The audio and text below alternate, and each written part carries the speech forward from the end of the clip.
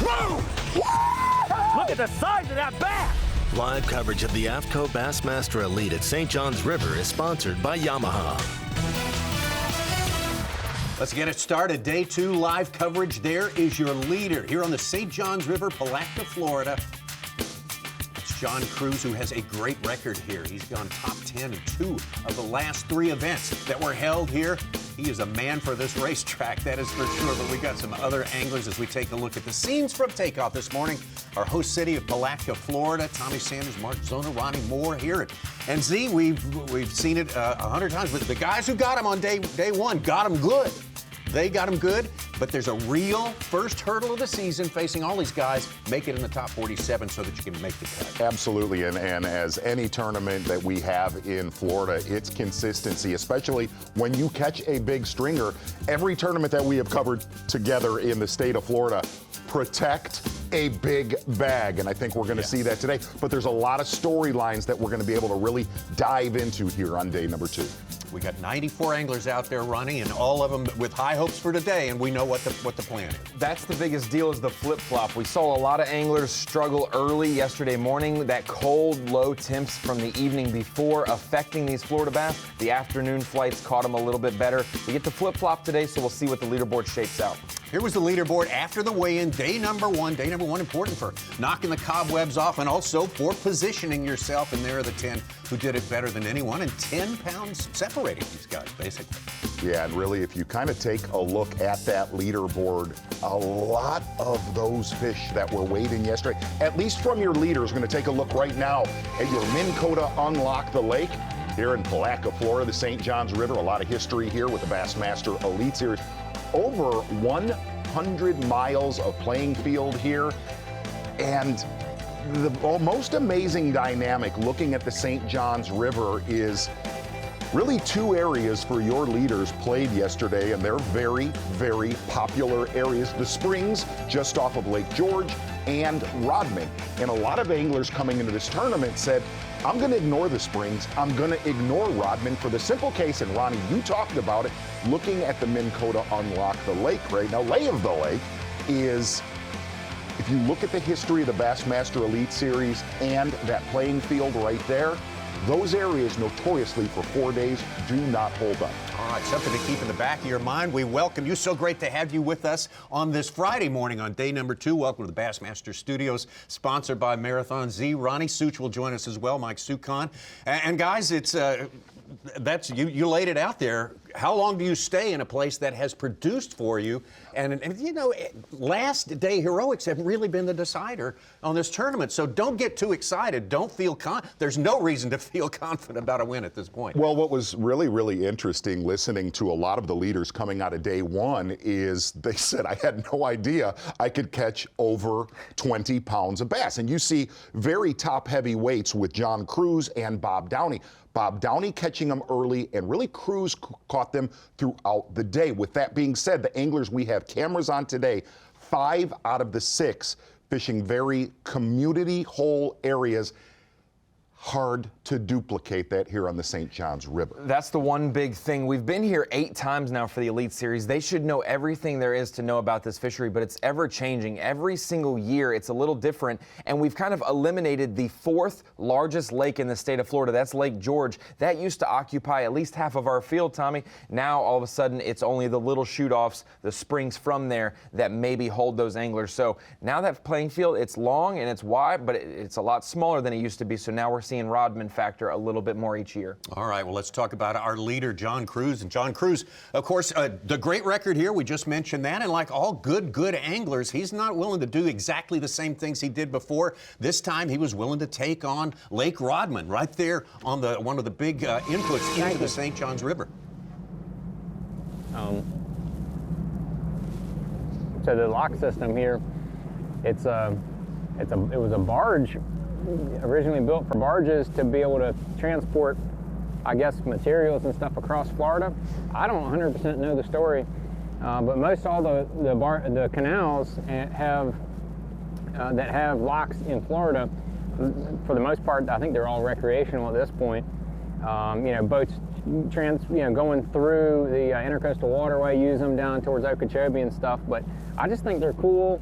it's a cool way to access additional waters, makes the river fish even bigger. I've never fished on Rodman in a tournament in 20 years until this tournament. So that's what we're doing here. Go up here, see what we can catch, and then might have to go back to the river if Rodman doesn't pan out. We'll see. Talk about the time and coming back. Yeah, so coming back, we're locking up, and the first lock closes at 8 o'clock. It's just a couple minutes too late now. And once we get up here, then we can lock back at either 9 or 10, or we can come back at 1, 2, or 3. They have designated lock times, which is really nice. Real quick to give everybody at home on Bassmaster Live, you're looking at about a 45-minute endeavor to get into Rodman, and a lot of anglers giving up that time to get into Rodman. Somebody else we're going to keep an eye on, rookie Bassmaster Elite Series from Honolulu, Maddie Wong. Very interesting game plan that we're going to start to break down throughout here on day number 2.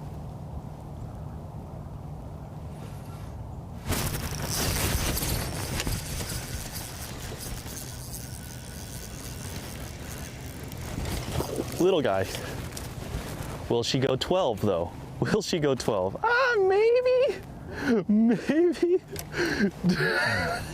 Guys, look at that. Oh my goodness, I don't think so.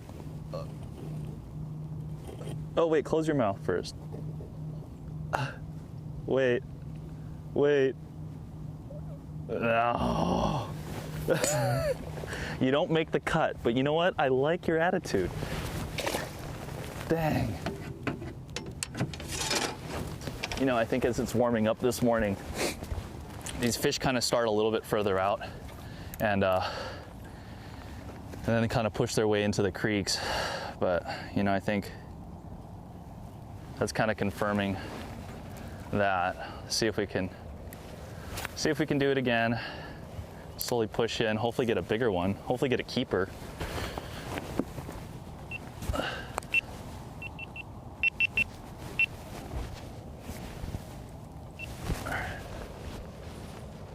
Maddie Wong, the reigning Bass Nation champion, didn't fish his first even club event till 2018, so a big jump up to the highest level of bass fishing. It would be a little overwhelming for anyone, and Maddie will agree it's been that way for him. Man, to be able to see guys like Scott Martin, Brandon Polinick, John Cruz, you know, Caleb Summerall, like there's so many different. Mike Iaconelli is back, guys. It's insane. Like, I've been looking up to these guys for such a long time, and I'm a fan at heart. And the fact that I get to go and compete against these guys and make new friends is something I'm so grateful for, and I'm so excited for this season, man. I think working in Hollywood, you get so used to seeing celebrities all the time and whatnot, and it's just, you know, everyone's like a normal person. But whenever I see a fisherman that I've looked up to for so long, I geek out. I turn into like a little schoolgirl. So, yeah, I got to calm my nerves. I got to realize, you know what, they put their pants on in the morning just the same way I do, and anything's possible. Well, congrats to Maddie, Absolutely. being the only rookie in the top 10. Now back to work. You got a big mountain to climb today, that's for sure. I wonder what celebrities he was talking about, like Ryan Seacrest or something? Probably. I don't know. That's what I was thinking.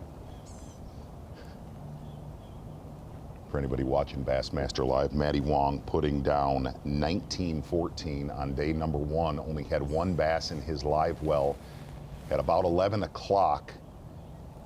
And he did not catch any of those where we see him right here. He was in a very, pushing in right now. I don't want to say a community hole, but it is a big-time community hole.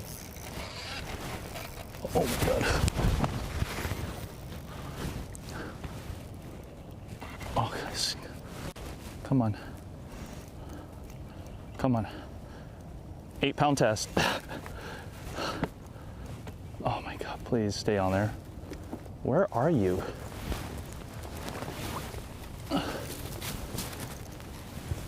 Slowly work yourself out. Come on. There it is. Come this way.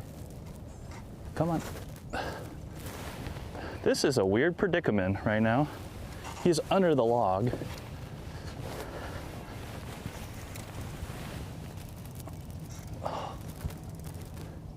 Come on, dude.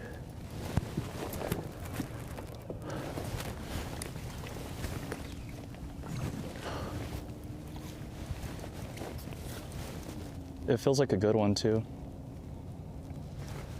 Is he still on?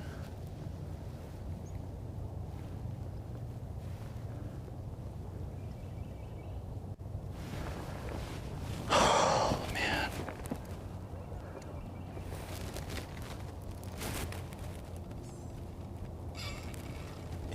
I think he is still on.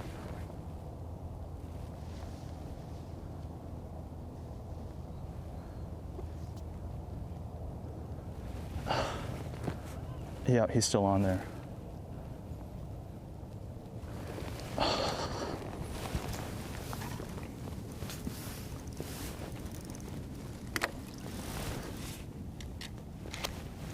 Oh.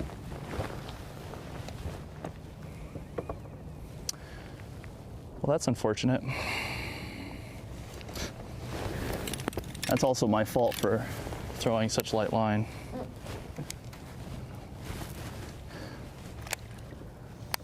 That was a good fish. It's okay, it's okay. It's all good. We're gravy.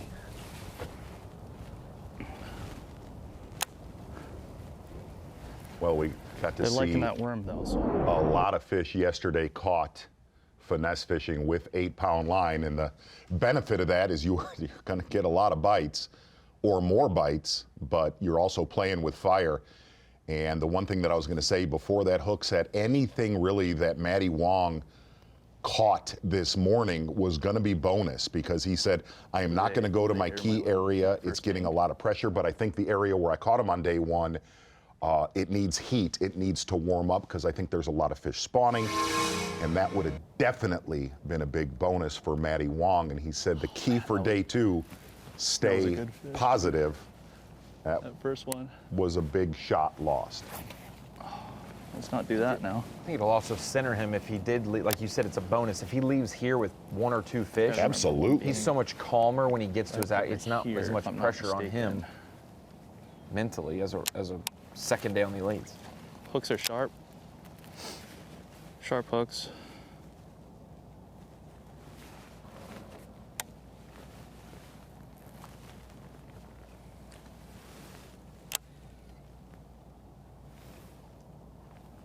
But I asked him why. I said, why would you not go? Why? I said, Maddie, why would you not start where you caught them? Not quite deep enough. The bulk of what you weighed in. Why would you not start there on day two? He said, because I feel like if I go there and it's slow the first 2 or 3 hours, I'll get really discouraged and just not fish well. Which it's good to recognize that. It's good to recognize. Yeah, it's not exactly 99% of the world that tournament fishes. If you catch 20 pounds, you are absolutely starting there the next day. Stetson Balayla, lower left, had a great tournament here in 2020. Got his day turned around yesterday, a little before midday. And Bill Lowen, like John Cruz, 2 of our top 10 who have been in the Elite Series for all 16 previous years. Yeah, Stetson did a lot of his work near Rodman, not in it, on day number 1. And like Bob Downey, he got out of his area by about 1 o'clock. Didn't want a lot of other competitors to see him in there, but caught a lot of them off of front face and sonar, and said a lot of the big ones that Balayla caught on day 1 were relating to nothing, just suspended on bait in that canal.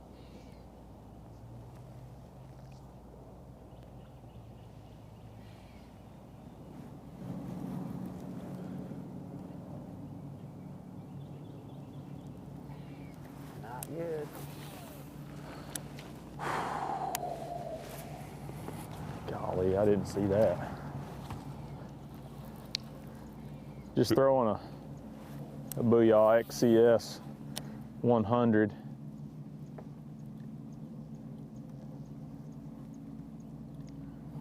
Just cranking these rocks, just trying to get one. You know, the tide's out. You can see by the water line on the rocks there. And it was definitely full when I came in here yesterday. So there's a lot of variables that can change how the morning goes, but I feel confident that as the day goes, we'll piece together a couple key bites here and there.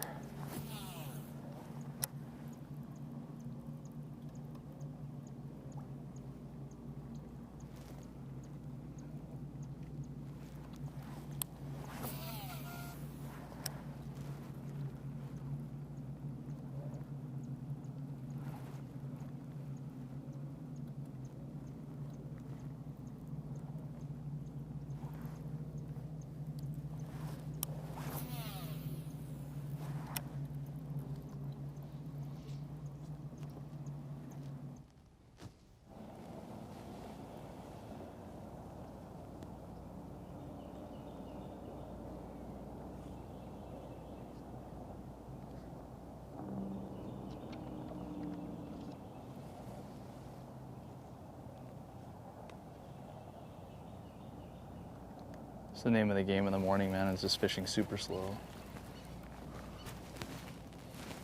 A cold night last night, just like the night before. And expecting a pretty quick warm-up today, like yesterday.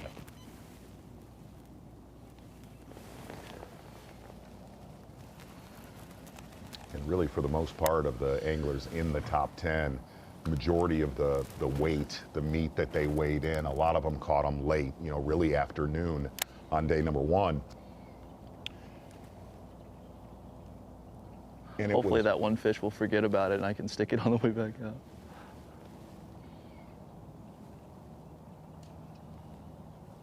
Really interesting listening to a guy right here, a rookie on the Elite Series from Honolulu, who just doesn't have a ton of tournament experience. Very calm demeanor, very well spoken. Before he ever won the Bass Nation Championship, John Stewart, I think it was at a regional or divisional, saw him. He didn't win. I think he got second place in that event. He said, that guy just reminds me of a young Brandon Polinick. Like, he reminds me of that vine was when they discovered him. For sure. Yeah.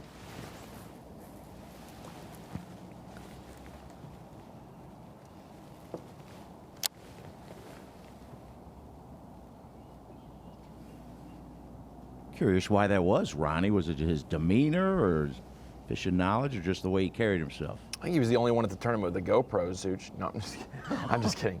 But no, he said a little bit of both. He said he was wise beyond his tournament experience years. He's not the youngest in the field. He's in his 30s age-wise, but he started. Yes. He started in 2018 tournament bass fishing. That's crazy. He's been fishing his whole life, but it's a different world learning to prepare for tournaments. So one of the things that I thought was humorous yesterday was the first time that I've talked with him, and I said, Maddie, can we talk about where you're fishing? He said, well, I really don't want to get into that. I said, I understand. I said, no problem. Right. And I replied, he said, I just don't want anybody knowing where I'm at. I said, wow, are you fishing alone? Which is rare here. It is. He said, no, I'm in a community hole. I said, Maddie, did other anglers see you? And he said, yes. I said, just so you know, everybody knows where you're at. Oh, no. So many people have telephones anymore. It's just amazing. We'll see that area today. Several of your top 20 are in there. Yep. Area we've been. And it's not a negative, like, it's not everyone's going back home that night and being like, yeah, Maddie Wong's fishing here, go fish his fish. No, it's, man, I saw him today. I had 6 pounds, he had 20. We were so close to each other, you know. And dude, here's the thing. You know, if you're in Rodman or you're in the Springs or you're in Dexter, you know every boat around you and what they weighed in on day number 1. It's just the way you're just aware. Man. Yeah.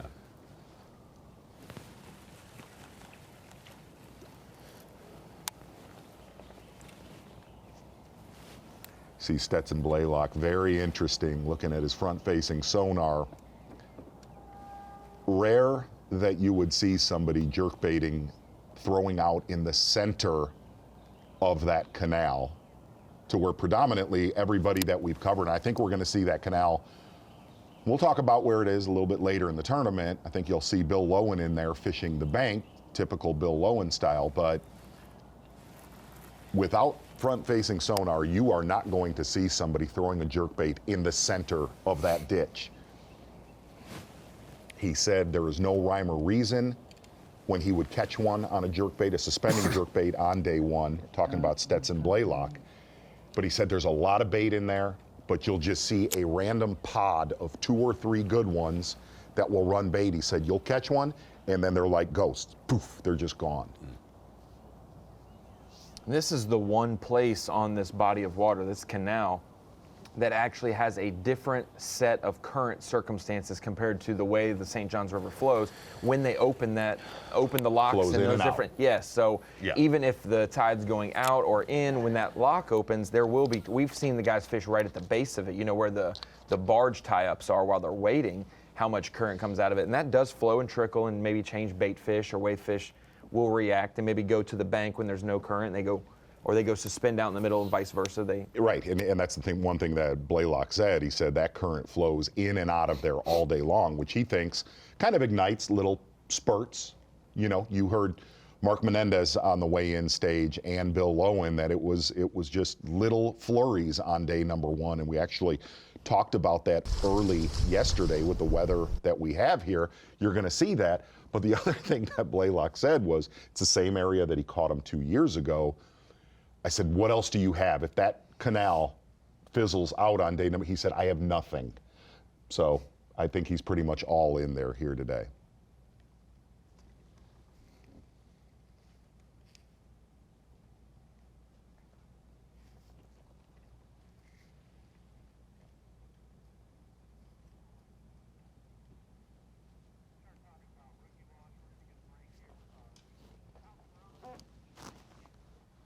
We got an interesting top 10 here to start this day. Of course, we've got a couple of veterans, a couple of anglers who fished all the years of the Bassmaster Elite Series, and we have a rookie right there. We've spent some time with him already. Maddie Wong in there today. And there's our Falcon Rods Rookie of the Year. He was not on Ronnie's watch. He was that's not right, yeah. on Ronnie's watch yesterday. Well, being that he's 4,000 miles from home or 2,000 miles from California, like wherever you want to call it, like he's never fished in Florida till last week, Zona. Jonathan Kelly off to one of the fast starts yesterday. Really good fisherman from the Susquehanna River in Pennsylvania.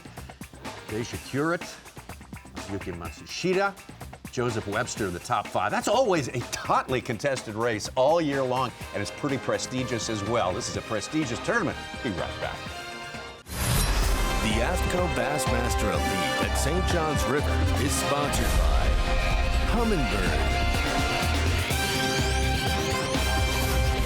Mercury,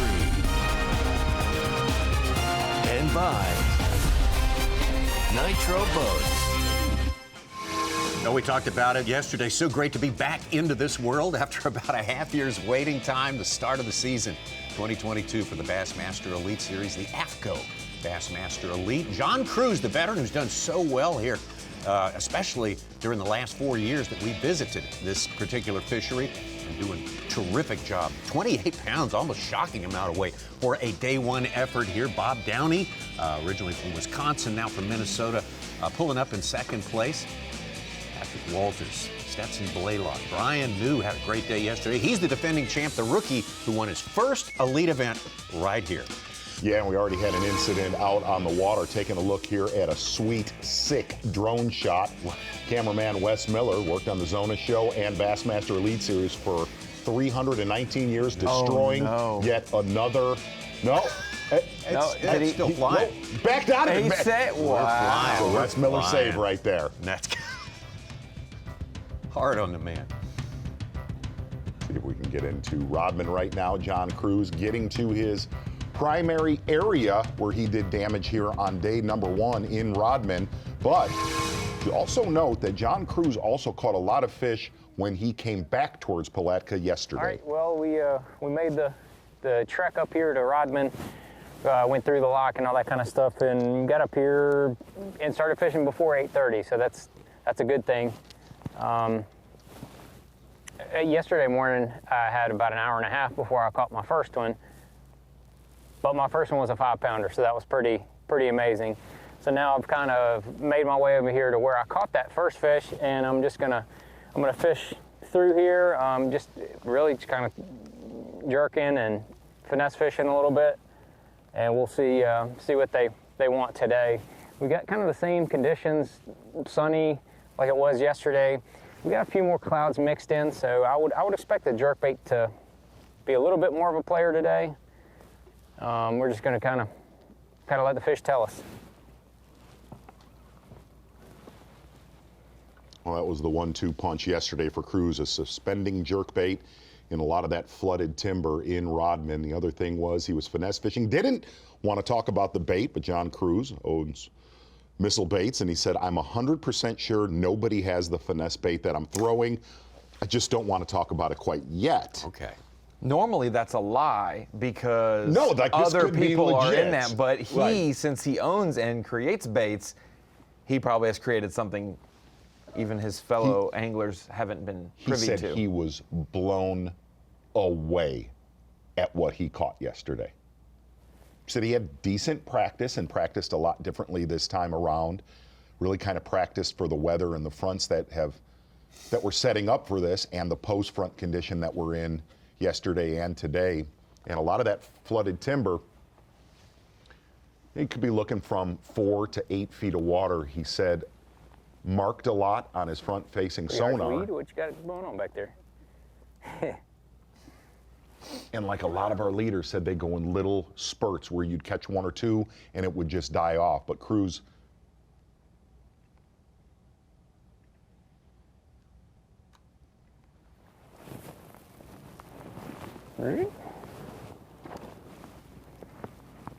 I don't even think he's going to be a keeper.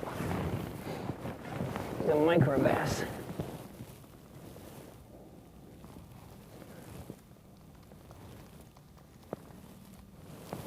Hey, relax, bro. Relax. No, not quite. But I like his attitude. That's what we're after, but smaller. That's too small.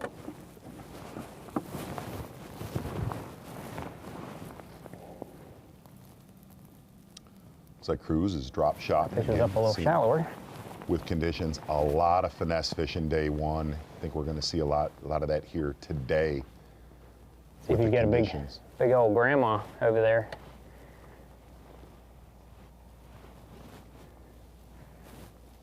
Great tournament, just second place.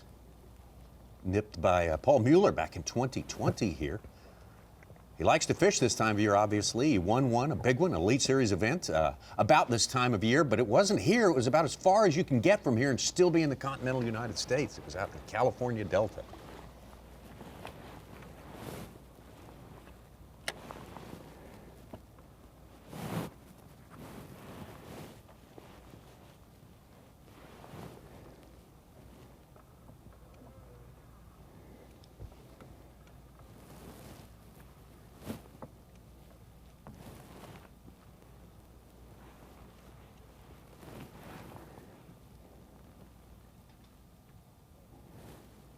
Gosh, and I don't know who did the photo gallery with Cruz yesterday, but there was, if you're just tuning in here to Bassmaster Live and you weren't with us yesterday, about 20%, maybe a little bit more of the field fished in Rodman yesterday. And I think it was really interesting from Drew Benton, who said, man, I knew better. You don't go to Rodman on a calm, sunny day. Because a lot of the bags that came out of Rodman, look, John Cruz was the haves. There was a lot of have-nots that were in Rodman. Listening to Benton, he said, you want to be in there in a nasty, windy, rainy day, which is really what the anglers faced throughout practice, getting over to Bob Downey, fishing in one of the spring areas off of Lake George. Big stringer here and got out of here by noon on day number 1.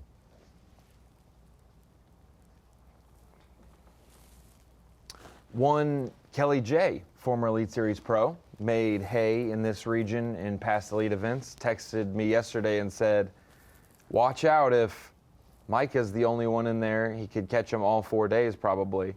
And then he texted me an hour later and said, never mind, I noticed Bob's in there too, so these two are in the top 6.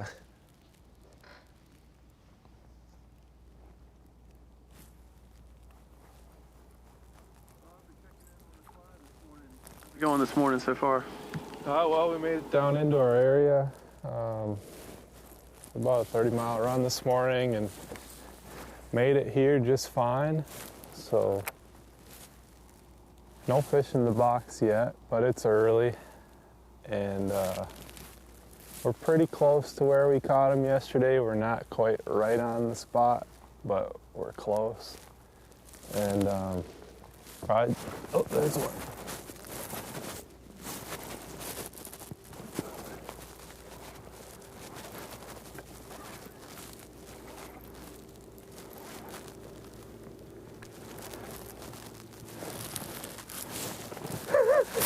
That is not one. I do not know what that is. Goodness. Was one at one point. Wow. I could just snag like a dead bass. How about that for a morning update? That is not the kind we're looking for today. That's like a dead bass skeleton. Yeah.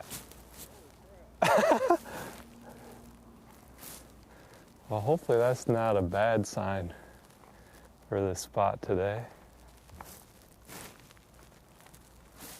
But we're just gonna hunker in here today. Probably not spend the entire day in here, and if it's not happening. But I really didn't get to this area till like 9:30 yesterday. I don't know if that had anything to do with it, but Micah said he caught him pretty early in here, so unbeknownst to me, we're kind of sharing the area. He was here before and after me yesterday, and I happened to be in here, you know, in between, so we just work together, kind of mosey on through here. There's several hard spots through this area. I think it's just going to be a matter of pulling up at the right time with this many boats in here and hope you catch one of those feeding windows. So that's where we're at to start the day. Happy to make it down here and have a full day to fish today, so it'll be good. Try and keep good areas in front of us and just see what the day gives us. Tommy, have we ever had a skeletal remain caught I on cannot Bassmaster remember that. Live? Wow, a lot of firsts this week. Pretty good one, too. Yeah, it was an absolutely good one. Yeah. How about a big fish, Ed Loughran, 7-pounder. All right. He only had 614 yesterday, so he's already surpassed it. Getting a good look at how crowded the springs get. We've seen that here in years past. That's actually not a lot of pressure from years past right there. Right. Oh, no, that's sort of like a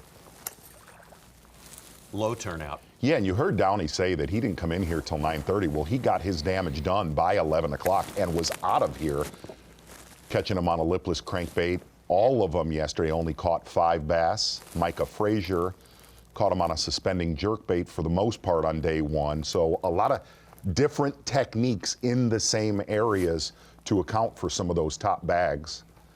I know we have a camera with Micah also.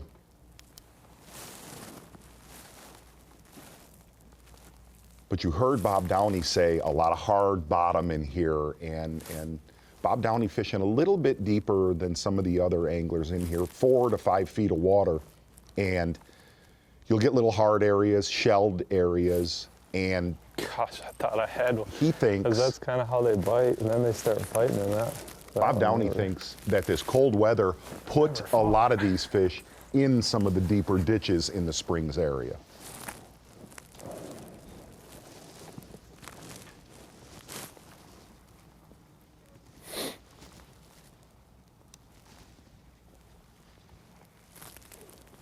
Bob Downey in his 3rd year with the Elite Series. He had a good tournament last year at Neely Henry. Really good tournament at Guntersville in his rookie season. It was a rare autumn tournament on Lake Guntersville. He came in as an Opens champion. He won Grand Lake the year he qualified. And the division that he qualified from featured Caleb Kufal, Wes Logan, Taku Ito, I believe John Cox, and himself. Those were the 5 anglers who qualified from his division. You want to talk about guys? Yeah, 3 of those have already won Elite Series titles. And we obviously know John Cox has won at the pro level as well. Down from the St. Croix River, Upper Mississippi River area. Some good anglers up there. The Bill Lowen got his first win with the Elite Series last year at Lake Pickwick.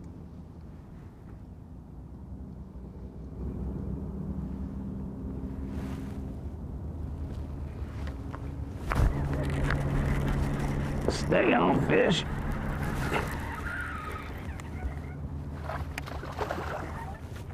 Nice. Well, we ain't gonna zero. We are not gonna zero. About time. Number 1. Gotta start somewhere.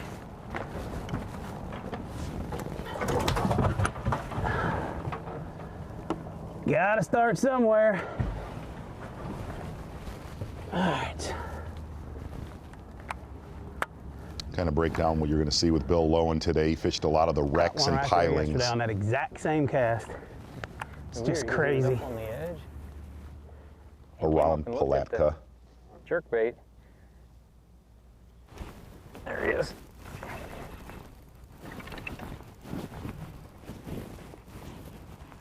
Ho, ho, ho, ho, ho, ho, ho, ho, ho, ho, ho. Easy now, son. Easy now, son. Get away from that ball, buddy.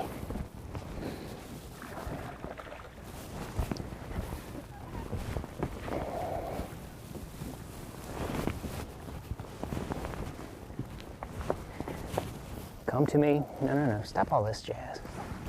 Stop, stop, stop, stop, stop, stop, stop, stop. Come here, buddy. Come here, buddy. Got it. Hut, hut, hut, hut. Hut, hut, hut. That's the old football land. That's what I call that. Hut, hut.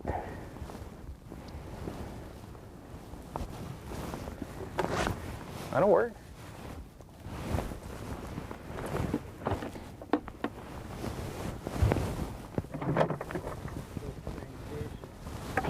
I'm not 100% sure, but that's every bit of 4 pounds right there, boys and girls.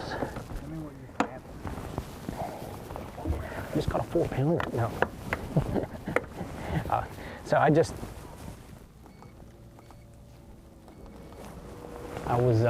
was fishing through a jerkbait over there, saw one come up and look at it, and then it went down, and then it went down deeper. So I pitched a drop shot over there in the vicinity. I could still see the fish that followed the jerkbait, and I dropped this down, and I lifted up, and the one was on there. I don't know if it was the same fish. I don't think it was the same fish. I'm gonna drop down there and see if I can catch another one. Put me a new schwarm on there.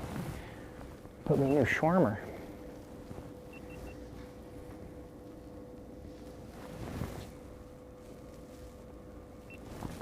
Got my own camera. I got 2 cameramans.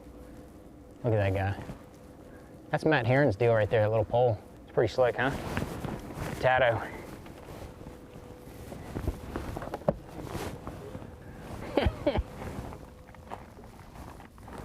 Good one right there for John Cruz, back on schedule. And really listen to that, throwing a suspending jerkbait, drawing him closer to the boat where he could see him on that front-facing sonar, backing it up with a drop shot. That's how a lot of his fish got caught on day 1. Well, keeping that lead, not extending it, but man, oh man, yeah, back on schedule. Caught him regularly. Regular intervals yesterday, unlike many of our anglers in the top 10. And John Cruz showing that he has a real feel for Lake Rodman, apparently. First time ever he's cast his fortunes with this place, and it's working out very, very well. We got a lot of anglers to check in with, and we will do that. Commence that just in a few minutes, right after this. What's up, guys? Seth Fighter here. Just got done weighing in. Day 1, St. John's River. Had 15 pounds, nothing crazy, but solid bag on a really tough river right now. And caught a couple good fish today flipping pads. I was flipping a craw bait on a 5/16 Woo tungsten, but One of my favorite flipping hooks for not punching stuff is the extra wide gap VMC heavy duty ringed hook. I've been fishing this hook for a long time. I like that you get a little extra action with having that ring in there. I'm not worried about my knot getting down in the groove or anything like that. And the hookup ratio on it's second to none. It's my favorite hook for flipping anything not punching. And deadly little setup. You can put any kind of bait you want on it, flip or wherever, and the hookup ratio is super good on it. It's got a ton of confidence in that hook. Check them out.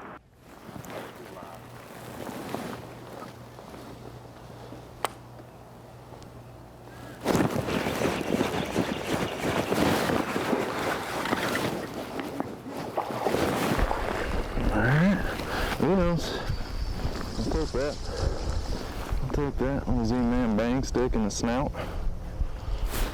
Oh, feels good. Never knowing that first bait's coming. Not a great big one. Can't make that up. On the board. That out. On the board. In the back. Maybe they're in the backs. Could just be in the backs. You might hold the deepest water. That was a 2-pounder, man. Great big monster. I'm happy to have him. Oh yeah. Didn't even lose it. Absolutely choked it. That's your VMC on point from day one. Obviously, how slow Seth Feider was fishing is very important for him to land every bite that he got. Didn't get to cover a lot of water, Tommy. Seth Feider, our defending Bassmaster Angler of the Year from 2021, defending his title this year. John Cruz. And oh man, building on a great first day. You talked about the importance of that, and he's doing exactly that right now. Just landed the biggest one we've seen so far today. Exactly right. What is up, guys? Hey. Taking a look at that leaderboard right there. Oh, and if you kind of look at what John Cruz was doing, that 1-2 punch with a suspending jerkbait, backing it up with a finesse tactic, throwing a drop shot. Number one, when you're staring at that front-facing sonar like John is and other anglers that we've covered in there like Patrick Walters, these are good days to do it, man. You have boat control, you're not blowing everywhere. When front-facing sonar is really hard is when the wind is really gassing like it was in practice. This is kind of premium conditions to do what he's doing.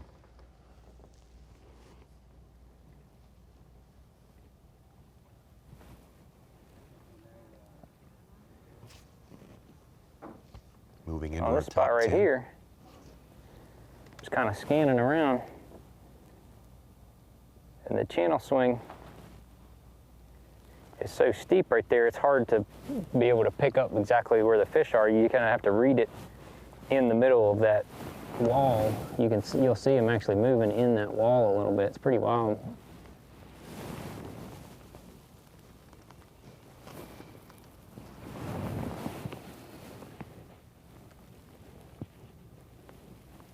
And if you think that's how I'm catching all of them, just give me a few minutes and I'll show you. There's a reason I've got 8 rods out.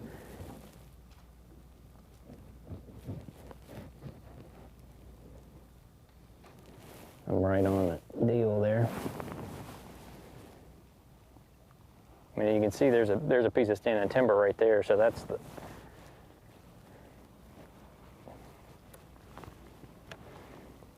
I'll just drop it right down there. Do this for a couple hours, and I'm gonna start running lily pads, try to catch a big fish like I did yesterday.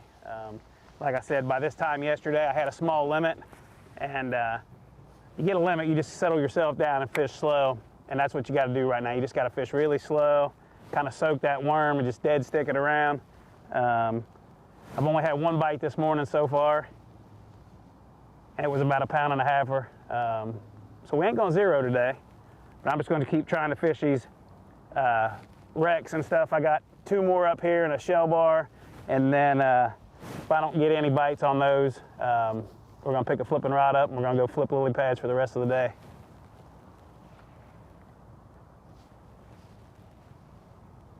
Heard Bill Lowen talking about a lot of his fish yesterday morning, catching a limit off the wrecks and pilings right around Palatka, right around our takeoff. We've seen a lot of nice small limits caught there in years past, but a lot of his damage done later in the day, actually after 1 o'clock, right where you see Stetson Balayla on the left.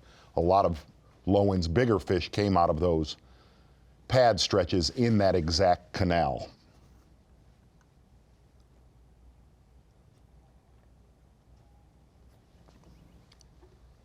If you're just joining us, John Cruz yesterday caught 28 pounds, eye-popping. Limit of fish there on day number 1 started this day again in Lake Rodman, where the Ocklawaha River comes in, the last big tributary before Palatka. And he's scored big. Honestly, you could get probably to the Harris chain of lakes, our next venue, from the St. John's through the Robb and the Ocklawaha. Maybe you have to go over some sandbars, but they are connecting rivers. Any chance we can get back to rookie Maddie Wong from Honolulu, Hawaii? I just wanted to say that. I just wanted to say that. Yeah, like that one.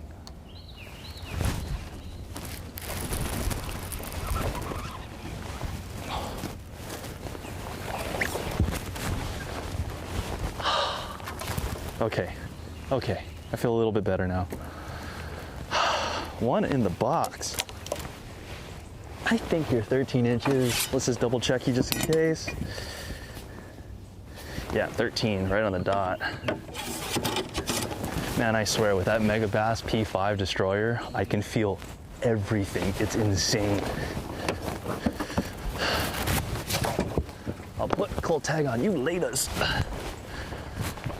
All right, got one down, 4 more to go.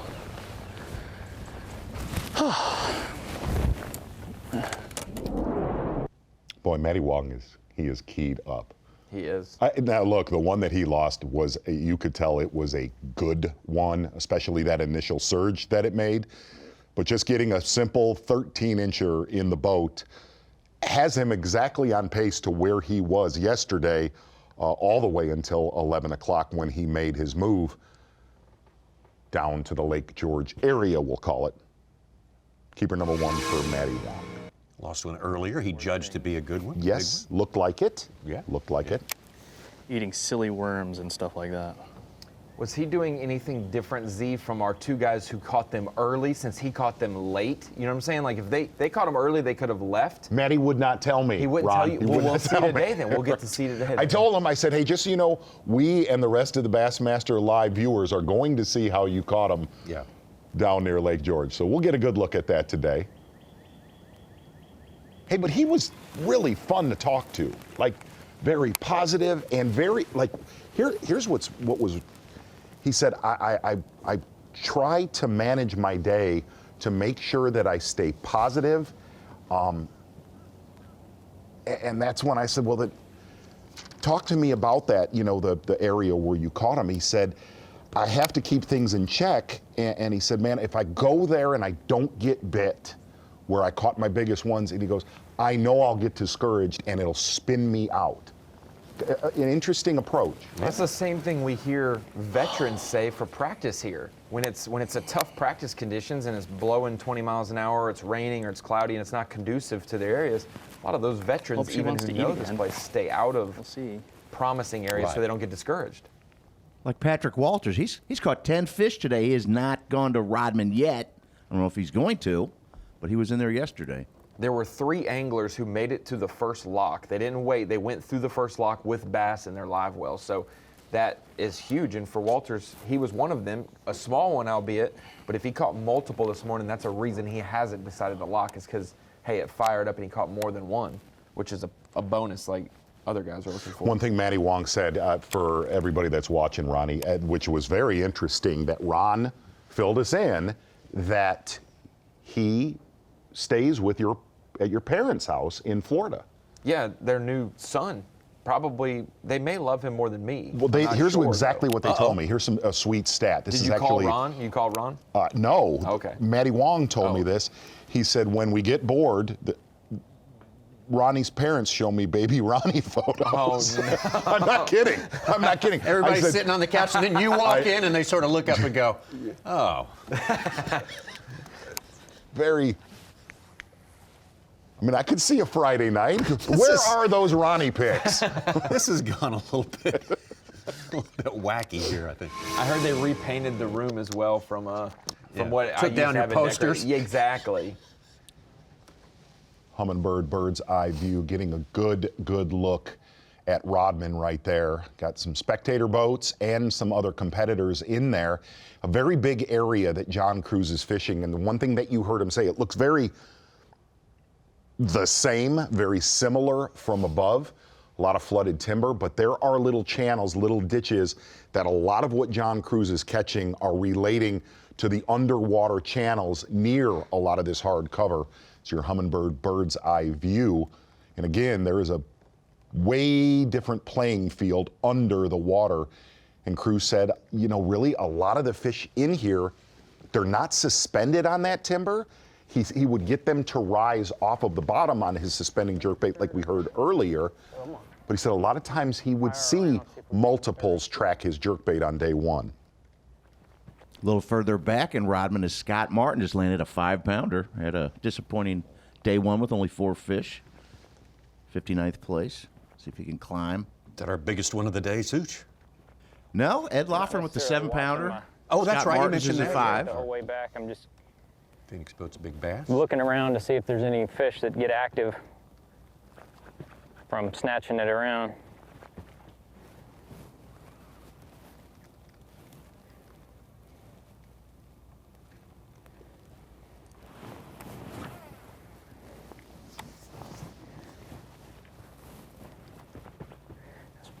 Yeah, the whole live scope, live active target deal is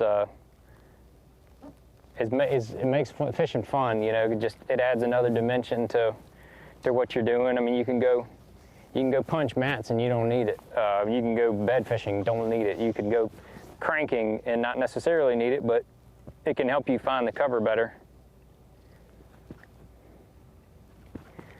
But if you're jerkbait fishing, it's a whole new ball game. Because you can see what's behind your jerkbait. You can see if you're jerking too fast, too slow. See if there's any fish around where you're fishing. It's pretty cool.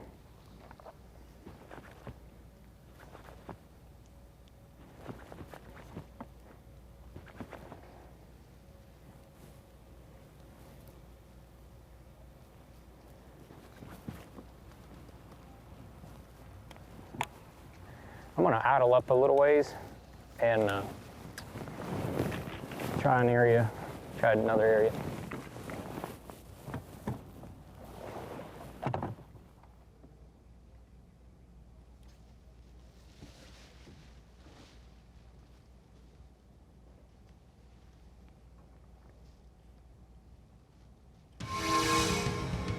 Let's get out on the water. Hunt down a man who moved up into the top 10 only recently. One of my fantasy pick, my lone survivor There of we go. positivity. Well, now we've got something to ask him about, or maybe not. Hey, Buddy Gross, a great start to your day. Thanks for giving us a couple of minutes here. Kind of tell us what's been going on with you this morning. You know, I just started getting offshore yesterday. I started off, had 3 quick ones yesterday. I got here, I had a little more company today, but I had one of the anglers let me come in. Guys here yesterday, so a little more crowded today, but I think we're going to be able to just hang out today and catch some offshore, I'm hoping. Buddy, can you kind of walk us through what happened on day one? And did you predominantly stay offshore the entire day yesterday? I didn't. I started off offshore, and then I went. I'd found some pretty good baiters in practice, and I found them yesterday, and they're all still there, but they're real skittish. So once I wasn't going to catch them, I came back to the offshore spot, and then at the end of the day, I started really killing up. I caught 1 over 5 and a 4, and I've already caught a 3.5 this morning. I think I'm just going to hang out offshore, though, today until I get a decent limit, try to make a cut.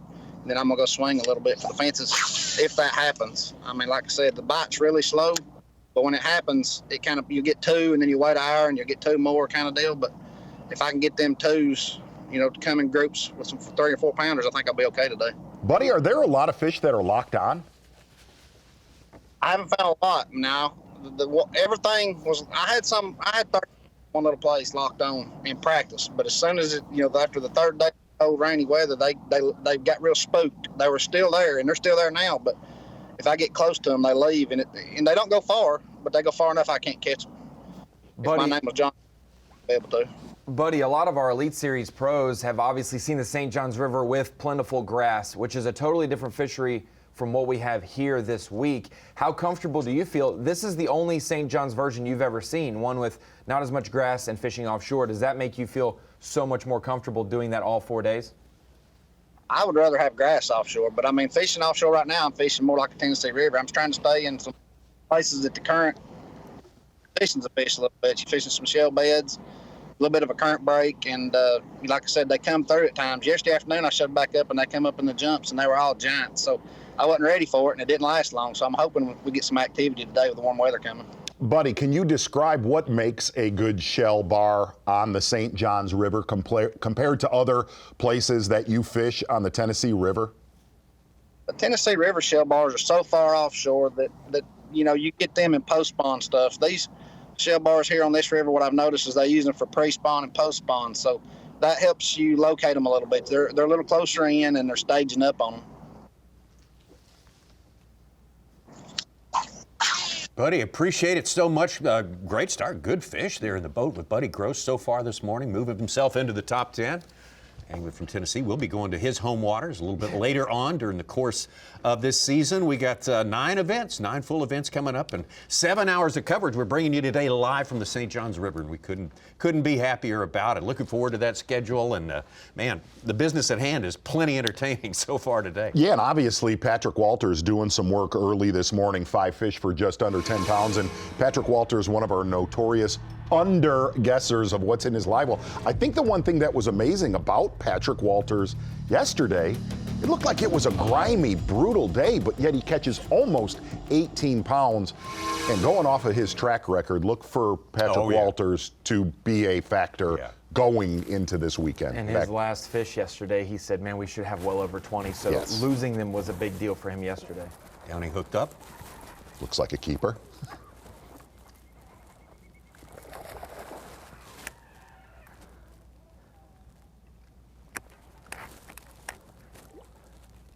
I got one hook.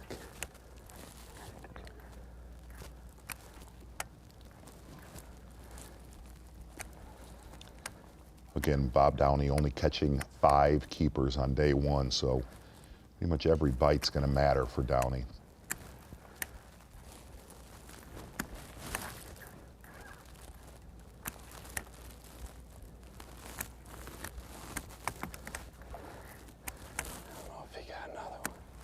He just got one hook. And he's a jumping son of a gun.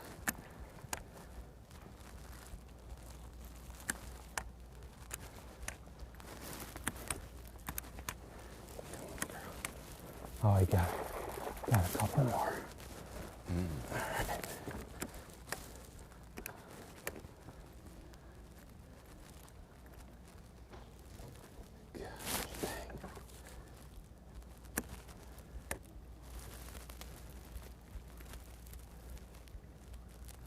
Come on, girl. Come on.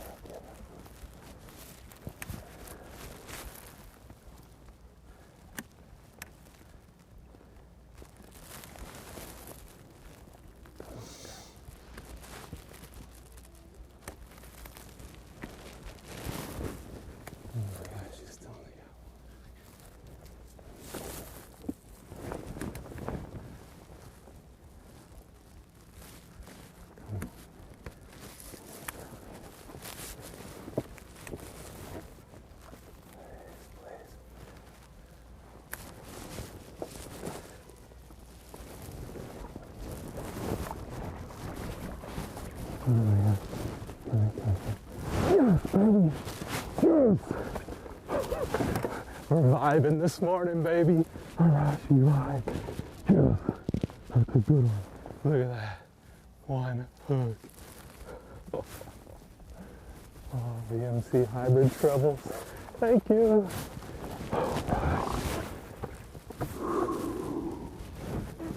Right, guys. Look at that. Yeah, bud.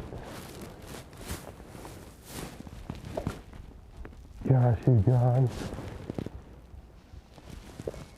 Catching a big one on a trap with one hook about gives me a heart attack.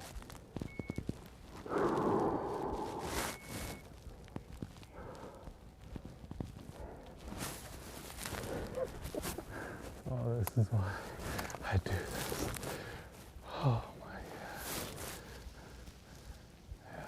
That's 6 1/4. All right, guys. Maybe it's starting to fire. That's what we were waiting for yesterday. Well, we actually saw him do that 24 hours ago. That's a good point. You know, it's about good the one same right size. there for Bob Downey. Check it out, a good pre-spawner. Everything he caught yesterday, a pre-spawner, and we'll start to dive in a little bit looking at his setup. The lure, the line, the rod, all a system for Downey. Not many in the live well, but at least the right one. Oh, man. Him and Cruz slugging it out on top of the mountain. We'll take that for as long as they want to do it. Back and forth. Big fish. Vibing this morning, baby. What a great start. Awesome. Great to his morning. day number 2, Bob Downey having his best start ever. One of these Bassmaster Elite Series events. And he takes over the lead, for the time being at least, from John Cruz. Man, oh man. He battles Patrick Walters, moving up big time. Stetson Balayla. Jamie Hardman finding his way into the top 5 in a quick way. We'll be right back.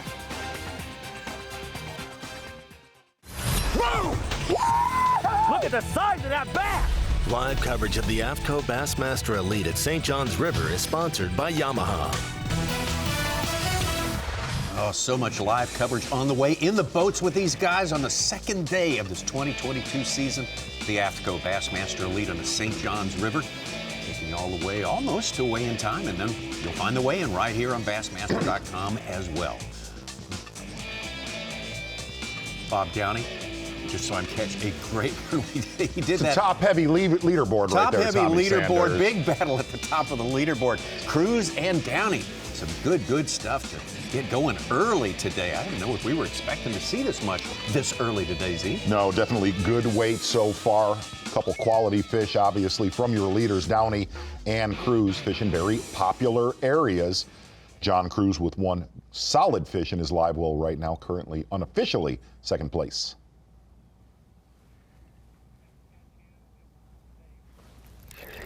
Little guy, I think.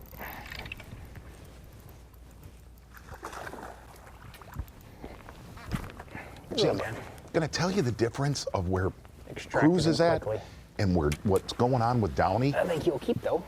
Those size bass, you know, just 13 1/2 incher. But you think to yourself, man, they didn't weigh any like that in yesterday. He might be part of the 1 pound club. Cruz has filler possibly. fish. Where what Downey's doing, Yeah. what's going on, he does not have those. Quite possibly. Put it down. 1 pound club. 1 pound even. Get in there, buddy. There you go. Thank Because you it for seems like playing the game. it's a big lake, but it's a glorified creek that Downey I saw him and do whereas this is a full reservoir. Yeah. Well, let's take you down to our fantastic host city and our fantastic host of the weigh-in each and every day through the Bassmaster Elite Series, through the Classic coming up in a month's time. Standing by with us live is Dave Mercer. Dave, can't wait to get your take on day one, what you saw on day one. And day one is important for knocking the rust off. It doesn't take these guys long to do that, does it? No, it doesn't, especially when you're John Cruz. I mean, he told me this morning that he had a dream the night before about that 28 pounds. And I asked him, well, what did you dream about last night? He says, I do not remember dreaming. But he might be living a dream out there, John Cruz and all these guys. But that's the deal with Florida. You look at so many anglers. Watch that leaderboard. I mean, really print out the leaderboard. The amazing thing about Florida events is day one, day two, and on, they flip-flop a lot. It is remarkably tough to stay consistent in Florida just because of one thing, that big bite, and you can't guarantee that every single day. But you got people like Drew Cook, who almost perennially, it seems like he's always in the mix here, had a horrible day yesterday. But remember, it's Florida. We've seen it over and over again. You can make giant comebacks on this body of water. But that is with good reason, guys, because they take care of this fishery. And this segment is about to get a whole lot smarter, because I'd like to bring in Gene Gilland, who is the Director of Conservation for Bass, and also a Bass Fishing Hall of Famer, ladies and gentlemen. But Gene, you kind of work with a bunch of different organizations all across the nation, really, and that's the cool thing. You kind of set these things up with different people in different states that are taking care of the fish and have a national look at it. What is going on here this week? Well, yeah, thank you, Dave. the Florida Fish and Wildlife Conservation Commission is one of our many partners. We try to work with all of the state agencies because they're the ones that are managing these fisheries. We're just borrowing them for 4 days. And they're the ones that are doing the day in and day out management of these bodies of water. And we want to try to be good partners with them. And a lot of times they have special programs and things going on that we want to try to promote, things that help fishing. And that's part of our business, is we want to make sure that fishing stays good, not just for the anglers in this tournament, but for all the bass anglers out there. And that's one of the things we really try to coordinate with them on, is highlighting some of those kind of programs. All right, and one of those programs is trophy catching. You've got a very special guest for us. Yeah, Trevor Knight. Trevor is one of the biologists with the Florida Fish and Wildlife Commission. In fact, Trevor was one of the early college anglers that fished in maybe the first or second college tournament that B.A.S.S ever was involved with. And so he has a long history of not just as a biologist, but as a bass angler. Trevor, this program, I mean, it is pretty amazing. You told me just last year, you guys, it's 10-year anniversary, I guess, and 10,000 fish have been registered to the program. What is a fish that registers to this program, and how does it work? Yeah, so you were talking about big fish in Florida and taking care of those fish. So we have our Trophy Catch program. It's a citizen science program where we incentivize anglers to catch, document, and then release those bass over 8 pounds. That's what we consider a trophy bass. And we've hit that benchmark of over 10,000 bass in 10 years of this program. And just on this fishery alone, the St. Johns River, there's over 1,000 of those 10,000 bass have been from this fishery, particularly with Rodman Reservoir being open to the anglers this year. So we're really trying to get people to release those big 8-pound plus bass. And then we're also tying that into our new Florida Trophy Bass Project, where we're trying to produce and promote the catches of 13-pound to 15-pound plus larger bass. So we're doing things like genetics research, stocking research, trying some new regulations, and also trying to promote trophy bass fishing in the state of Florida to make sure that everyone knows that it's the trophy bass fishing capital of the world.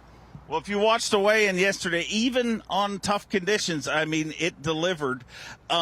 This fishery, but it's not about growing 8-pounders. I mean, it's about getting that next teenager to size fish here. But I guess you've got to make sure people let those 8-pounders go to get there. That's right. You know, some of these fish just grow a little bit faster than the rest. They have the right genetics for it. They have the right production in with the forage base and the habitat. So if you don't release those fish when they're 5, 6, 8 pounds, you're never going to get them to 13, 14, 15 pounds. So that's really one of the main parts of Trophy Catch and the Florida Trophy Bass Project, is trying to get people to release those fish that are over 8 pounds. Very cool. Is there a website or something we can check it out? Yep, you can go to trophycatchflorida.com, or you can go to myfwc.com and learn more about the Florida Trophy Bass Project there. So, what's your biggest bass in Florida ever yourself? For me in Florida, it's 7.9. Yep. What? Yep, just 7 pounds 9 ounces, the biggest one I've caught in Florida. All right, sorry, I was getting distracted there. I'm all over the place here. What was the website again? Oh, the website is trophycatchflorida.com or myfwc.com.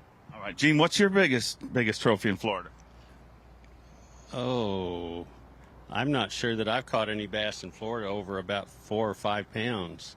I just haven't gotten to fish down here near enough, Dave. That's the problem. We come and work at these tournaments, and I get to watch people fish instead of going fishing. Well, you know, there's those that can do and those that teach, I guess. Well, I'm going to try to correct that next week. Between this tournament and next week at the Harris Chain, we've got a couple of trips lined up. Pull your shot, Gene. Look in that camera and tell us how big a fish you're going to catch before the Harris Chain. I'm going to catch one that's 7 pounds, but my wife's going to catch that double-digit fish. We've got it worked out. You've got it worked out indeed. These guys have got it worked out in a big way, making the fishery better for years and years to come, not just here in Florida, but all across the country. Back to you guys in the studio. All right, big plans for the Gilland family. Thank you, Dave Mercer. We'll see you and Davey taking over the show here after a while. But, yeah, conservation, one of the main timbers of the Bass House. You know. Gene does great stuff for conservation, but if you notice something, Gene always has that sweet, sick conservation jersey on in case a conservation tournament breaks out. Now, wait a minute. Okay. Golly. Oh, I love Gene, man. Come on. I'm sorry. Good grief. Oh.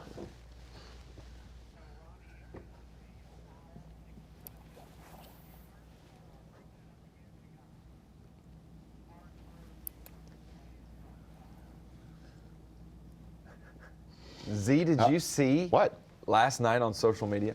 No. I know you normally get to bed at like about 7 o'clock, I do. but Paul Mueller posted an awesome clip from day one at the St. Johns River, fishing a canal, guys. And obviously we know there are gators and snakes and all kinds of other creatures in Florida you need to be aware of. Well, he almost lost his bass to an owl yesterday. Yes. He had a GoPro footage of a fish he caught, and while he was putting down his shallow water anchors, he ended up having an owl try to take this bait out. It's something you've got to watch if you haven't seen it on Paul Mueller's social media. We're about to show you Paul Mueller interacting with an owl yesterday on the St. Johns River. I'm fishing in a backwater, and there's a local sitting on a chair, and he goes, "Watch your hat." I said, "What do you mean, watch my hat?" He goes, "See that owl in the tree right there?" I said, I looked up and there's an owl staring at me. I'm like, okay, this is kind of weird.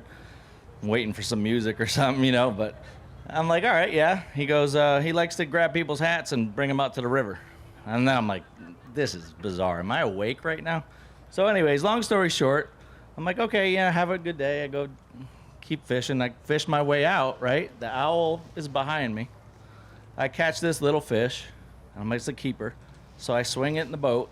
I get my hand on the fish, and the owl's like, phew, and I felt the talons graze my fingers. I just like pulled it away. I'm like, whoa. I got it on video, so it's coming. True story. I'm not making this up because I had a bad day. Yeah, I'm thankful to have fingers. Go fishing tomorrow. Hopefully catch a big bag. See you tomorrow. If your phone rings on the way off the stage, it's the Bass Live crew. He needed that one too, Tommy. Oh my gosh. He needed that bass. This is an extremely aggressive That's owl. a mean owl right and there. It's big. He only had 3 fish for 5 pounds 4 ounces, and so that one actually went to the weigh-in with him, and he needed that to just maintain where he was in the tournament. But that was a close call. Grudge against that owl for the rest of his life. Very, very amazing footage right there, because that could have went horribly wrong. Oh yeah, no doubt. Slow motion Mueller's jump right there. Could have caught a trophy owl. Have you ever had one go after a bass? I've seen him go after your topwater. No, but hey, true story. I was with Mike McInnes, Jerry McInnes, Tommy Sanders, where you would throw, we were up in Canada, Quetico, you would throw your filleted fish, their remains, and an eagle would come down and immediately. It was amazing. They love a free meal, absolutely. How about a little B&W Trailer Hitches live on the line with a man who has moved into the top 10, Jamie Hartman. Multiple wins with the Bassmaster Elite Series. Jamie, thanks for letting us visit with you for a little bit. Kind of tell us what's been going on with you this morning. Good stuff, I guess. Yeah, it's a quick start. First spot I pulled into, I got 3 bites out of it. Just trying to take advantage of this low tide, but it's coming up pretty quick, and a lot of this stuff is going today. It ain't gonna last very long. Then I'll be grinding it away after that. I may make a big move and run back down south, but I'm up north this morning and just kind of making it up as I go. Like I said, trying to take advantage of the low tide with these pads, and we're not going to see a low tide for the rest of the day. So I've got some other stuff I can fish on high tide. It's going good. I got 1 good bite. We got some kind of animal here in the woods. Holy crap. But we're looking for 2 good bites today. You can come up over here. Hey, Jamie, real. Got 1 good one too. So I got a 4-pounder already. So, Jesus, what is this thing? Look at this. Look at. Thing's torturing me. A lot of strange things going on in the St. Johns River, Jamie. Hey, real quick, we tracked you yesterday, and you elected to fish north on the St. Johns River, actually, which is downstream. Kind of walk us through. It looks like you have tried to get away from the usual crowds on the St. Johns River. Absolutely. I know what's going to happen. We've been here I think we're going on the 23rd time, you know. So it all goes down south, and with that weather, if that weather had stayed cold, man, I would have been happy, because I was not planning on it for getting into that spawn type deal. These fish are about to pop though, so you know, I seen by them weights yesterday that down south that obviously some guys ran into them, but you know, I'm trying to stay up here. I've got a few deals going. It's actually, I think it's getting worse because it is getting warm. You know, I watched that weather ahead of time, and it was supposed to be pretty cool going into this, and nights were going to get real cool. And I kind of planned ahead for it, stay up north, and a lot of these fish are on specific things. So that's how I planned this deal out, to stay up here and stay away from everybody. But I can already tell the bite's changing for the worse for me. So I'll take what I can get today and hopefully be able to fish tomorrow. I need one more good one. Got a long day left though, man, so a lot can happen, especially at this place. One flip right here, that could change everything. Absolutely. Jamie Hartman, thank you for your time there. Have a good day today. Get yourself to the weekend, and we'll see what you can do. We'll have our eyes on you. Jamie Hartman out there. Say he's going to have to grind at some point today. I don't doubt it. He's trying to get his nickname of Jamie the Hammer Hartman back after such a tough year last year. He told Dave Mercer to stop calling him that, but inside the cut after yesterday, doing well today as well. Yeah.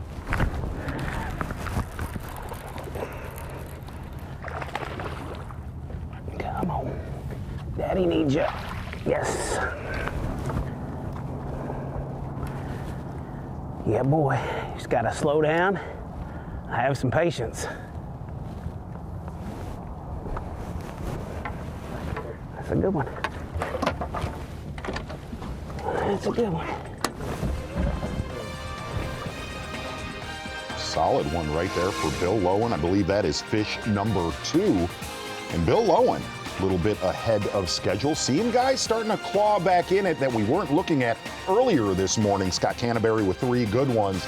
Just like we saw yesterday mid-morning, the leaderboard starting to change and change quickly. Still, the top 2 have not changed since we started the day, except they've switched places. Bob Downing on top, John Cruz in pursuit. Right there, those guys neck and neck at the top. We'll see how long that holds out. And like you mentioned, Mark Zona, the other ones who have joined the fray in the top 10. As it stands right now, we got 2 rookies in there. We'll be back with more in just a moment. Super excited about the Harris Chain. It's one of my favorite places to go fishing in the country. Vast body of water, but they're connected by canals. You got lake here, lake there, lake there. We're going to have a little bit of a cold front pushing in when we get there, so the shell bed stuff probably still going to be rocking. I'm going to take the power worm, which is a staple in Florida, and just drag that around across those shells and through that grass. And if they decide to pop up and go shallow and get up around the reeds, the arrowheads or the pads or whatnot, then I'm going to take the Berkeley General. I'll have one wacky rigged, one Texas rig, flip it around at everything. It's like bass candy. They can't stand it that time of year. So these 2 are definitely going to play at Harris without a shadow of a doubt. Now the big worm, for the guys that like to do that, they're going to catch some. But the stick bait like this General right here, Max Scent, the jerk bait stunner, they're just staples down there this time of year all the way through the summer. This is the Berkeley Stunner, chartreuse shad. It looks just like a golden shiner for Florida. This is a bite getter in Florida. Been more than a decade since the Bassmaster Elite guys have fished at the Harris Chain, but this time of the year, the Harris Chain is an awesome place. Those 8 lakes, all the connecting waterways, provide some great entertainment. I mean, they could smash them, absolutely. 17th through the 20th of this month on Bassmaster.com, FS1, and the Fox Sports app. So, man, we're looking forward to that. It's coming right up. Absolutely, Tommy, and a lot of people thinking that tournament right there could be a 100-pound, a century Bassmaster Elite Series event. And it seems the one thing that you see with the Harris Chain really the last couple of years it does not get hammered by these fronts. It almost seems like if it's a warming trend, you'll see big stringers. Even if we have a big dive, a lot of those offshore areas that we saw in that college event could play in a very big way. Ron Moore. Yeah, honestly, Harris Chain is one of the hottest lakes in the country when it comes to tournament fishing. And we've seen that with the Opens and the College Series the last few years. But I wanted to bring it over to the screen of knowledge real quick to not only get in some Rapala Bassmaster fantasy fishing, not to talk about my team though, Z, but before we do that, I wanted to showcase the two ends of the spectrum when it comes to our Elite Series field. I'm going to display one of our most legendary anglers of all time, Rick Klein, the oldest angler in the field, 75 years old this season. He'll turn 76 later this year. Meanwhile, we have a Bassmaster Elite Series rookie, just turned 22 last fall right before qualifying. And look at the disparity in the number of events. This is Rick Klein's 475th event with Bassmaster. Meanwhile, Alex Redwine, just his 11th. And there are a couple other rookies that have less events than him, but here is the youngest of our field and the most seasoned of our field. I'll say seasoned in that way. But when we transition over to Rapala Bassmaster Fantasy Fishing, a little bit of mercury drain the lake, obviously the guys who have the biggest bag and the biggest bass, they get bonus points for your team. And we also got to see some history yesterday. John Cruz with his 28-pound, 0-ounce day yesterday becomes the 10th largest bag in St. Johns River history. Meanwhile, Big Bass, we mentioned it. You normally catch a 10-pounder at the St. John's on day 1 and day 2. We've never seen a top 10 fish, which is 10 pounds or more, on day 3 or 4 of an event. Almost a 10-pounder yesterday, 9.13 for the Big Bass from Brandon Cobb. And honestly, Z, he needed it. His only bass of the day. 1 fish for Cobb, just below the cut line because it was 9.13, guys. A definitely good fish for Brandon Cobb to catch, Tommy Sanders. Yes. That's a much good, needed. Solid. Good solid average. statement. Good average right there. Good stuff. Oh, wait. What's the music? I hear it as well, Z. I hear it. We're going to do it. We're going to go down to the west side of Lake Jorge. Going to go with our guy, Bob Downey, earlier today. Interesting, the powerful replay of the day.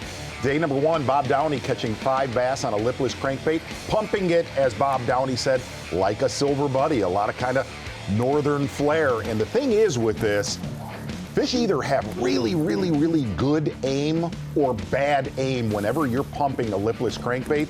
This fish, not the best aim, barely hooked. But Bob Downey made the comment, number 1, a big key, he's using 14-pound line to keep that bait up a little bit to where they can get it, and using a medium-heavy graphite rod, not a typical fiberglass rod, to where he has a little bit more feel and leverage. Bob Downey, you are the power pole replay of the day, not of the week yet, my friend. Pairing that with yesterday's bonus coverage 7-pounder, got 2 of the biggest fish we've seen all week in his boat, which is a good recipe. If you're not getting a lot of bites, Z, you better catch that quality every time you swing it back. We were lucky to see that one yesterday. Man, back it up 24 hours later, that's strong. Oh, Bob Downey. I like saying that. Is he kind of getting away from where he caught a lot of his fish yesterday? Really, majority of his fish that he caught yesterday came in a 1-hour flurry in about 4 feet of water, kind of on the cooler end, more towards the mouth of Lake George. Gets a lot warmer as you go up that spring.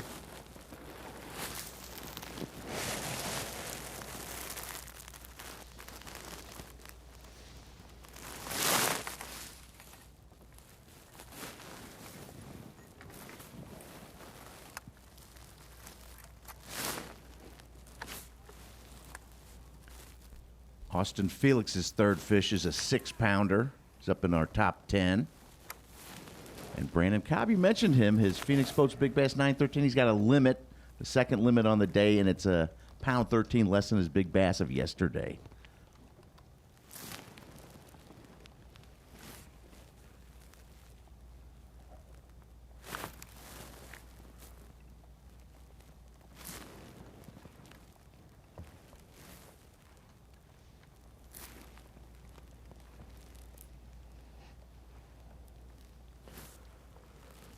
Unofficially 3 of your top 12 right now fishing in Rodman.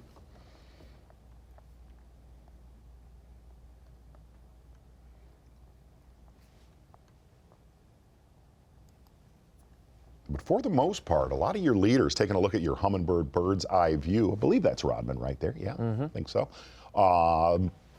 predominant amount of your leaders right now are really within a couple miles of our takeoff in Palatka. What is it?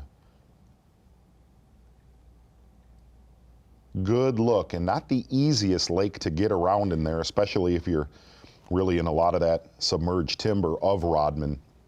Most of the time, you would say if you lock into another lake, you know, we see the Kissimmee chain, you have to idle through places, the Harris chain to get to a different lake. For this, the lock time isn't that long. That's not the risk, is how long it takes to lock, but rather navigating once you're in here. That basically you come through the canal chute into Rodman, it opens up into the lake, and that canal chute is still the only place to run. You have to just run straight to the lake, continue through the Ocklawaha River.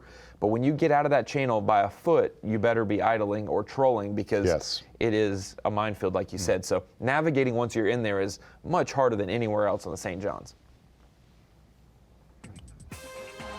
Sick Humminbird bird's eye view. Well, we spent more time in Rodman this time around than I think we ever have before on Bassmaster Live. It's been most entertaining and very, very interesting, including one of our two at the top.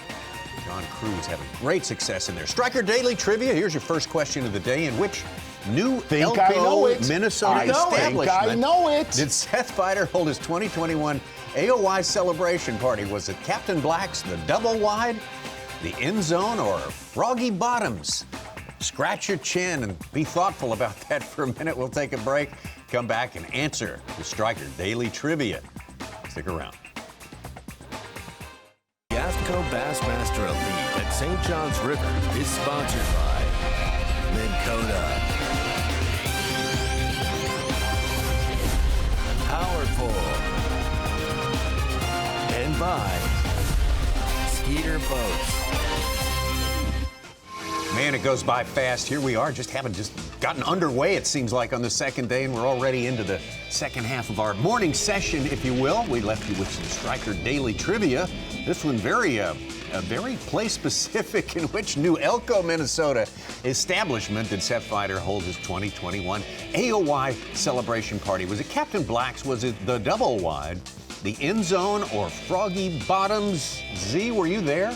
I was not at the party, but I have been to all four of those places. Right? Captain Black's, it is not Captain Black's. I actually went there during a Whiskey Myers concert I went to back in September. Nice. I'm going to go with, and it's fitting with Seth, I'm going with Double Wide. Oh, see, I like the name. I want to go to a place that's called Froggy Bottoms. That's where I'm thinking too. I'm thinking it's not a Froggy Bottoms in Minnesota, man. Well, now sure there's some great frog fishing in Minnesota. Those are all establishments there in New York. Oh, it is the Double Wide. All right. I had a fantasy football draft at the Double Wide back in 2006. Well, there you go. Now you're up to date on your Seth Feider trivia. Of course, our defending champions, very much a part of the action here today. There's our leaderboard right now. It's an interesting top 10 right now. Yes. We got some very, very decorated veterans in there. We've also got a couple of rookies at the bottom of that. Patrick Walters' name comes to mind, multiple winner. Yep, no doubt about it, Tommy Sanders. Patrick Walters, a lot of big victories on the Bassmaster Elite Series in his frighteningly young career. Marathon peak performance. Yesterday, man, but Patrick's a friend, we could say this. It was an ugly day. It was an ugly day, and then all of a sudden, anchored by two really, really strong bites later in the morning and then mid-afternoon. Patrick Walters frighteningly catching up near 18 pounds. When he laid that on the scale with Dave Mercer, I was like, whoa, where did that come from? Because we didn't see a lot of that on Bassmaster Live. Looking at your marathon peak performance early today, and here's something, looking at what Patrick Walters has done, he kept making the comment yesterday, Ron Moore talked about it, man, we should have over 20, This is hard to do. This seems like a tournament that Patrick Walters has a really good shot at blowing away by Sunday. It just feels like that weird front-facing sonar is playing. Patrick Walters also knows when to make that move up shallow. I'm not discounting anybody in the top 20, right, but this feels like it's going to be one Patrick Walters is going to hang in there until the end of the day on Sunday. Well, let's talk to the man right there, Patrick Walters. Way to finish strong yesterday. Good Lord. start today, but tell us what went down in the final hours of fishing yesterday. I think it shocked a few of us. You know, I salvaged the day. And I told myself last year I wasn't going to die in Rodman. And for the majority of people, the Rodman bite wasn't what it usually is. It was a little tougher yesterday, and that's how it typically is. I mean, it takes an off day. I think Ed Lofgren said that Rodman misspelled as random, which it basically is. And so I left Rodman yesterday at 1 o'clock to go salvage the day. Ended up catching 17 pounds, had a really good day. I lost a couple key fish, but that is fishing. That's what happens when you haven't fished in 3 months. You're a little rusty. But had to play a little reverse psychology on them this morning, and I think we'll get one more fish. We're going to do something. Patrick, real quick, we got to talk to some different anglers about this, and you are one of the best with front-facing sonar, and I got to talk to you before the tournament began, and watching you fish yesterday, you were sort of married to your front-facing sonar the entire day. Do you have backup besides the way you're fishing off of that? I do. I actually ran some of that backup stuff this morning and caught a limit pretty quick and called 2 or 3 times. I've got some fish and some pads, but I mean, these are just tools. Even if I'm fishing 2 foot of water, or if I'm fishing 10 foot of water, you can still use your tools. You know, it's just another trick of the trade. Patrick, I'm going to ask you a question about that, because a lot of your very big victories, obviously the one on Lake Fork, you are really good with that sonar, okay? Do you ever feel like it gets you in trouble to where you don't use that natural instinct to, man, I've got to just scrap this, not look at it and go shallow? Or do you never have those thoughts? No, you do, and it will get you in trouble sometimes. You know, the hardest part about learning how to use forward-facing sonar is learning when not to use it. But I think I like forward-facing sonar so much because it helps with my shallow water mindset. I grew up shallow water fishing, and I used to never fish deep because I didn't have that bait awareness. I didn't know what my bait was doing at all times, and that's why I fished the bank, because I could throw my spinner bait up there and I could see it the whole time. But now I can fish in 50 foot and see my bait the whole time, just like I'm fishing in 5 foot. So I'm just taking my shallow water mindset and I'm taking it deep. Patrick, exactly what is going on with that mustache roll tide? Now what? All I gotta say is roll tide.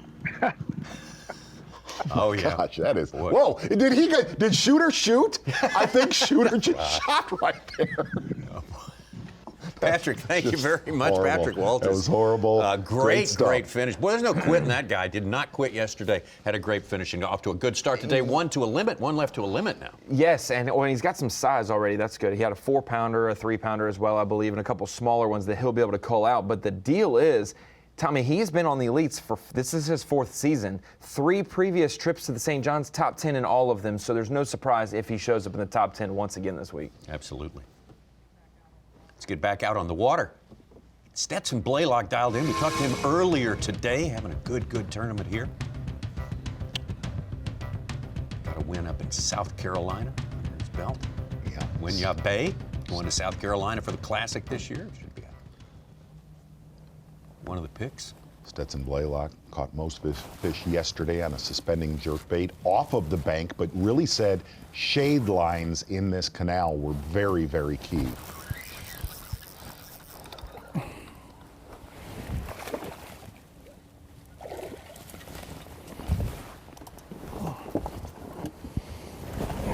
Finally on the board. Good night, took long enough. Whew. Slow. But we'll take it however we can get it.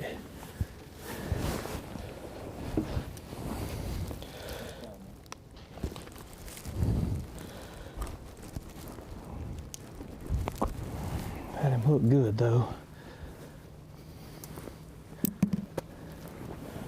Number 1, finally.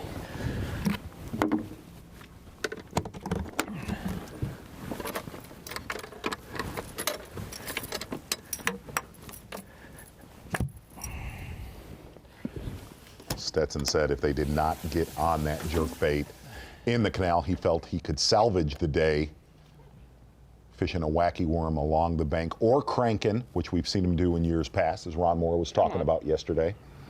The problem about that canal is everybody that comes out of Rodman, where you see John Cruz right here, they know exactly where Stetson is fishing.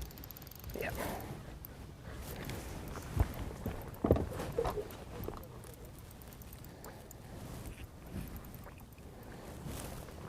Come here, baby. Let's do this. Let's get in here. Come on, slide around here. Slide around here, buddy. Gotcha. Gotcha. I thought it was bigger than that.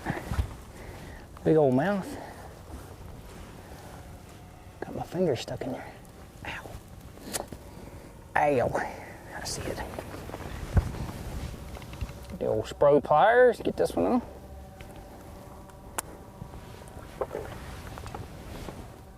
Two and a half, 2 3/4.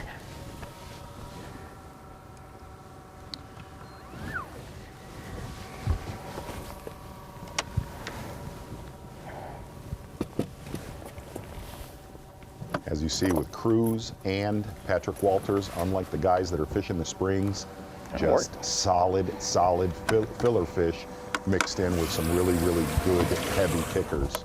We got 3 in the boat. It's just slow and steady, man. It's not like Fast and Furious. It's just slow and steady. The same thing that happened yesterday. Yeah, it was like that yesterday, but you know, we just had some big ones. It's still pretty early. I think it's 10 till 10. So we got a lot of time. Even if we catch the last 3 o'clock lock, we got 5 hours to fish. So that's a decent fish. We definitely need three more quality fish.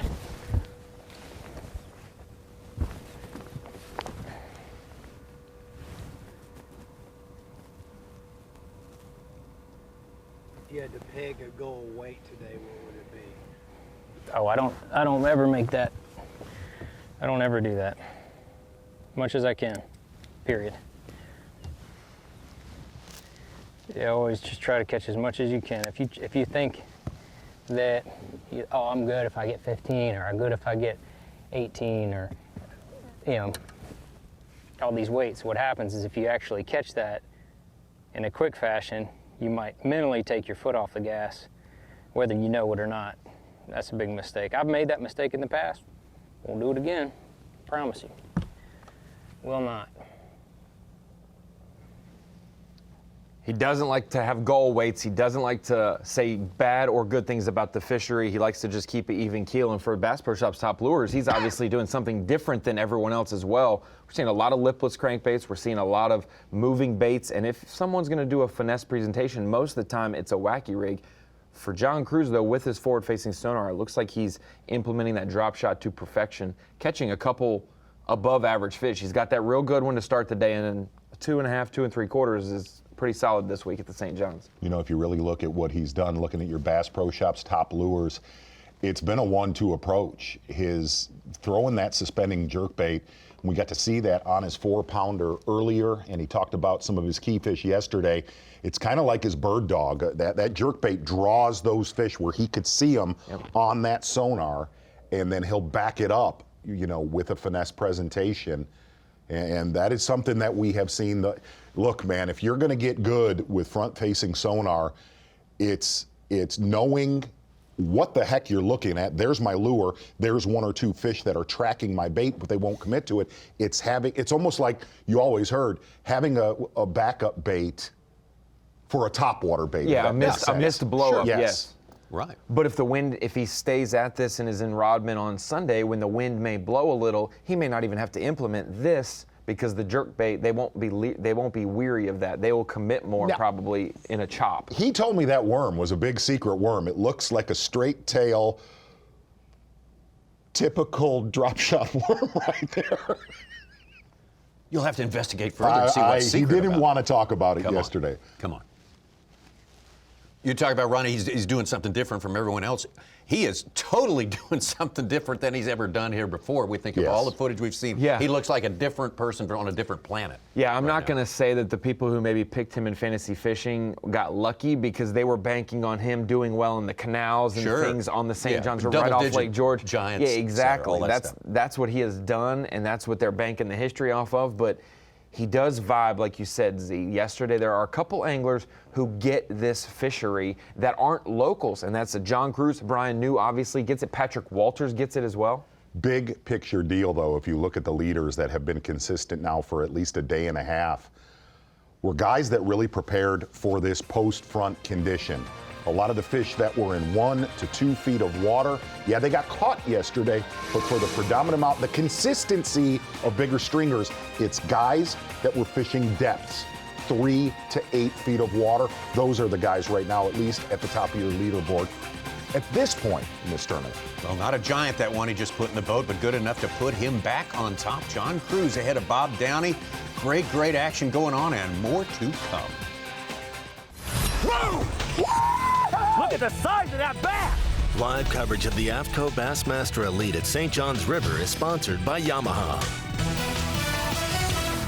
Live and in the boats with the best in the business and one of the best fisheries in these here United States, the St. John's River for the AFTCO Bassmaster Elite. First stop of the year for the Bassmaster Elite Series. John Cruz back on top, doing his thing, catching him steady, just as he did all day yesterday. A little bit of a contrast to him and the rest of the field, but Bob Downey, man, oh man, he's got the size going. Patrick Walters has some momentum underway. Bill Lowen just got on the board with a good one. Actually, a second good one there for Bill Lowen. I'll show you something just a couple of minutes ago. This is John Cruz coming off a 4-pounder just not that long ago. 6 of our top 10 currently have been in the top 10 on Championship Sunday in past events here. Wow. It's showing up as a lot of chalk lately. Little guy. No keep though. Hey, how do you stop that? No harming the bass.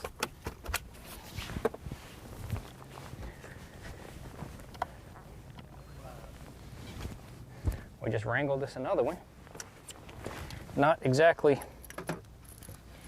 giant factory, but it's positive weight. 1.5 pounds. That's from moments ago. Here's Stetson Balayla. Again, this is not how Stetson caught them on day number 1, but good adjustment. Didn't hook him very good, but he ain't very big either.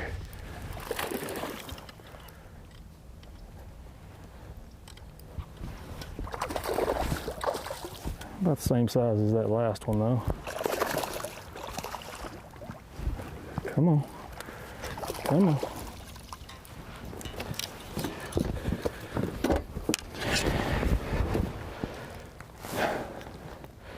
Just catch them one little one at a time, I guess.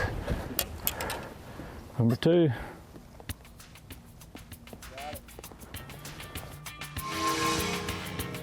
Stetson trying to get back on schedule here, get on track, and he's still hanging in there tight.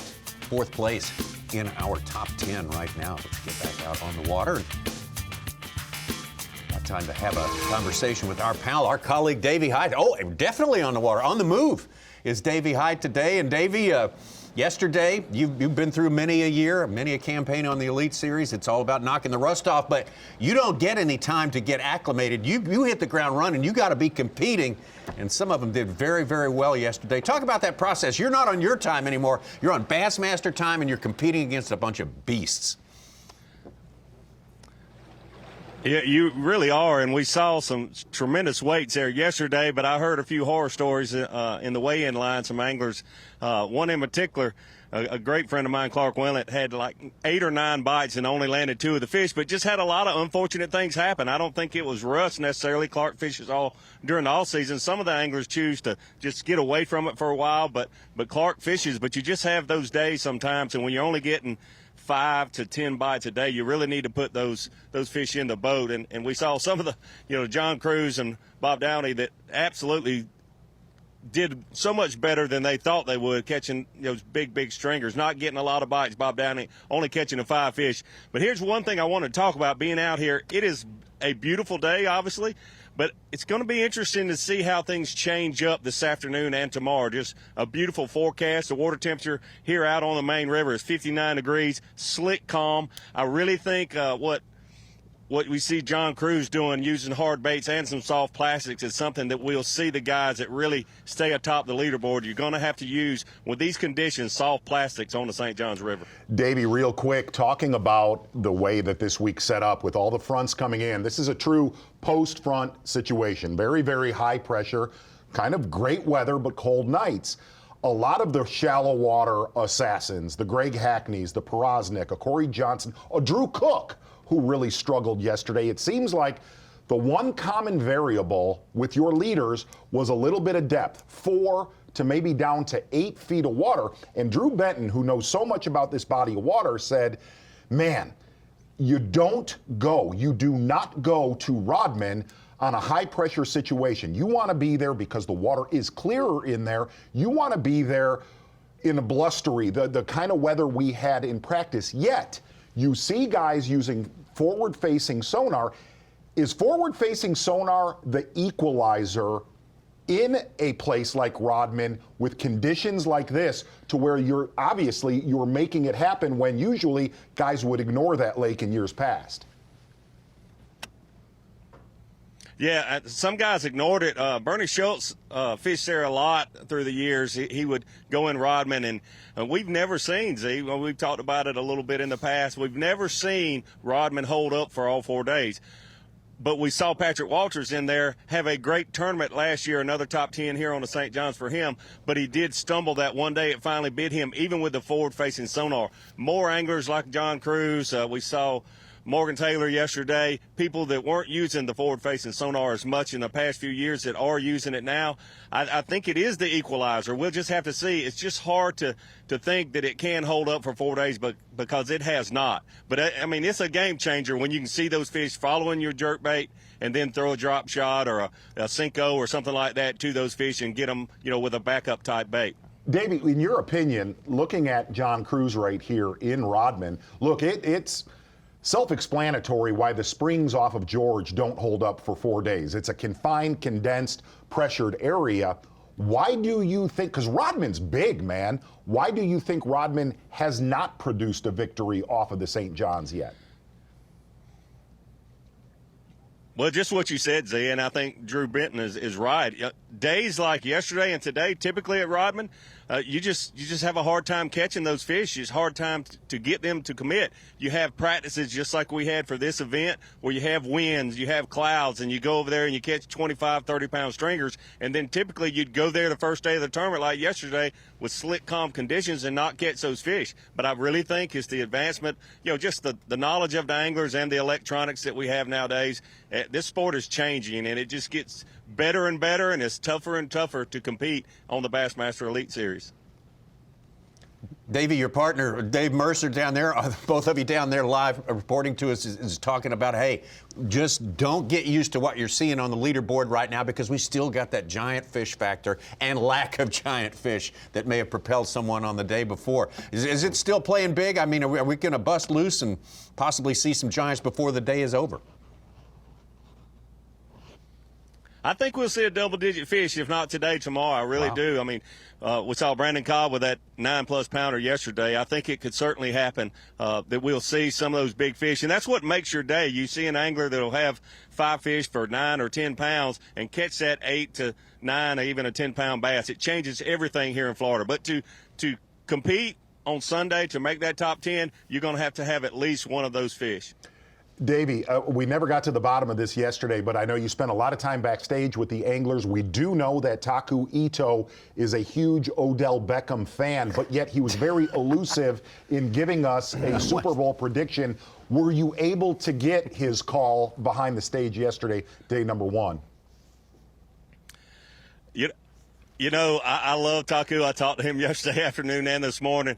The word Super Bowl is just mind. He just can't. I couldn't explain to him what Super Bowl even was. He told me he spent his whole offseason practicing pre-fishing. He spent 15 days here on the St. Johns River, 13 days down on the Harris Chain. I don't think he watches football.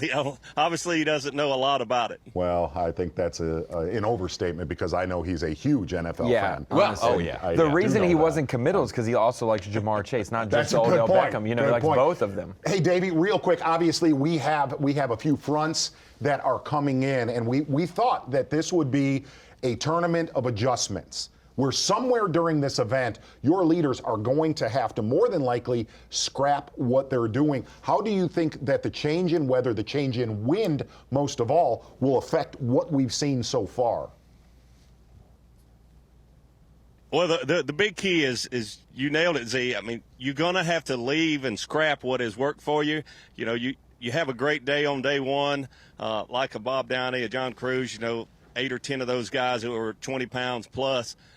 It's hard to scrap that and pick up a different bait, go to a different area and do something differently. But I think the person that wins this tournament will have to make a change, if not before, definitely by Sunday when we have that wind come in. The good thing is, if they had some success on the practice days when we had the wind and the clouds, even though the water temperature is probably by Sunday going to be 8 or 9 degrees warmer than it was in their practice period. But if they have an area and a winding bait, let's call it, whether it's a vibrating jig or a jerk bait, that sort of thing. If they got some confidence in an area and had some success in practice, maybe they can fall back on that. But it's no different every time we come to Florida. Even when you have beautiful conditions, the fish are changing every single day. Davey, if you can, real fast on the springs down off of Lake George. You have fished in there many, many times. Explain to somebody that's not been in there, basically, the water warms up as you get back near the actual springs into the 60s. It's a different environment, but talk about how conditioned. There was several guys in the top 20 yesterday, but how hard those fish are to catch. Yeah, Z, they really are. And if you've never been in there and never tried to catch those fish, it's hard to even explain. But the water is super clear, obviously, from those springs, and it's like in a swimming pool, and you see those big fish swimming around. And I wasted a lot of hours personally in there trying to get those fish to bite. And you have to have low light conditions to get those fish to bite normally. Those few anglers that did catch them in there yesterday, usually it seems like they just beat one another up and you run out of fish and you start fishing on top of one another. It's really difficult. I did notice this, though, something very interesting yesterday. I was watching Bob Downey take his fish out of the live well. Two of those fish that he weighed in yesterday were post-spawn fish. In those springs, a lot of times those fish will spawn in early to mid-January. So it's real interesting. He's catching some pre- and post-spawn. Interesting stuff. Davey, great stuff. Thank you. We look forward to you and Dave taking over our coverage here within the hour here. That'll be something everybody's going to tune in for. We talk about the weather, right? I've never seen this place this slicked off, ever. It's just as flat as I've ever seen it. There's your high today of 72, getting on up there today, a little warmer than yesterday. The low tonight predicted to be much, much warmer than it has been the previous nights. Partly cloudy. The wind, it's mostly sunny, actually, today. Tomorrow, also scheduled to be partly cloudy, very similar temperatures. So an improving situation, I would think. What's very interesting, you mentioned how slick it is at Rodman and how sunny it's been and a warming trend. Normally when you have these sunny skies, calm conditions, this is punching mat territory. And there are mats on Rodman, but some of the best flippers and grass fishermen on the Elite Series tried to punch mats in Rodman, said they are just not there. They have been so accustomed with that clear water to just get out over it in that timber, and they're no longer a predominantly mat flipping deal in Rodman. And really the other thing about this is one would take a look at Cruz live. Not exactly what we're looking for, but kind of what we're looking for, just smaller. That's my best Lionel Richie I could do, I swear. Best I could do.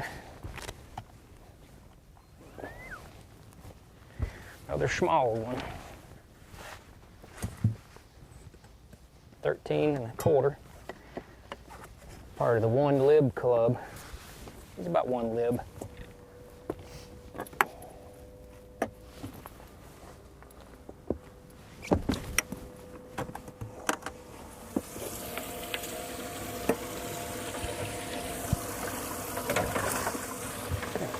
Here, Whitey. Get you two and your buddy over here.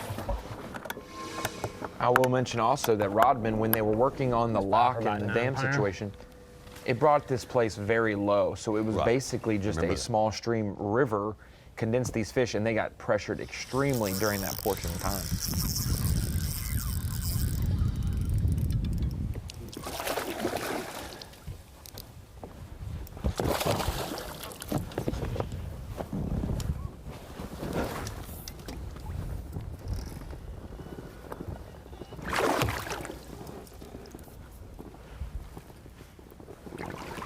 Come here, fish.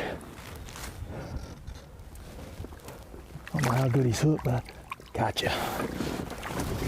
That'll work. Whew. That will work. Nice job. Just like I said, got to adapt and get bites. And that'll work for number 3. That one had me nervous because I really didn't feel like I got a good hook in him at all. Solid fish right there for Stetson Balayla. Said he was going to have to definitely adjust here on day number 2, which is exactly what he has done. And your Mercury move of the day is not going to be Stetson Balayla, Tommy Sanders. This might be the most interesting Mercury move of the day we have ever done here on Bassmaster Live. Maddie Wong, rookie on the Bassmaster Elite Series, starting today with a non-keeper, backs it up with a, well, just a short 13-inch keeper fishing just outside of Palatka. And your Mercury move of the day, young Maddie Wong, rookie. Go ahead, Ronnie. It was just his journey to get to the Elite Series. He qualified just weeks before they made the decision. So had to come from, he's born and raised in Hawaii, moved to Ventura, California, where he's from. The Mercury move is from Honolulu, Hawaii to Palatka, Florida, 4,000 miles for his journey from birth to just get here on the Elite Series. That is an amazingly short long time. That's the longest Mercury move of the day. That's some sweet trivia for Such. And I was going to ask young Maddie Wong, are you an island boy just trying to make your way? But I didn't feel like we were close enough yesterday where I could offend him. No, but after today, you can ask that. I love those two kids. I love those kids. They remind me of your boys. In certain ways, yes. But just imagine that, Z, your first day on the Elite Series on a body of water you've never been to. You've barely fished tournament days in Florida just last week at the Kissimmee chain. And to catch 19-14 on your first go-around. You're man. It's 6. awesome. Oh, my goodness. That's Can't script it better than that. That's a dream situation. I think you'll see Maddie Wong give this about another hour at most, and you will see him roll. Okay. That's hilarious. Ooh, Austin Felix on the move up to 5th place after 6-pounders. Got a 4.13 in his 4 fish, going about 13.10. He started the day in 37th, just around 12 3/4. It was a big move.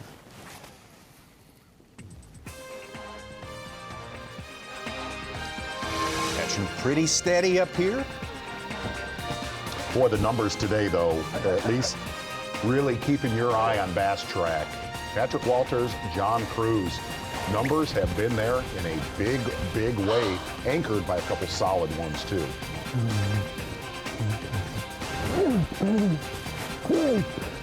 Closer and closer to the midway point on the second day of competition. Remember, our 94 anglers only have 47 spots available for fishing tomorrow, day number 3, and cut it down to 10 after tomorrow. So, man, it's an imperative. You got to perform. Perform today. It's moving day. John Cruz, Bob Downey still at the top of our leaderboard. But look at those. Ronnie mentioned Austin Felix, or Such did, moving up. Scott Canterbury making an appearance in the top 10 as well. We'll track more moves, see more action upon our return. Whoa!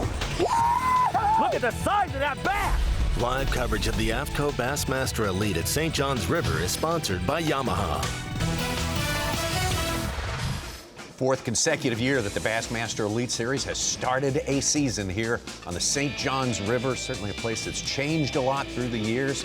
John Cruz, man, he's done over these last 4 years, or last 3 years. I mean, he went to 5th place back in 2019, second place runner-up in 2020. Kind of fell off last year, but immediately went to the next event on the Tennessee River and went top 10. Oh, look at Cruz, Walters, Blaylock. You've got New, Whitaker, Canterbury. All of those guys have been on a final day. Man. Yeah, and something just has clicked with them. I feel like now that we look at all the historical data of finishes from these anglers, something was just off last year that made it different than the other 2 years prior. Man, slow day today for Micah Frazier. Micah Frazier, a lot like Bob Downey, fishing in the springs down near Lake George. Those guys only getting really 5 to 6 bites a day. Micah Frazier sitting on 0 fish so far today.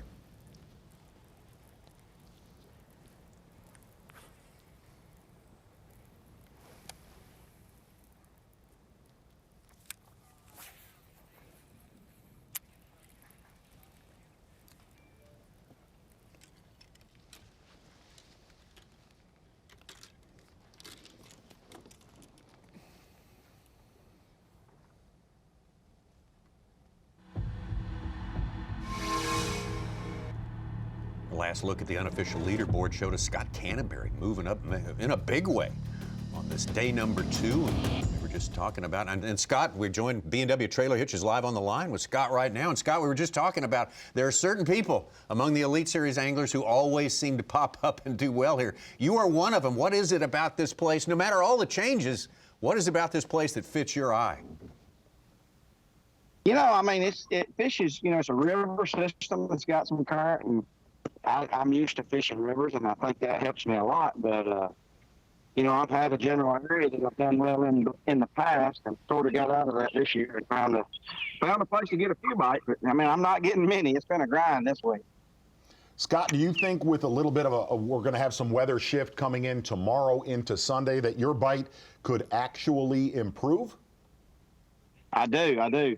You know, I mean, it was tough during practice, but that, you know, when we had some wind and weather, it seemed like you got more bites, even though it was cold.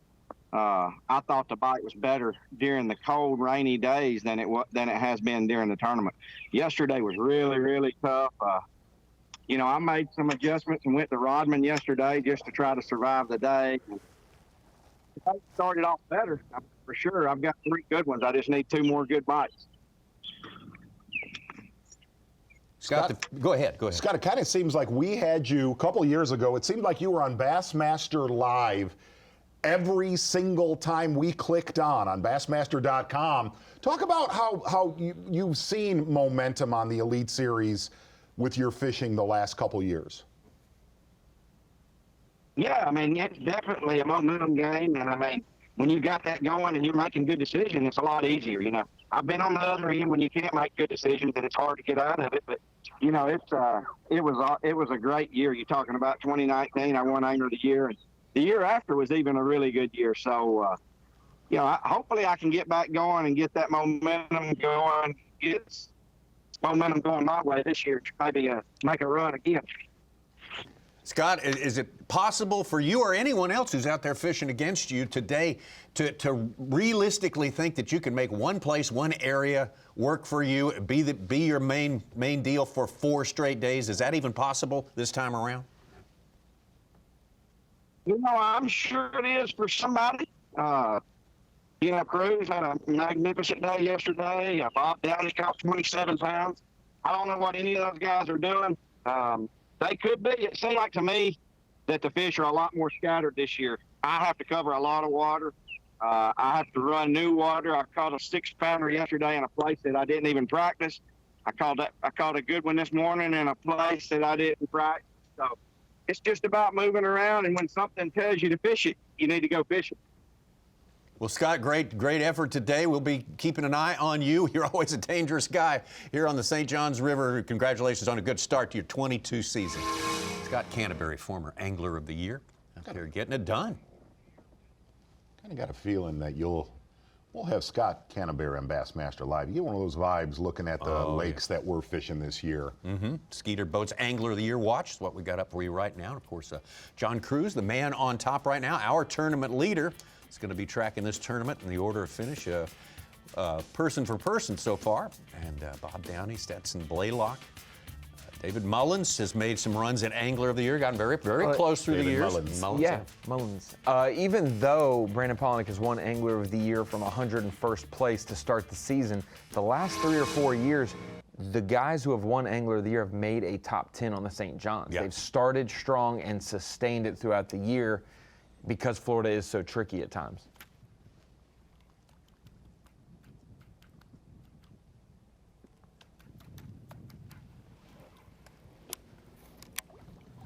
I think we need to regroup and then go run a couple new places and just see if we can come across anything different, and then we'll come back in here if nothing else works.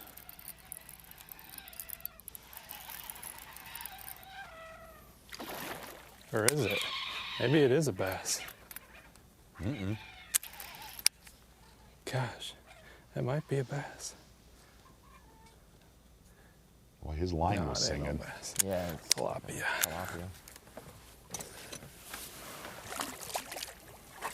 Or moving like a drum, kind of just circling. Yep. Really makes them circle when they're snagged in a spine, too. Yeah, exactly. I know it does me.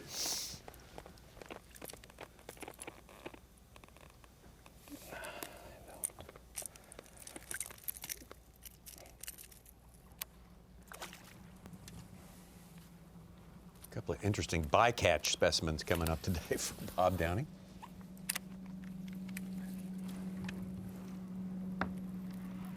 See Austin Felix going up the leaderboard like Such informed us of.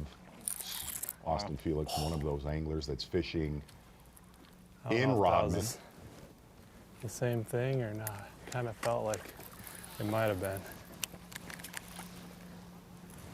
So I don't know if I just came across something's back there.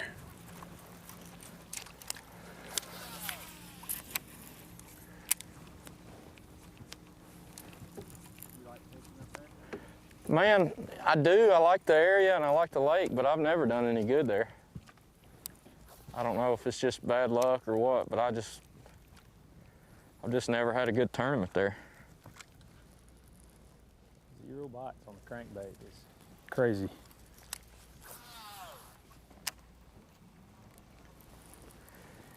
Well, not a lot's happened so far. Still looking for number one.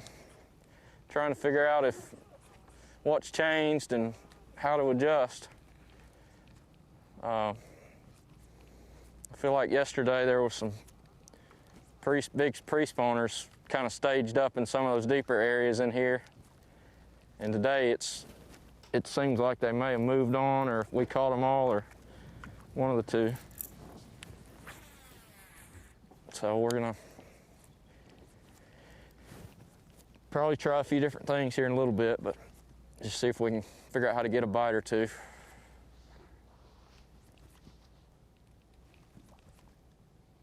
Micah Frazier, one of our 20-pound plus guys yesterday. And really to set up what a lot of guys' game plan was coming into this, one of them being Cliff Prince before the tournament began, Lee Livesey, guys that really will ignore the springs, that will ignore Rodman in hopes that it collapses, that it'll just fizzle out. Where a lot of those, Greg Hackney talked about it coming into day number one. He said, man, I won't go into those springs. I won't go into Rodman for the simple reason you never see them hold up for 4 days. Already looking like the springs eerily that we've seen in years past, where you see big bags on days 1 or 2, but it just doesn't hold out. Do you think some of these guys thought about that and took it another step farther? I can make the cut. I can make the 2-day cut. I can maybe make the 3-day cut from these places. And then there's going to be limited anglers on the water on the St. John's to where maybe it'll open it up a little places there that if they need to adjust, they can on the final day. No doubt about it. Yeah. You know, one of those anglers who's obviously doing very well, Patrick Walters, said, I'm going to use Rodman, but I'm not going to live by Rodman. Yeah. I will do some other stuff. But look, with the sheer numbers that Walters is catching, the sheer numbers that Cruz is catching out of Rodman, logic would tell you, you pull the trigger that many times, not just in Rodman, but in the state of Florida, you're going to catch a big one. It's just a law of average.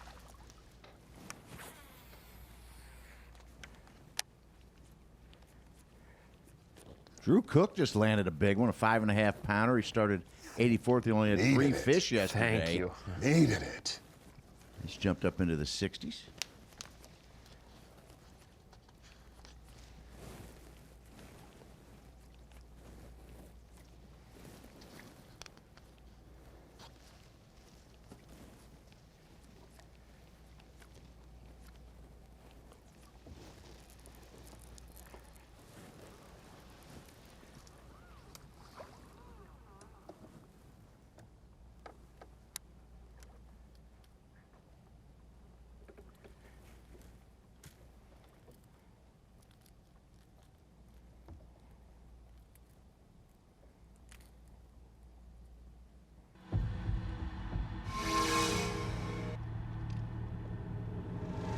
Maddie Wong still kind of hanging around Palatka.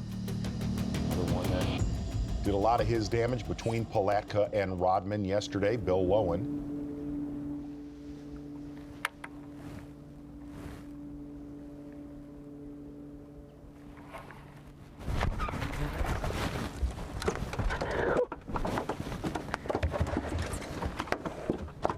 I guess that's a good way for him to come off, huh?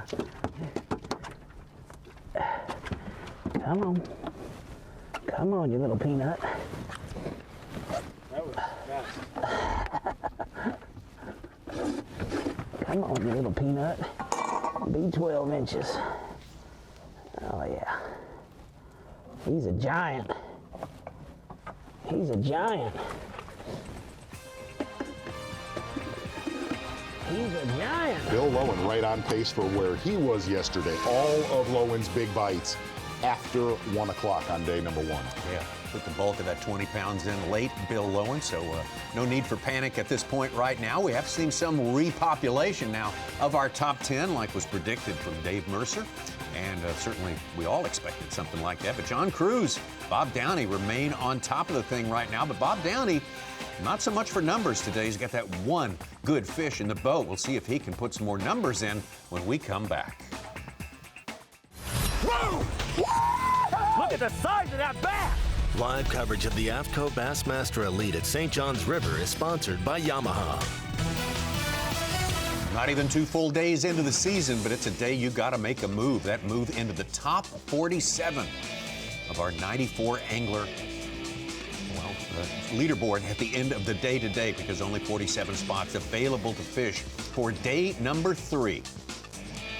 Where are they catching them today? Well, we have something called Humminbird Unlock the Lake for you to take a look at, and see, there they are. All of our catches for today. Well, one really, really south, which would have been really, really upriver. As you kind of come to the near, taking a look at Dexter, really the bottom end of Lake George. Man, that looks so strange looking at Lake George and seeing hardly any fish catches there anymore, unless you're in the springs. As you work your way up towards Willaca, there definitely has been one common theme. Besides the man-made canals, there's been a lot of main river fish from Willaca up towards Palatka. Taking a look at all of your fish catches here in the Humminbird Unlock the Lake. You swoop around. Head up north, you see Jamie Hartman's done a little bit of work right there on your left. Talk about that area if we get Jamie Hartman back on camera. But the work today so far has been with John Cruz. Absolutely dazzling performance on day number 1. Yeah. Alternating between a suspending jerkbait, drop shot worm. That 4-pounder in the boat. You mentioned the importance of all these filler fish that he seems to have available, almost on demand there, Z. I don't know that like that bass is anything that he wanted to weigh in, but a filler fish like this right here, I mean old school Gilland right there. Interesting to see that John Cruz not catching that many today on a suspending jerkbait like he did number 1 on day number 1. but a lot of his damage done with a drop shot. No lack of bites for Cruz up in Rodman today. And just to give you a gauge here, he's not the only one in there. We've got 16 to 20 boats, so you're looking at almost 20% of your field fishing in Rodman, but it does also seem like the boats are really spread out in there today. So I'm just fishing along here. I saw a couple out there deeper just now if they're bass. A lot of this Rodman's got so many fish in it. It's hard to tell what's a bass and what's not, but I'm just kind of fishing around some of the flats and the channels. And if I see something that looks fishy, I'll pitch a drop shot at it. If not, I'm just kind of throwing it, fan casting a jerk bait around, trying to find the active ones.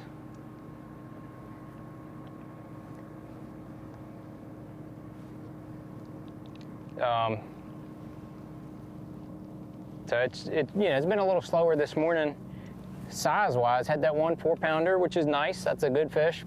Another one, 2.5 or so. But we're gonna need more than that. But I got two very weighable fish. Got 3 that I need to return. But we still got plenty of time. Just got to make good decisions the rest of the day and kind of fish the moment, so to speak.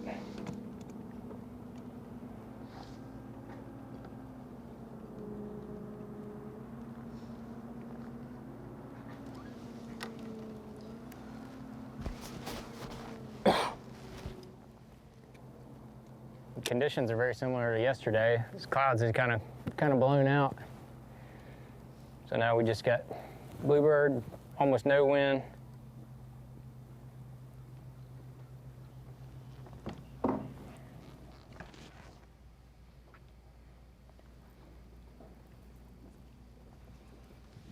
Well, so we made a move. Come out here.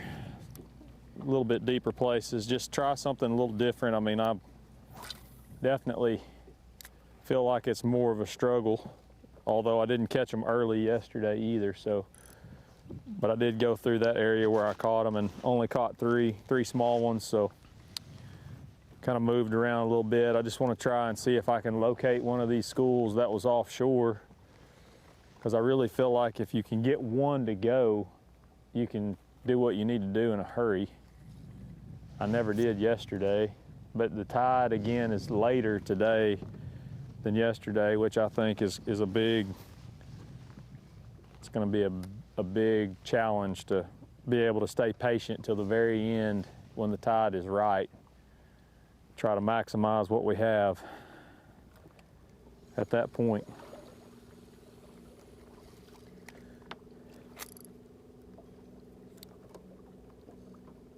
That hummingbird unlocked the lake of all the fish catches. This place is fishing very, very, very small compared to years past. Yeah, yeah. And now I shouldn't say that because, man, I remember photo galleries. You and I were out on Lake George on a lot of those. Different kind of small. Right, yes. a different kind of small. It's like, look, there used to be 70 boats on a lot of the flats on Lake George. For some of our younger viewers in grade school, high school, college, or if you're a new fisherman, there was photo galleries from this place back 10 years ago that you and I could not comprehend. Oh, yeah. Of literally boats that were fishing within 5 feet of each other. And I'm talking the majority of the field, but same but different what you just said. Yeah. If you really, really looked at that map of the fish catches, it is condensed and taking a beating in areas we might not have seen in years past. Yeah, you mentioned it. I mean, I've been on what we would deem Cabbage Point with hundreds, thousands of bass spawning, and we pull down, we anchor down as a camera boat, and we're taking photos of everyone just sitting still as we can. People are catching fish out from underneath our boat. That's how many fish and now those fish have been dispersed to either the direct cover on the bank nearby or to those springs north and south to a different places, and it's kind of I don't know where that population necessarily has gone. They definitely split up places, All those places upstream of, the first 50 miles of fishing just seem to be ghost towns anymore compared to years past. But I mean, Dexter, Woodruff.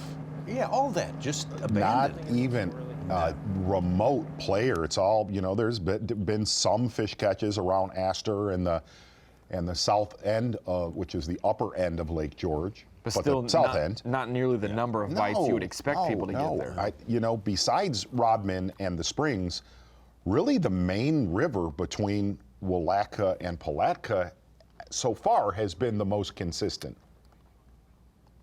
While we're on that subject, let's take a peek at our 3+ pounders today.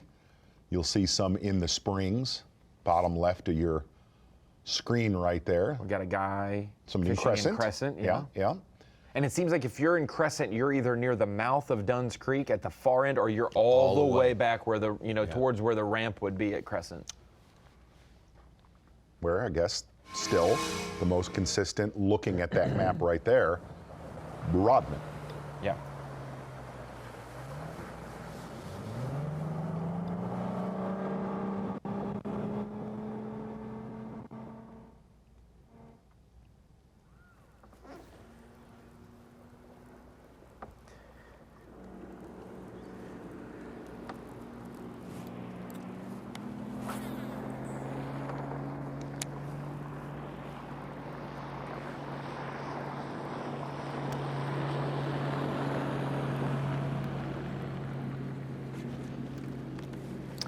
We are a day and a half into this tournament, and I'm still baffled. Cliff Prince with one fish, 1.5 today, 10 pounds total. He saved it. When we ended yesterday, he had 3.5, 4 pounds for his total, and he came in with 8.5 to the weigh-in. Shocker of the tournament. That is a shocker. That is a big time shocker, because a lot of people thought coming into this tournament that a lot of these fronts, a lot of this unstable weather was really going to help Cliff Prince out. But talking to him, kind of think he thought the exact same thing. Not yet in this event. John Cruz and Bob Downey still on top of that leaderboard, but the all-important cut line, 47th place. You don't make 47th or better, you don't fish tomorrow. Right below it, Ed Loughran, Wes Logan, Hunter Shryack, Clint Davis. They can all make it happen, though, and plenty of time to get it done. Dave and Davey coming up. They're coming, Bob. The AFTCO Bassmaster Elite at St. John's River is sponsored by Ranger Boats, Yamaha, Toyota, and by Berkeley.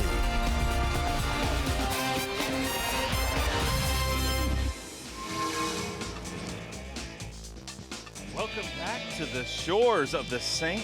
John's River here in beautiful Putnam County, Palatka, Florida, a site familiar with so many Bassmaster fans.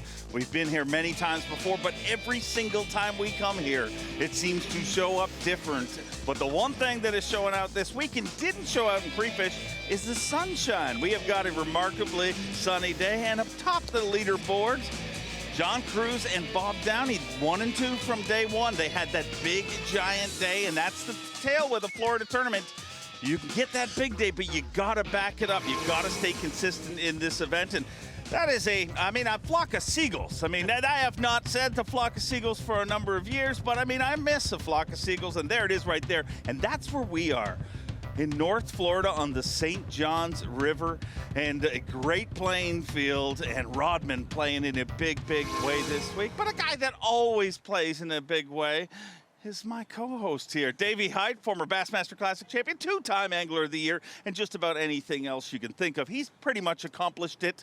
Davey, this fishery, what are you feeling when you watch, competing in Florida has to be so frustrating, because even a guy like John Cruz this morning, when I talked to him, he's like, I think I can catch fish, but I have no idea whether it'll be 6 pounds or 28 pounds. Yeah, absolutely. Every day when you go fishing here in Florida, you hope to catch that big bass, but you don't know if it's going to happen or not. It's interesting, yesterday John Cruz and Bob Downey were saying, man, I don't know if I can catch anywhere near what I caught yesterday. I just think I was very fortunate, very blessed.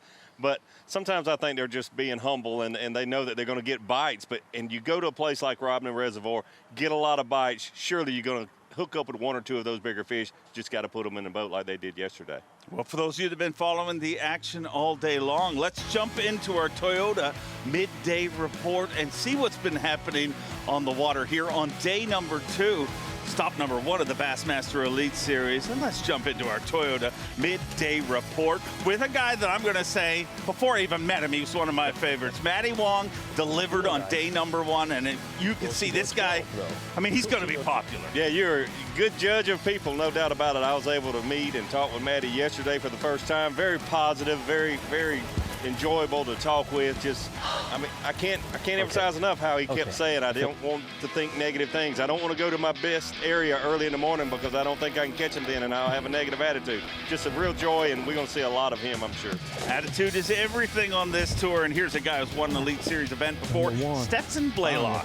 Yeah, Stetson had a good start yesterday, and a little slower for him today, but he's in an area where there's lots of fish, and you know, you try to narrow down, and there's so many big flat areas, kind of like in the backs of these springs where a lot of these fish have been caught yesterday and so far today. But what Stetson's doing in this canal, he's just keeping it simple, keeping the boat close to the shoreline, fishing that 1 to about 3 or 4 feet of water with soft plastics and some hard baits.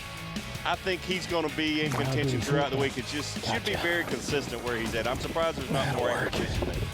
Is managing fish is important here, or do these guys have fish moving with them, or do you just got to get all you can? Yeah, I think, and we heard some anglers talk about managing those fish yesterday, but I think you just got to get all you can because everything changes so much. Bill Lowen, I was out on the water just about an hour ago and was around Bill Lowen. He's fishing real close here to take off, maximizing his 8 hours of the day, and I think a very, very good choice. You see people make the long runs. I mean, there's people going all the way to Astor.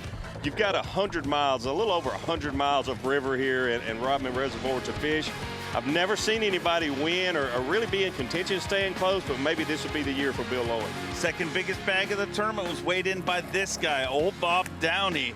And, you know, this guy, he's been on the tour for a few years here, and a big day yesterday.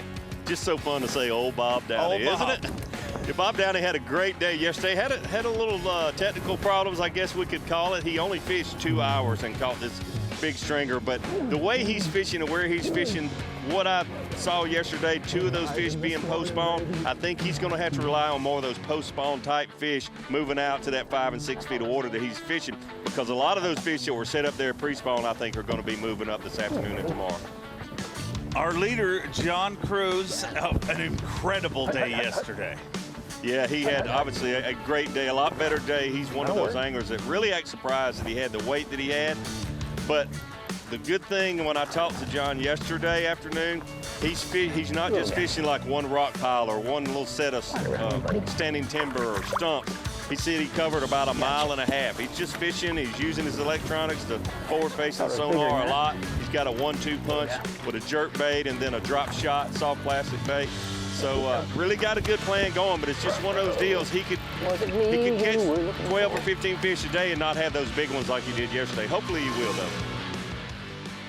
John Cruz, we talked about how important attitude is, and he had something a little extra with him. We're live with him right now, but on day 1, he had the exact same marshal he had just a few years ago when he caught an 11-pounder here. Then he gets him yesterday, catches 28 pounds. He's trying to negotiate a deal to travel with him full-time. Call him a super marshal, no doubt.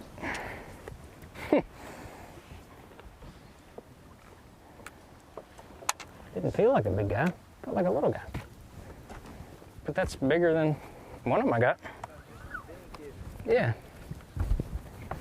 Bigger than one of them I got.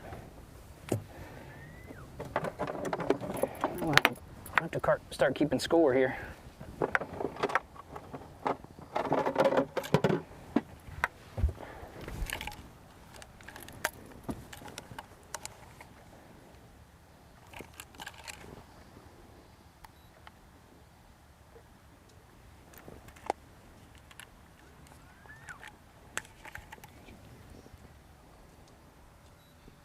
$177.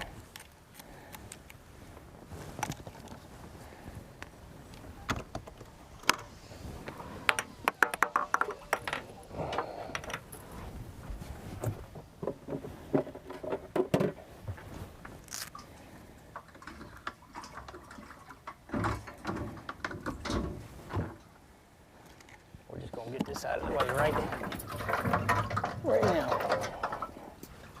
Come here, buddy. Come here.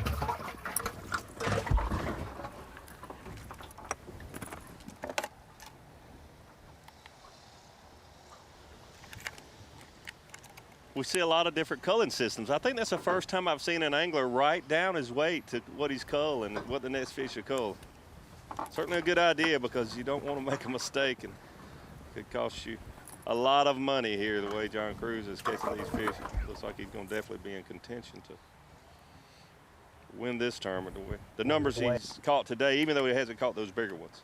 But just watching him now, that's the tale of a Florida tournament. I mean, you see a lot of times to try and stay on top. Yeah. 1-2-1. He did beat up Mr. Red. In Florida a lot of years. There are days when you just need it.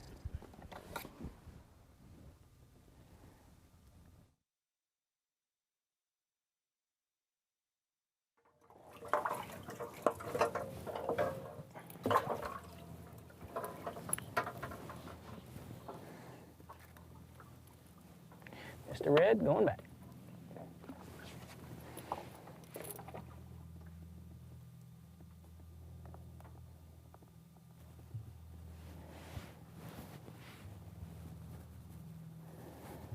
All right, so now we know what we got to get. I mean, it's really shocking this time around.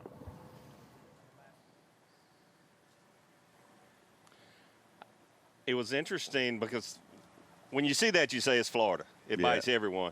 But what was so interesting yesterday, we had a camera with Brian New, and he said it's the most predictable place he's ever fished. Once he figured out Florida, it's very predictable. We'll see. I mean, he's obviously you can't argue with what he did yesterday, and then he won here last year. But I've never heard anyone say that Florida is the most predictable state he's ever fished in. Florida and predictable never, ever go together. I mean, this is the place where the tournament, generally in tournaments, I mean, you'll see going into the final days that confidence builds in anglers. And in Florida, I mean, they get confident, but they also know that you can't be in control of your own destiny because literally 2 right hook sets by the guy who's 10 spots behind you, and he's ahead of you. Yeah, John Cruz and Bob Downey both told me, and they were not joking, I don't know if I can catch 5 keepers tomorrow. I mean, that's just the way Florida is. And even though you catch 27 or 28 pounds, you know that it could bite you the next day, only catch 12 and 13-inch fish. Do the exact same thing in the same areas, and they just the big ones swim away, it seems, sometimes. Obviously, lots of changing conditions here this week. Weather coming in tomorrow, here, and it's going to change a bit. And it kind of shocked me to hear people like Scott Canterbury say, man, I think it'll make it better.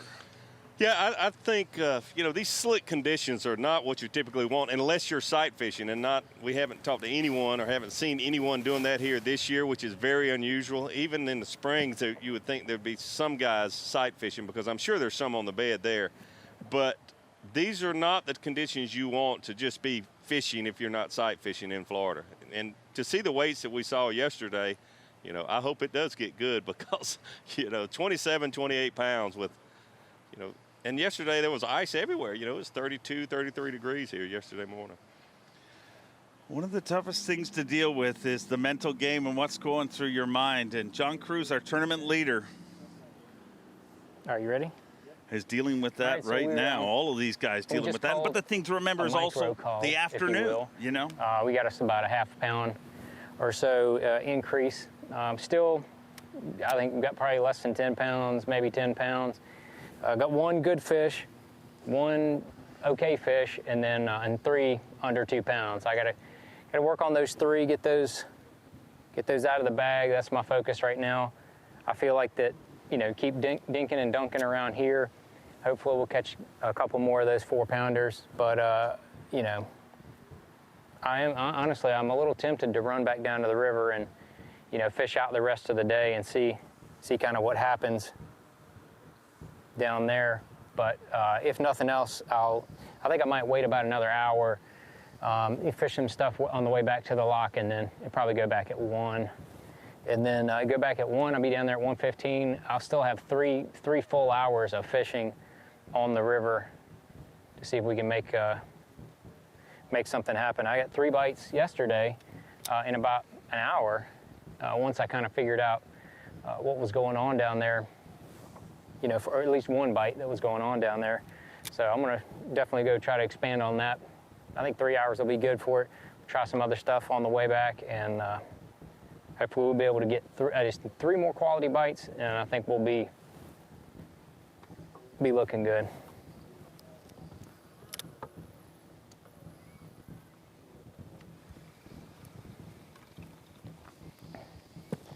So Cruz still sounds pretty confident, and I mean, when you work out, that's the thing too. When you weigh in 28 pounds, you see how quick it can happen. Dang, are you serious? Oh my gosh.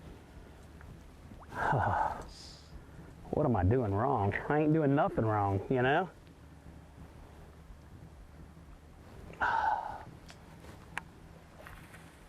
Unbelievable. What is that, 3 bites? Wow.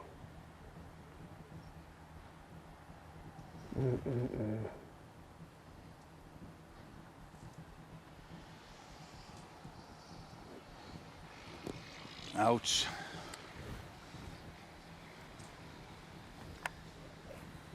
Oh my goodness, man. So I was out just earlier watching Bill Lowen and sitting out in the river, you know, a couple hundred yards from him, fishing shallower water like he's doing here. Water temperature was 59 degrees, and you know, we've talked about fish moving up today, this afternoon, and tomorrow. Seeing that, it tells me, you know, he's not going to miss 3 fish flipping. You know, he knows what he's doing. That tells me there's some fish that have moved up and then they're setting up on the bed.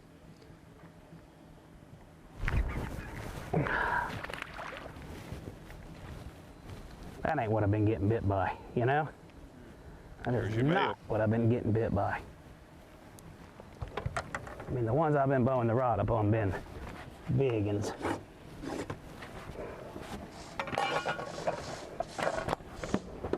Come on. You just hurry up. How come those ones always get it, Davey? Those males are a little dumber. I can attest. Yes. Come on, fish. They're more protective of the bed oftentimes, more times than not.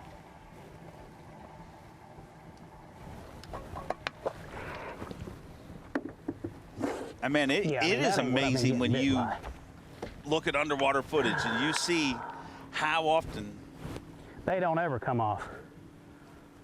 You know? How often a fish pushes a bait or just doesn't even try to bite it, just hits it with its tail, and it feels like a bite to you. Yep. Or if they do actually inhale it and they're just trying to kill it or get it away from them, how quickly they can have that bait in their mouth and then blow it out just at a snap of a finger. You can't set the hook that fast.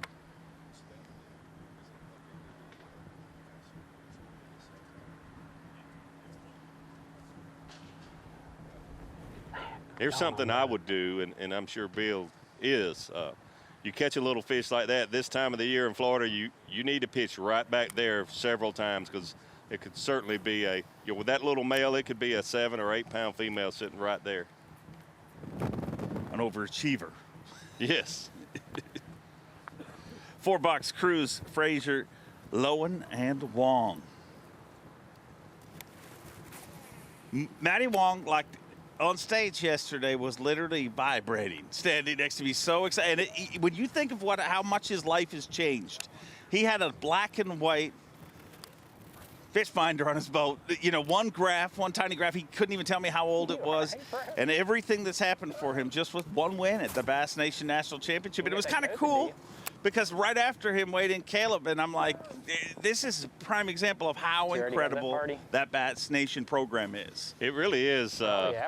He told me yesterday afternoon about the boat, like a 20-couple-year-old boat. He said the boat was like 2 years younger than him, that he had qualified and you know, qualified for the elites and made it all the way to here with that older boat and the electronics. You know, he said he could tell the depth and the water temperature, and that's all. And he said he started getting really spun out about trying to come compete and not having all that, you know, fancy equipment, modern electronics, you know.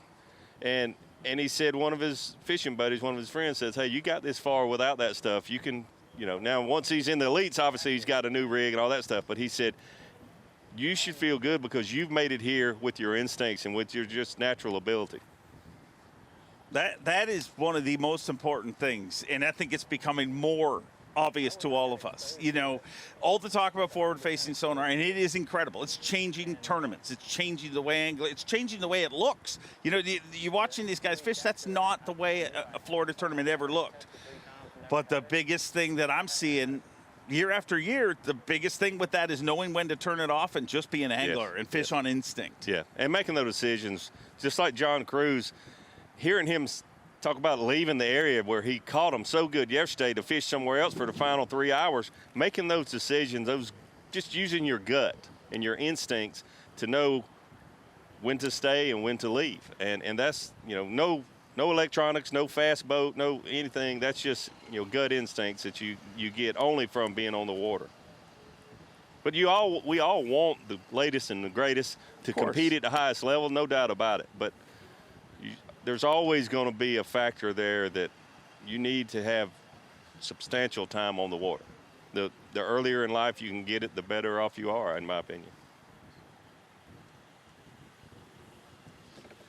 Takumi talked about it a little bit on live. I heard him yesterday, and also said it on stage. And I think we're seeing how the fish are adapting to that technology. People don't give fish enough credit. They're going to catch all the fish in the lake. The fish are starting to move away from anglers. Seth Feider said it to me 2 years ago. He said, I think in a few years it's going to be a casting contest. You know what I mean? And if you look at other electronics in the past, that's exactly what happened on the Great Lakes. You used to be able to catch every fish below the boat. And now, you got to be away from them. You might see them and move away. And the same thing is going to happen with this. Yes. I talked to Taku this morning, and he told me that he was seeing a lot of fish that he couldn't catch. And, he's got a few finesse techniques up his sleeve. He surely does. And finesse not something you're used to hearing with Florida, but these changing conditions, and our anglers are going to have to change some things here today because it has been kind of slow, but that doesn't matter. If you look at our leaderboard from yesterday, the afternoon is prime time here in sunny Florida, and the sunshine is out today, and they're going to catch them this afternoon. That's my prediction at the AFTCO Bassmaster Elite at the St. Johns River. Stop one of the 2022 Elite Series. Whoa! Look at the size of that bass! Live coverage of the AFTCO Bassmaster Elite at St. Johns River is sponsored by Yamaha.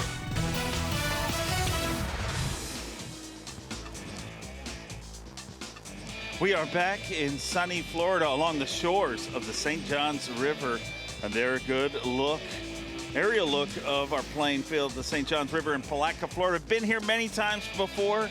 They say it's always different, and definitely it is living up to that. Micah Frazier had a great day yesterday. Him and his brother both delivered yesterday. Yeah, and what a different day it is today for Micah Frazier. It's just, he's got to be saying to himself, I can't believe this is happening, but I'm sure he can believe it's happening because he's got experience down in Florida also. It can be so frustrating. One day seems so easy and then just so tough on him today.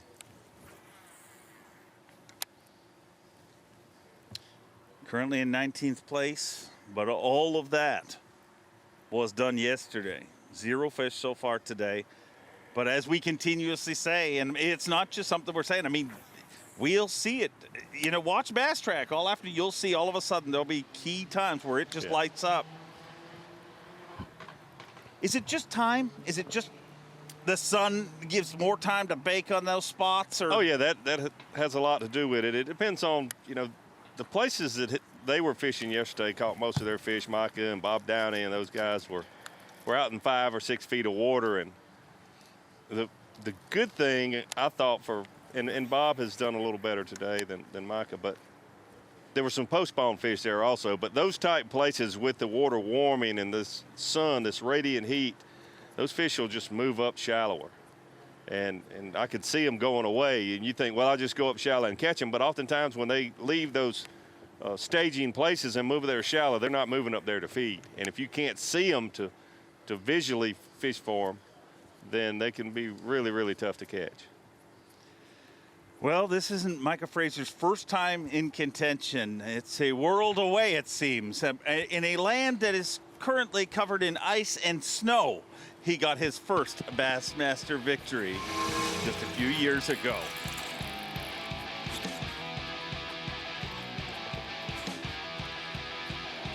Waddington, New York, of course. I mean, it's become a tradition to finish the season up in that part of the world, and Micah did it on the final day, had a giant 25-pound day on the final day, came from behind to take that title, and ripped it from the grasp of Chris Johnston. Yes, I mean, what a final day Michael Fraser had. If you look there, 20 pounds, 20 pounds, 20 pounds.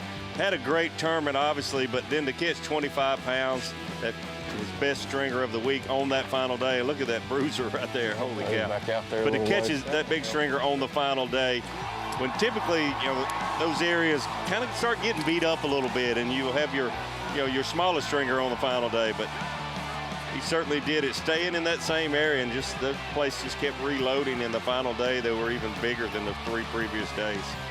Boy, look at that crowd. Waddington, New York, one thing it's got in common with this great city of Palatka is big crowds show up for these Bassmaster events, and he took that title on the final day, and I'm sure he figures he's about due for another one. Oh, yeah. And a great start yesterday. There's still a lot of fishing time. You see he's making a move here now. Wouldn't surprise me if he totally gets away from those springs now. He's spent the first half of the day in there, and I'm sure he's fished over and over the top of the places where he caught all of them yesterday. And that's what it seems like it always happens in those spring areas off of Lake George. They never hold up for multiple days. One of the things you hear all the time, I mean, watch every weigh-in, you'll hear people say, I love Florida, and you'll hear more people in most situations say, it's my nemesis. As an angler, what was your mindset in Florida events, and did it change over your career? Oh, it definitely changed. It was my nemesis, no doubt about it, the first number of years of my career. But I started to learn, and I started to know what to do, not to do. Slow down was the biggest thing I had to personally do, because even though I love to flip and fish soft plastics and jigs and that sort of thing, I would do it fast and cover a lot of water, and you have to slow down most of the time in Florida. I was just fishing too fast. The other thing in Florida, if you're not around any other boats, you're probably not in a good area. And I always tried to get away from people and have areas, maybe not be in the area with the most fish, but with the least fishermen, and then maximize me just being there. But in Florida, man, if you're not seeing some boats around, it's usually not a good thing. That slow is something you hear over and over again. Like I've always heard people let your worm sit on the bottom. Do not hop it, leave it there for a while before you even move it. Why? Is it pressure? Is that why slow pays off here? What's your thought? I think it's pressure, and so often because, we have a short spawning period where I was raised, in the Carolinas. Typically about a month or 6 weeks, probably 90% of the population spawn. Here in Florida, it could be November until May. So often those shallower fish are up there actually on the bed. Sure.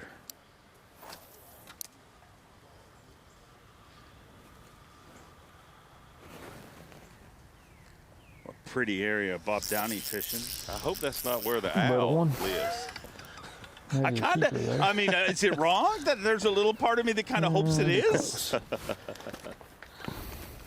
Incredible footage, GoPro footage there yesterday of that owl trying to take a fish away from Paul Mueller. I think he might make it, though.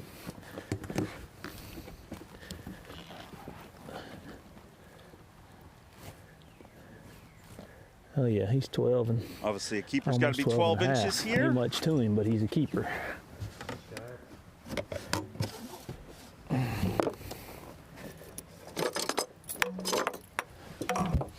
For number 4, we'll put him on this side.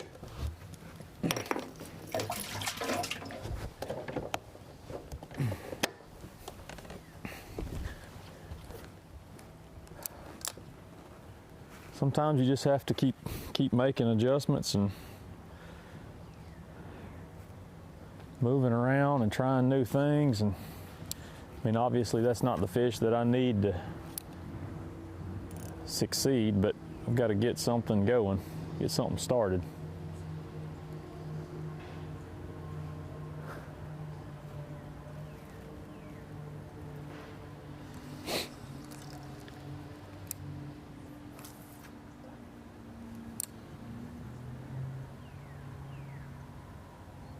I'll be honest with that owl story.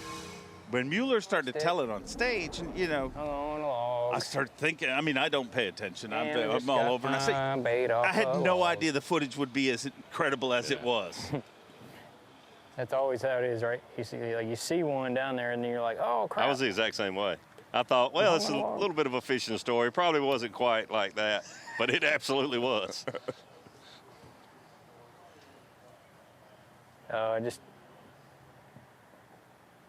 Uh-oh. Yeah. I mean, just think about it. Other sports, you can't make a noise. These guys play on a public playing field. Anybody can fish, and owls can swoop in. Nothing to write home about. 11:30. Next lock is 1. I'm probably going to hit that lock unless I run into the mother lode. But we're going to keep pecking around and see if we can't run into another good one. I know I've put it in front of plenty of them. Just see if we can get them to cooperate.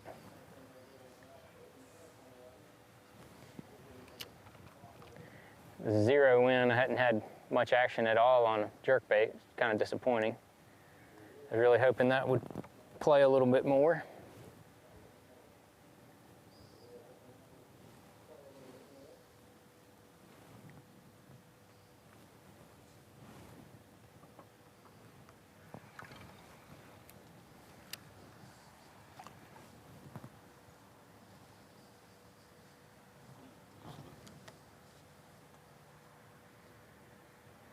Rodman is a special area, man. I couldn't believe this morning when we had a gentleman from Trophy Catch Program, and he said there's 10,000 of those trophy catch fish that they've had over 10 years.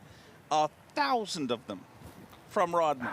I don't know how many lakes there is in the state of Florida, but it's a bunch. And for 1,000 to come from Rodman is, I mean, that tells you how special that place is. Yeah, that's incredible. That is absolutely incredible. 2 box with Cruz and Dollar Bill Lowen. New and improved, smaller Dollar Bill Lowen. Been working out a lot in the off season and said he feels better than he has in years. Wow, that is great. I guess I better check him, huh?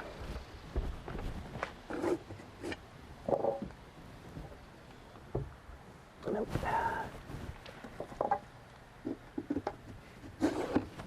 Fish alley.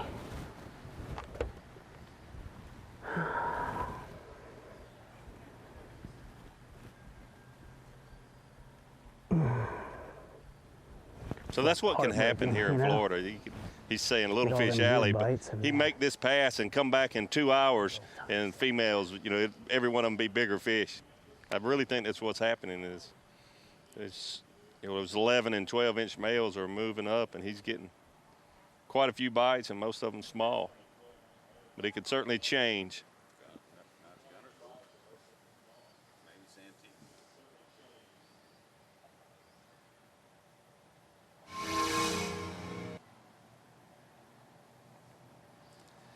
If you're one of those anglers that dislikes Florida, you better start liking it, because in the next 2 weeks we'll be a quarter way through our season, and it's all going to be in Florida this year. Obviously, not leaving Florida after this one. Oh, I think that'll be a great event next week. Harris Chain, it's been fishing good, and I think we're going there at the right time with the best anglers, and that all should add up to some 25, 30-pound stringers. Trying something a little bit different. Not being an educated man myself, I believe in trusting the advice of those wiser than me. And I was with 2 biologists this morning. Both of them told me next week will be lights out. Okay. Grebe.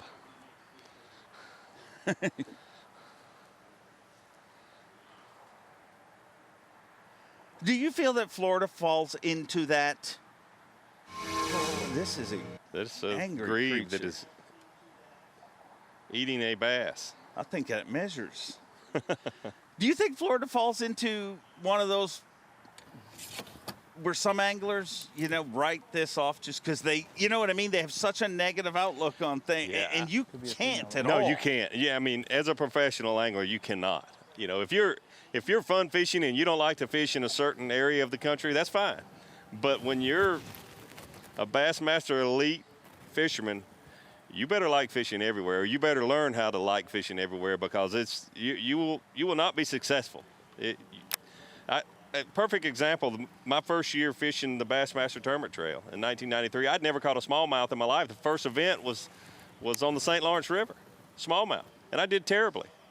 But instead of saying I hate smallmouth, I hate this place, I promised my wife that if we go back there, I will do much better. And we went back there 2 years later, and I finished second. You've got to have that.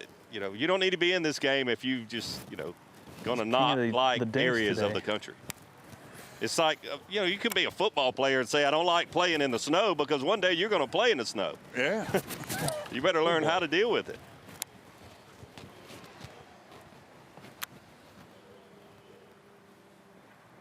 Sorry about that. I have a theory, and it's going to get ridiculed, but I'm throwing it out there in the public. Weights, huh? I believe I'm seeing something happen.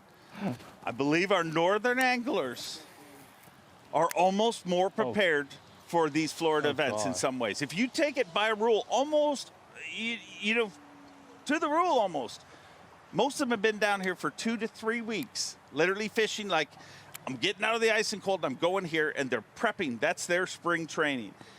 A lot of anglers from more southern states, I hear, I showed up 2 days before, and I'm not saying that they didn't, but to immerse yourself in Florida fishing for 3 weeks, every single one of these anglers will be a better Florida angler when we leave here 2 weeks from now. Absolutely. But there's been some of them that will have been here for 5 weeks, and in some ways, I think the northern anglers, because of this challenge and just the way it's set up, they're taking it, putting in more time. Yep, I totally agree. And just the attitude, like you say, when you've been snowed in and the ice and you come down here and it's 80 degrees, 70 degrees, it just a good positive attitude. And there again, talking to different anglers in the mornings, I talked to Taku this morning. He pre-fished here 15 days. Wow. He said, I have no Christmas, I have no New Year's. I just no family here, I guess. So he was probably out here on Christmas Day or Hurricane. 15 days here and 13. He said, because I'm no good in Florida, I need to get better. 2,500 waypoints he had on the St. Johns River in 15 days.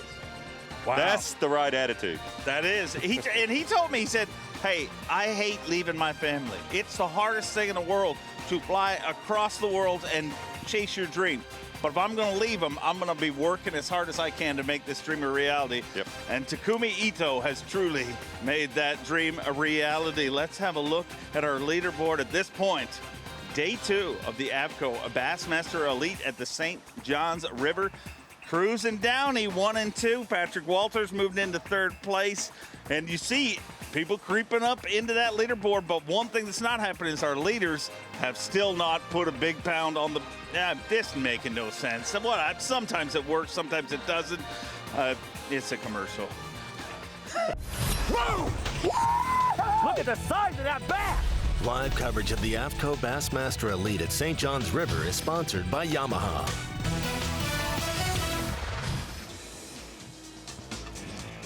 Welcome back to sunny Florida. I will continue to move the hole that makes the words, and hopefully they make sense this time around. But Davey Hyde, this tournament, when I'm looking out there, I'm like, this is perfect sight fishing conditions. Bill Owen was giving us a sign like that's starting to happen. Will we see this happening this tournament, or do you think that weather tomorrow will push it kind of back? I think we'll see it happen. Just watching Bill Owen missing these fish and catching 11.5, 12-inch fish, that's usually a good sign that the move is happening, but usually it is those small males that move up first to make those beds. The Dreamweaver, John Cruz, told me this morning he dreamed about the 28-pound bag the night before he caught it. Did not dream about anything last night, though.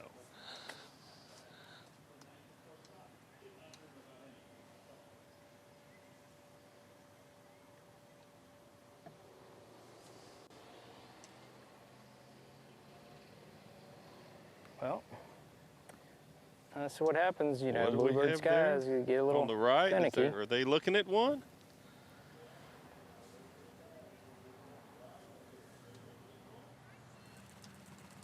It looks like we are seeing sight fishing done in two totally different ways right Yes. now.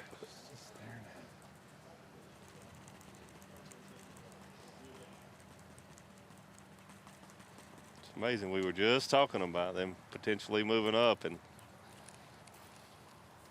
with the camera looking at one.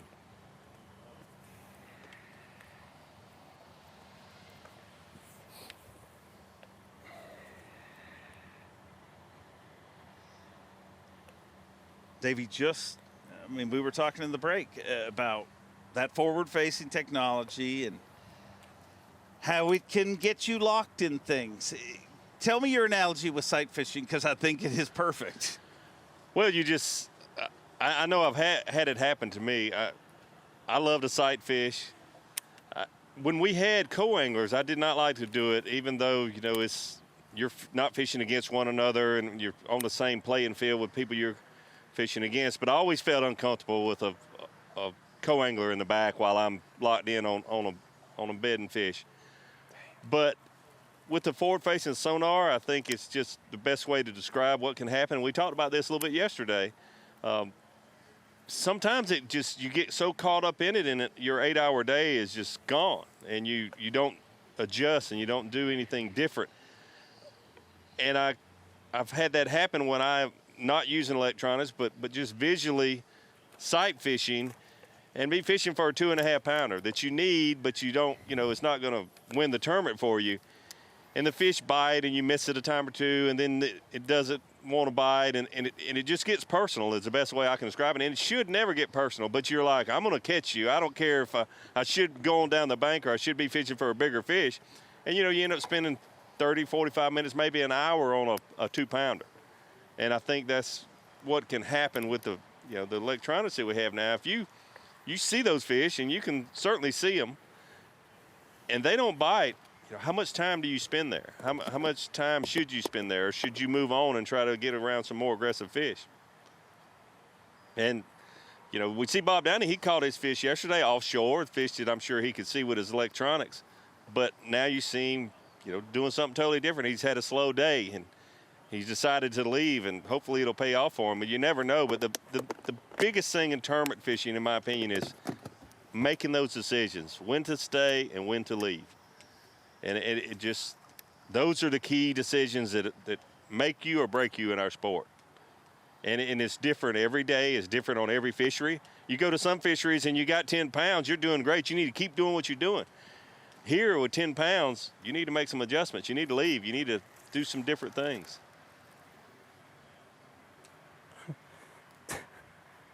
Did you get a chance to talk to Ike at all? Because that was clearly the biggest shocker of the weigh-in yesterday. So I'll talk to him today. I've known Ike a long time, and I felt like yesterday probably wasn't the best day for me to say, how's your day going, kind of deal. You know what I'm saying? It was very shocking. Yeah. But this is Florida. It's happened to me. I mean, it's happened to him yesterday. It's happened. Cliff Prince, I mean, there's no better example. A great person, a great fisherman, a lot of history here. You know, 8 hours can really fly by if you zig when you zag, and, you know, before you know it, it's time to go to check-in. The thing about Cliff yesterday, his best area was south of here, 15 miles or so, and then his next best area was north of here, 20, 30 miles. So eats up a lot of your day. And that's the nemesis of all local anglers. Yes. You see it got so many anywhere. places, so many spots. Again, and not to be a homer, but I will, that's what's amazing about the Johnston brothers up north. If you look at their track record, and I'll throw it out there is nobody that has been as dominant for as long a stretch of time than those two on that body of water. Yeah. It's incredible. And very few, like, if they don't win, they're always in contention. You know what I mean? You just don't see that, and it's so tough to do. And that's not a slight on Cliff at all, because, I mean, to come somewhere where you have thousands of waypoints, it is really tough to narrow down and just lock in an area. And sometimes just knowing the one zone is the biggest advantage in fishing. I'll be honest with you, when they first got on the elite trail, I thought two brothers working together and sharing 100% of information is not going to work out here on the Elite Series, because it just doesn't normally. But it has worked out great for them. And you mentioned Cliff Prince. If he was missing the boat in practice, he didn't have a brother to say, hey, you need to be down on the other end, of the river. Good point, really good point. And, man, they work together well. And I would say they've inspired more teams. We have more guys working together in the Elite Series than we had in years past, and I think it's just because that is such an effective approach. But let's look at our leaderboard. That's the top, but the number you really got to focus on is 47. That is our cut line, and right there on the bubble, Matt Herron inside the cut, just outside of the cut, the back-to-back Bassmaster Classic champion, Hank Cherry. Got to be inside the top 47 to make it into semifinals Saturday, top 10 Fishing Championship Sunday.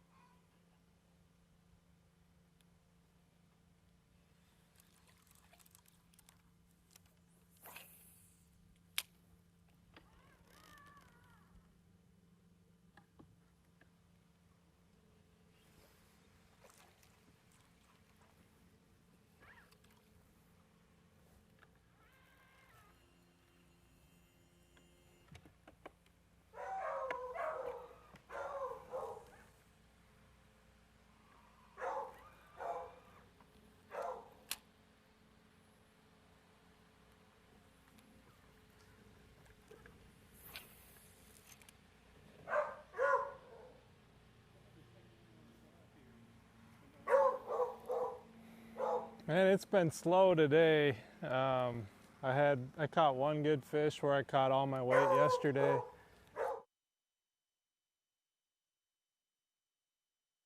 It just seemed dead, kind of. I don't know if this warm up, we had a little warmer temps last night, and it's warmer this afternoon. The water temps are a few degrees warmer in that particular area, and so I don't know if those fish just kind of spread out. So we're down south of George now, just in a canal. I had one bed fish that I couldn't get to go that seemed pretty well locked on, but just one of those ones that you don't really understand why they don't bite. So we're gonna keep bouncing around. We still got a lot of time left, and I feel like, you know, even if I catch 12, 15 pounds today, I'll still be right in it. So we need to make something happen. We're just gonna kind of keep bouncing around. I left my primary area. Not sure if I'll go back or not, but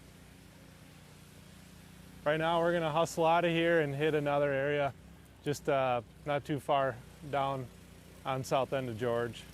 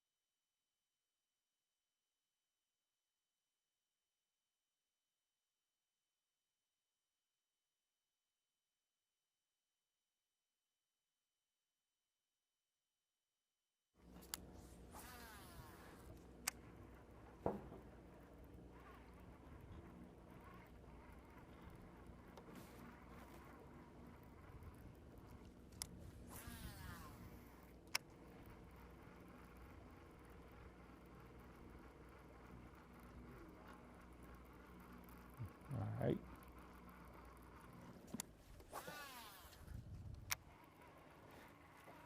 Continuing to be tough on me. Trying to do some different stuff and make the right adjustment to get the bites I need, but it just hasn't worked out so far. I feel like I'm, you know, I mean, I don't know. Didn't feel real good about what I was seeing in my area that I thought I was going to catch them in, but they're not really there that great. Hadn't been biting at all if they are. Thought I might take a chance and see if I couldn't get some bites doing something else, but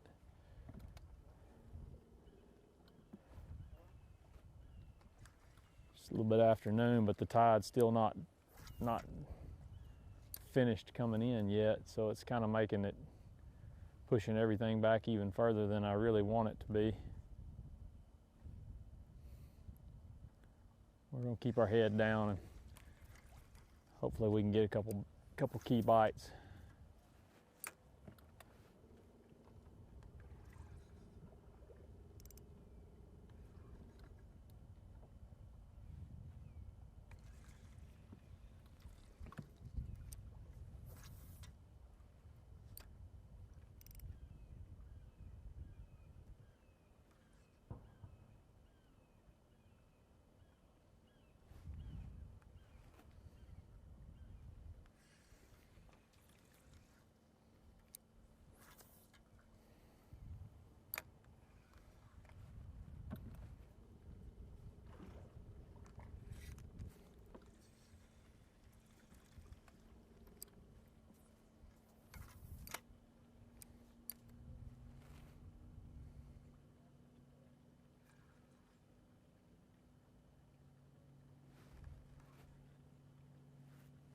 All right, let's go.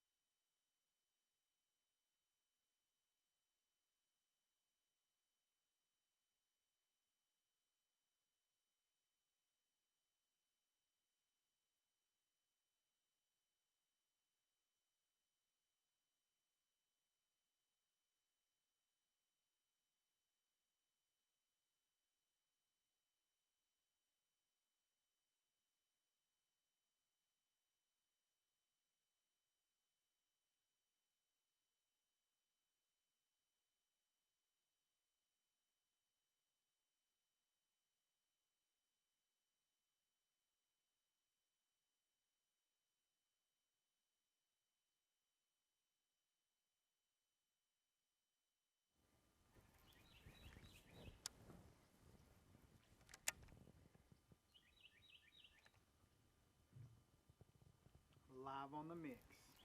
Live and direct. Be a good time to catch a 7-pounder. I like the way you think, sir.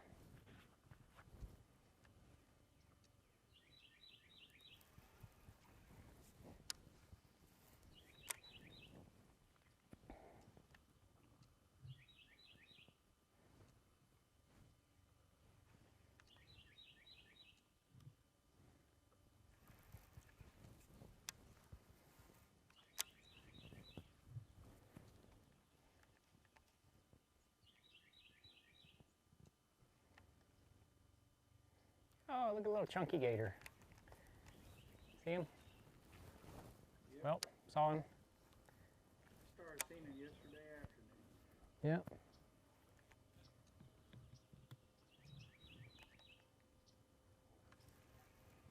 I think they just asked if you can give us an update and how you feeling right now. Okay. Ready? Yep, you're good. All right, so we went down, went up, caught 10 pounds, got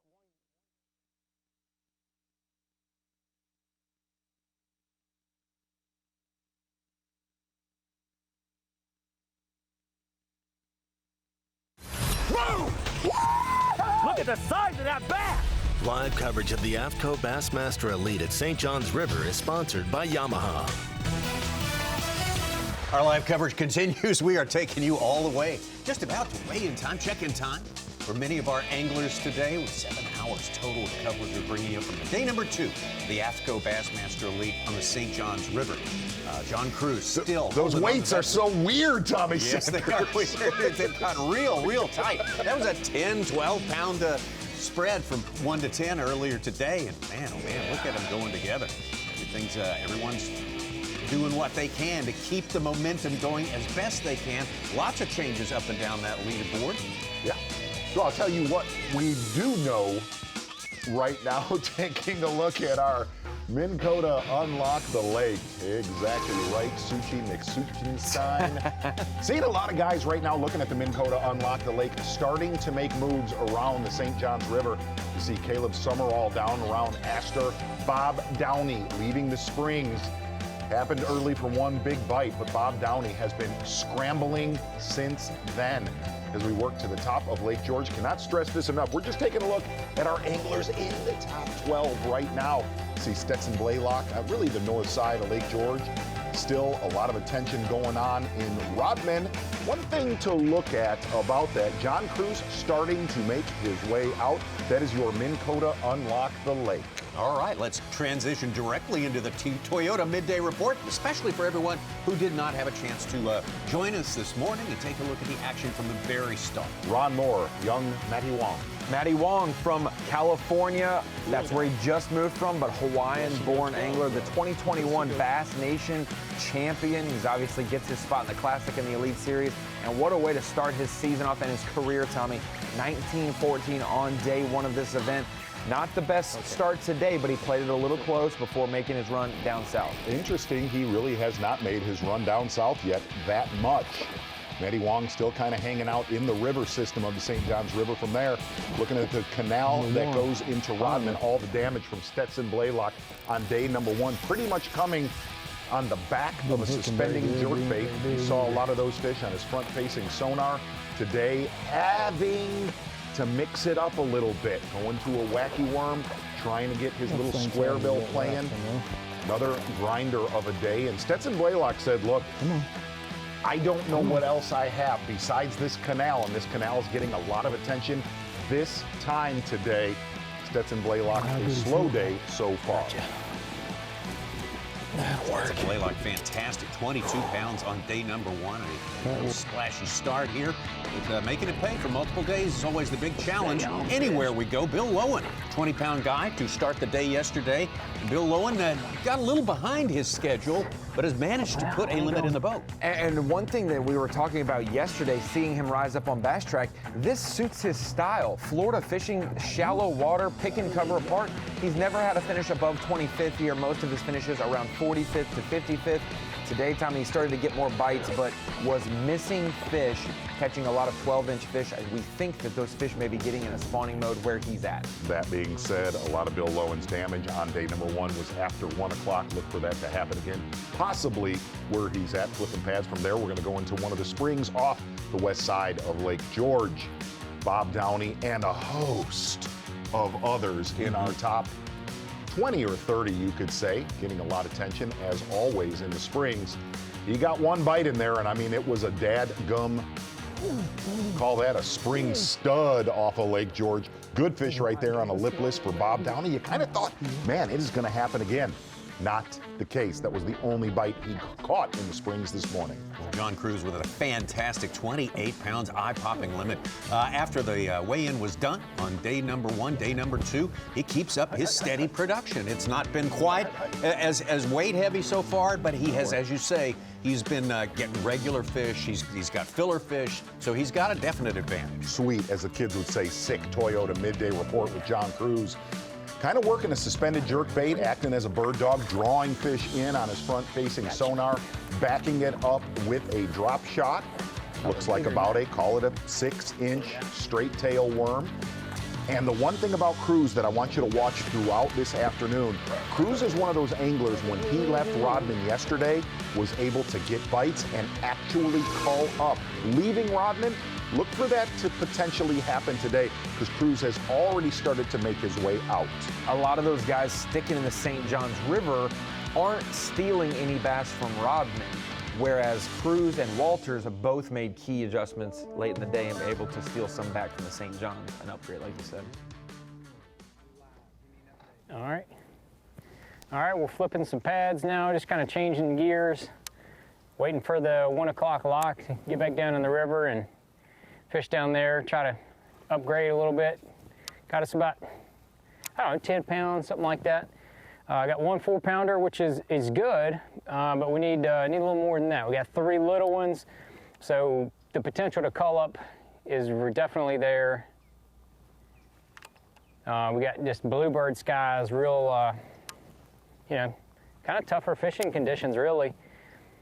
So I'm gonna go back down to the river and see if we can't get 3 good bites and try to call up as much as possible and try to put something together on the river.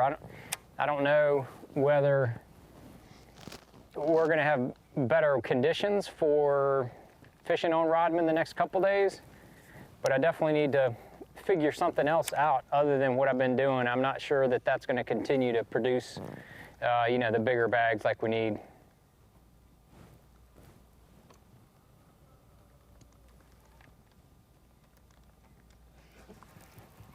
Well, we got to talk about it with Davey Hyde earlier today, that this would be a tournament of adjustments.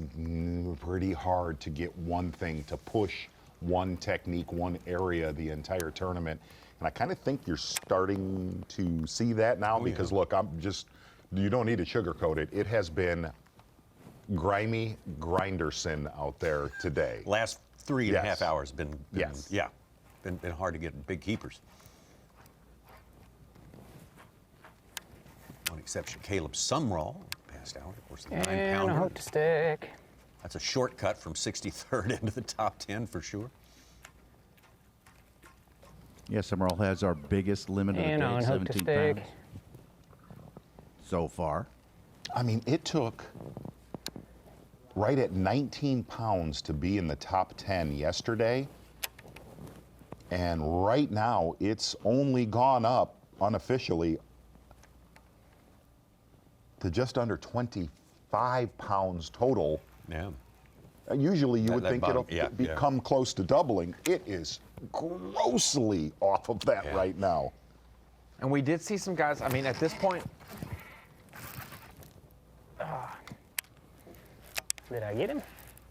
He got me. At this point in the day yesterday, we had one maybe fit. 2 bags over 20. Yesterday we had 5. So that afternoon will be key to see maybe if it makes that cut line move up. But you mentioned it, Tommy, coming into the day. 1st to 10th was 9 pounds and change. Yeah. From 10th, 9 pounds back was well in the 50s. So that's how tight it was from 10th to 50 was 9 pounds. It was like, Kind of looks like Maddie Wong has made his way down to the... Did me for a little bit. Not on our map? Not on our map.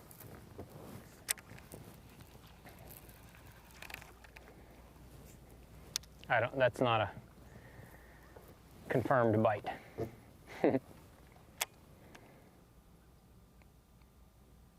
It was not nothing. There was something on there.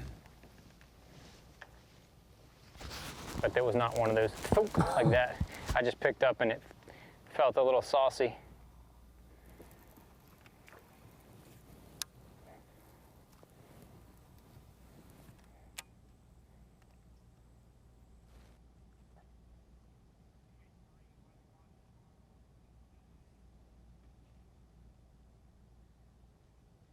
Still bright, sunny today. Negligible wind tomorrow. The prediction for warmer, 72 degrees. Much warmer tonight than it has been the past 2 nights. 50 degrees. Which should help. Cloudy. It's supposed to, but you know, if you read the book. Yeah, I mean that's what we started out talking about. The waiting room for spawning is full. It's just nobody's getting past the nurses' stand yet. Right. Yeah. That's your TH Marine outlook for Sunday. It'll stay. Yeah, Get a little weather, different. Yeah. little disturbance coming in on Sunday. How do you think that'll change up for just 10 guys? Obviously, a lot more room to navigate. Maybe if their areas don't pan out, they can move. But they've had cloudy, rainy conditions all 3 as a practice. Then Wednesday was the off day with sun. Thursday had sun. Today is sun. We'll go back to that Sunday, I guess, pre-front for the next, the next weather front. I think they're going to bite. Or maybe I'm more in hopes of that. But it really, Sunday goes back to kind of to where these guys practiced in. Same kind of weather.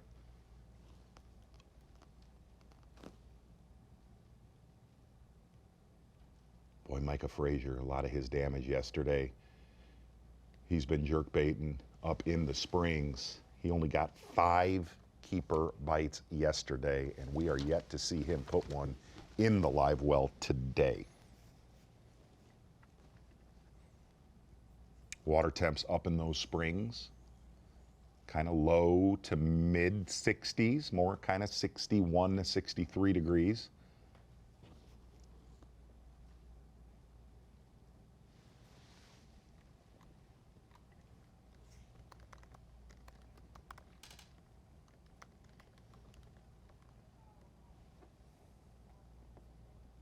Remind you, full field fishing out there, 94 anglers to start this season here. And after today, only 47 pass on to day number 3. So,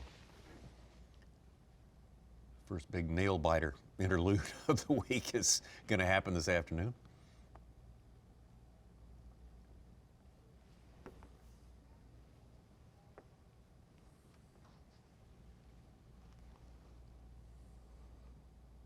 Michael Frazier said he is not seeing fish on his front-facing sonar. He said he's just kind of blind fishing and jerkbait, not long pauses, says the water's warm enough where he can work it. One of the biggest keys, using heavier line, 14-pound line, and really for the main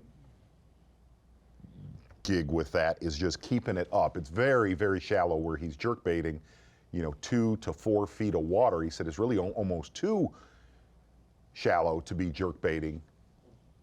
But a lot of those big fish yesterday, that is the only thing he could get them to commit to in practice and in the tournament so far. That heavier line kind of lets that jerkbait stay up a hair.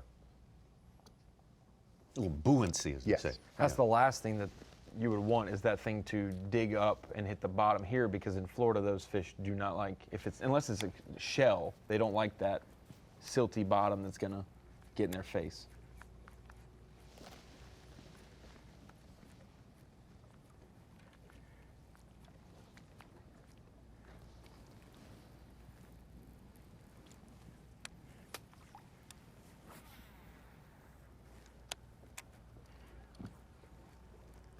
Boy, this is the kind of day where a guy that was below the cut yesterday could make some massive, massive moves today.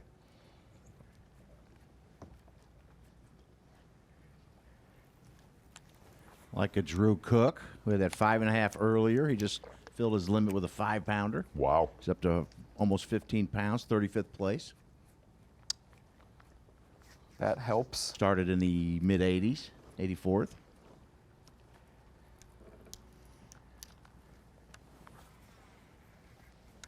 Shows how different it is. You have guys like Greg Hackney, Jason Christie, Lee Livesey.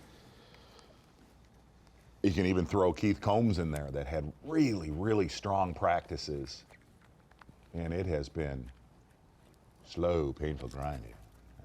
Yeah, the fact that Jason Christie just this second caught his first keeper of the day, a 1 pound even. Wow. 66th place right now.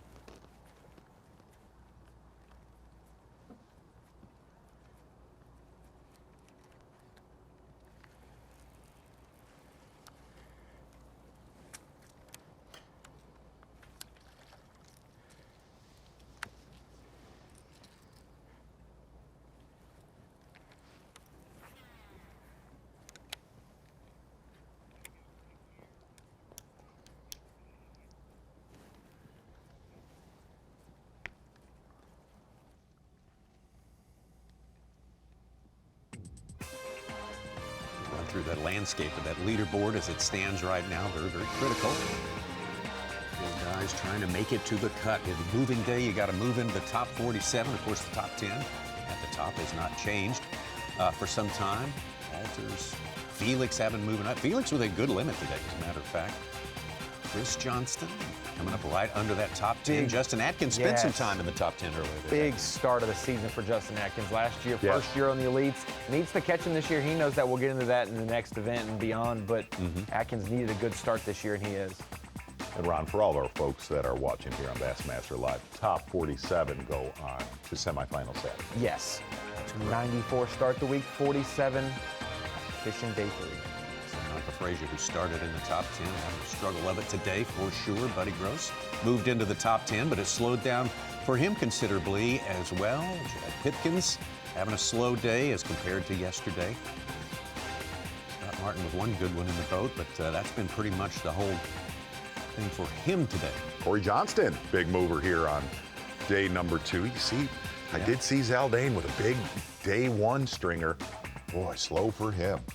Matt Robertson on the bubble there. There's your 47 cut line. Look at John Cox, Hank Cherry, 49th and 50th. This is John Cox literally lives on the St. Johns River, and Hank Cherry had a great day one yesterday. Does not have a limit today. Yeah, that's some fantasy wreckage there, is it not, Ronnie? A little bit. And down below. So is Mark Menendez. We needed the sad Bassmaster classic music for this. we need sort of a blues sort of edition of that to match with the certain situations. We'll be right back. The AFTCO Bassmaster Elite at St. Johns River is sponsored by Humminbird, Mercury,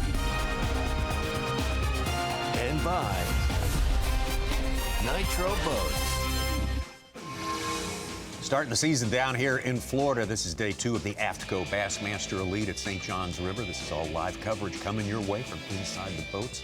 The best anglers in the world trying to get it done on a little bit of a stingy St. Johns River, as it turns out, as the day has progressed. That's not to say the light can't go on at any moment. Sometimes we see that, for sure. Certainly a light went on for our friend from the prairies of Southwest Louisiana, Caleb Summerall, a little while ago with a 9-pounder, and let's get him live on the line here. Yeah, Caleb, excellent. Walk us through that big one. How did that come about?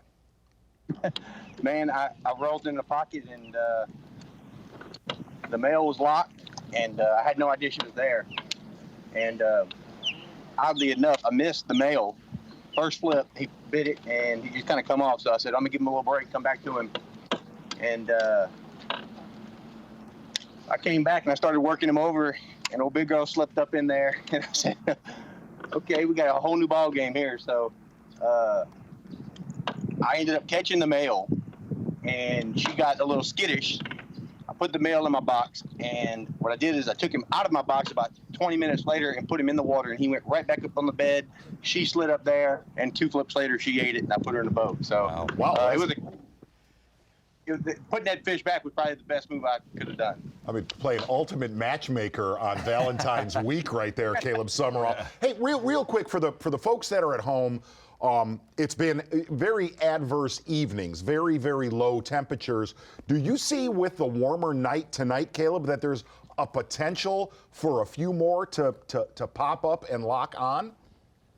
Absolutely. I have no doubt in my mind that those fish right there did it today. They're right there. They want to be up there, but they're looking at where they want to be, and they're just waiting for that magical number.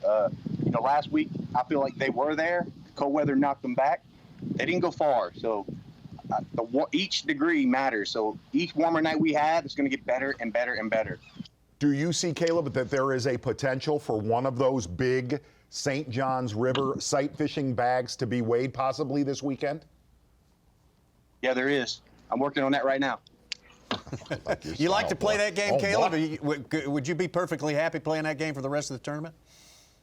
Yes, I would. It's not my strong suit, but I really like to do it. My nerves get the better of me. I mean, catching that 9-pounder was the equivalent to shooting a giant buck. I was shaking before she bit, and I was fired up. It's probably the biggest bass I've ever caught. I might be short-eyeing it a little bit. I'm not too sure. Wow. Good one. But yeah, no, I'm going to keep cruising and looking. I'm chunking and winding in between and looking for beds. There's not a tremendous amount, but I feel like they are coming by the minute. So I have a long day today. Yesterday I had a short day. I'm not doing it 5, so I have to leave here at 4.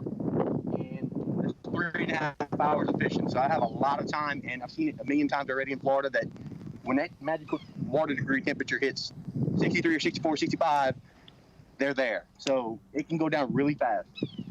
Caleb, you say that there was a lot of fish locked on before that cold weather hit last Sunday. Was there a number of big fish that were spawning in your first morning of practice? Yes, there was. I came the third morning of practice, and there were empty beds, and I marked like 2 fish, but there were empty beds everywhere, clean beds. So there most definitely was a big wave doing the thing. Well, Caleb, great job. Good luck pressing into the Absolutely. weekend there, and we wish you the best. Hope you do get to play that game for the remainder of this tournament right here on the St. Johns River. Caleb with a great start to his season. And right now, let's start in with Ronnie Moore. He's got the Screen of Knowledge fired up and ready to go. Yes, There's no better way to segue from a Caleb Summerall bonus coverage interview with you guys than to talk about Rapala Bassmaster Fantasy Fishing. For him being a Louisiana angler and what normally the style of fishing suits well in Florida, you'd expect him to be a big pick. He struggled in Florida the last few years, but turning around, obviously, and one fish can make a big difference. We saw that with Brandon Cobb yesterday, a 9-pound, 13-ouncer. Whether you have him for Mercury Drain the Lake or Rapala Bassmaster Fantasy Fishing, that is bonus points, and that's very helpful in the big scheme of the game. And so I want to show you guys something that no one else has seen so far, guys, and that is video proof of that 9, maybe 10-pounder, according to Caleb Summerall, and how when he hooked that fish, when you get a 9 or 10-pounder surging after a close combat battle like a bed fishing situation, it's hard to contain the sheer force that these fish put off. But Caleb got him close to the boat and was able to grab the fish, land it, and obviously look at his elation. He's very excited. I do not have the volume up for other reasons, but look at the size of that fish. It could be our big bass of the event so far, maybe a 10-pounder, at least a 9-pounder. So for Caleb Summerall, anyone who picks him for Rapala Bassmaster Fantasy Fishing or Mercury Drain the Lake, what a big fish to save his week. Now he's in the top 10. Now it's going from survival to, can I make the final day possibly or win this event? Ronnie, pull the curtain back. You said you couldn't use the volume for certain reasons. No, what kind of reasons? No, nothing bad was said. No negative words. Okay. Just loud grunts and a Okay. lot of aggression and fist pumps. You know what I'm saying? It's just we like that. We like that on the show. We do, but I just wanted to make sure we don't drown the viewers out with nothing but grunts and yelling. Who's but to say everything was we can't play it PG. again? It was, Come on. yeah. It was I PG. predict we will before this day Next is time done. we play it, I want you to add in some of those sound bites you would normally have with a fish that big, Z. Out to the water right now with old Bob Downey. See how And we another avoided big that, one Tommy? come across from Greg DePalma, an 8-pounder, jumped from the 30s, just outside our top 10 cut. Man, this is exactly what happened yesterday when we came back from our break at noon. Starting to see really, and obviously as brutal as the fishing's been for the majority of the field today, Greg DePalma only has 3 fish and has almost jumped into our top 10 with that, sitting unofficially in 12th. Massive swings right now.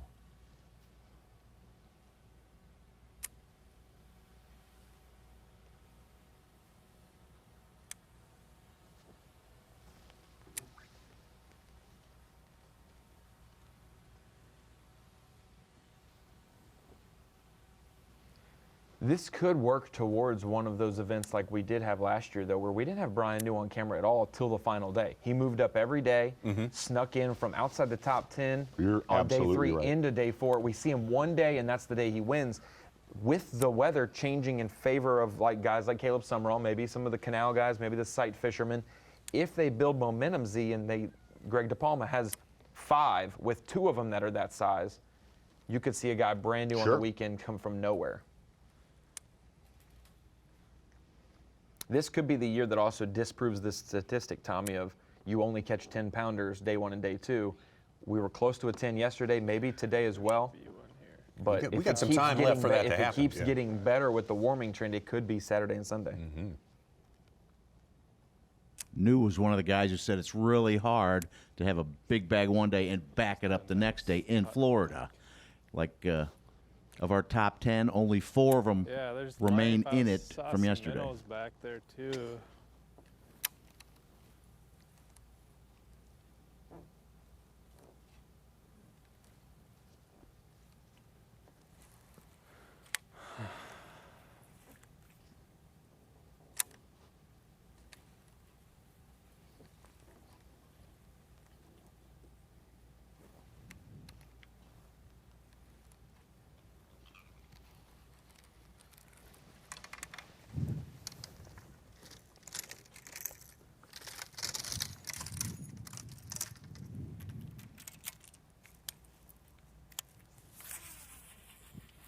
Getting a good look at Bob Downey right there on the south end of Lake George.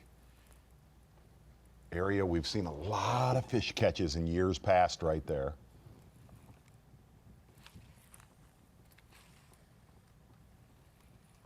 George itself, 16 miles long and 6 miles wide. And here's for somebody that's not been there, where it's not like he's not around them. Oh, right. He is around them. It's just it's a not biting situation. Yeah, they're everywhere.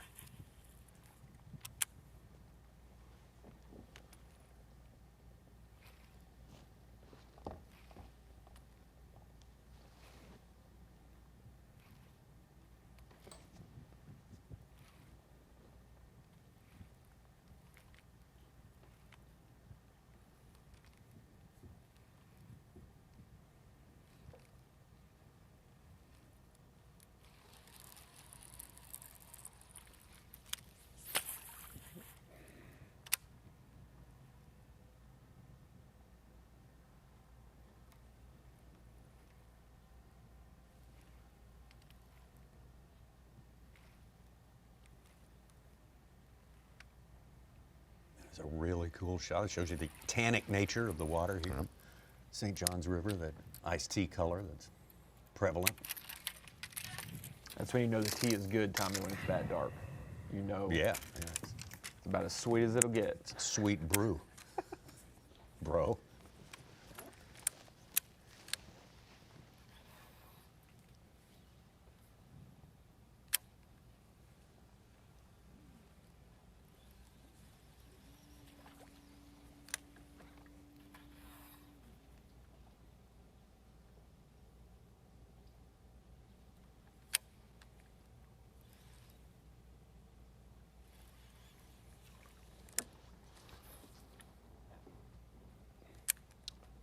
That's one of the bites that's been surprising, is those mats right there with the cold nights not playing really. But you know what's weird about the tournaments that we've covered here, even the colder tournaments, when that mat bite should play, we have never seen this as a mat bite. At least it's not been during our events where that bite has played in a years past.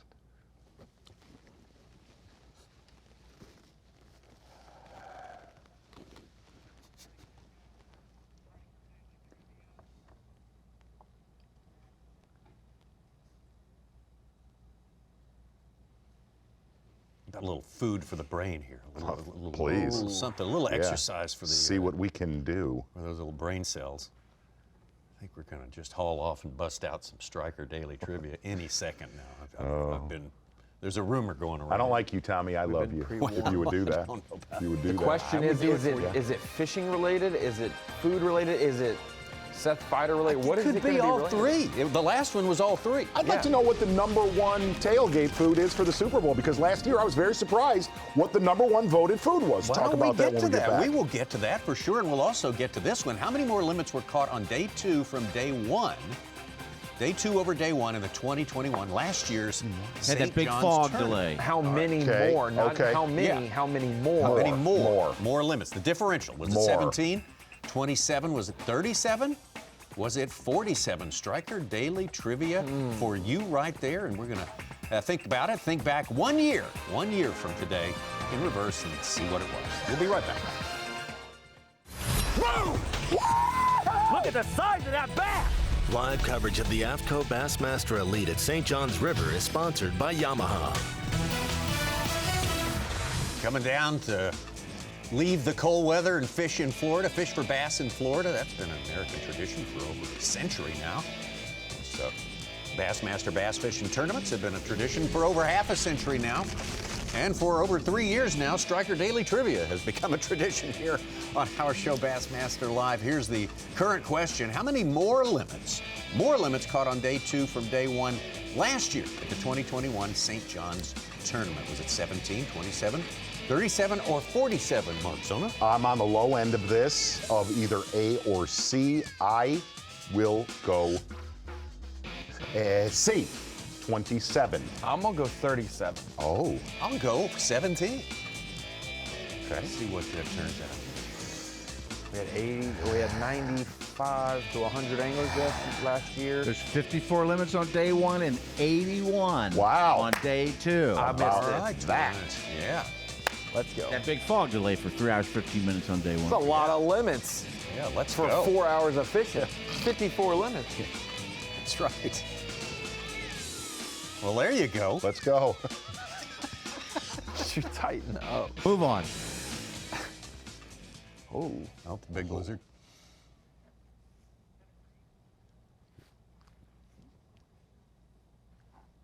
Well, he is intimidating.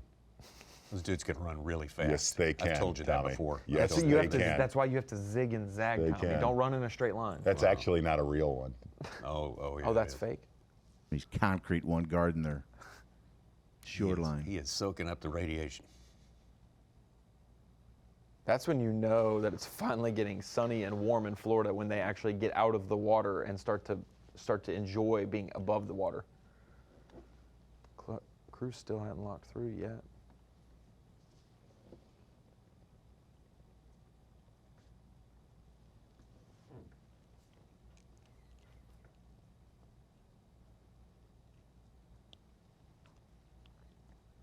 John Cruz with 10.5 pounds today, unofficially. Which I think's a little low.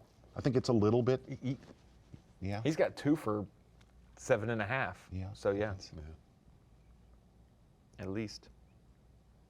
Not a lot. I mean, 12 pounds, 12 and a half. Mm-hmm.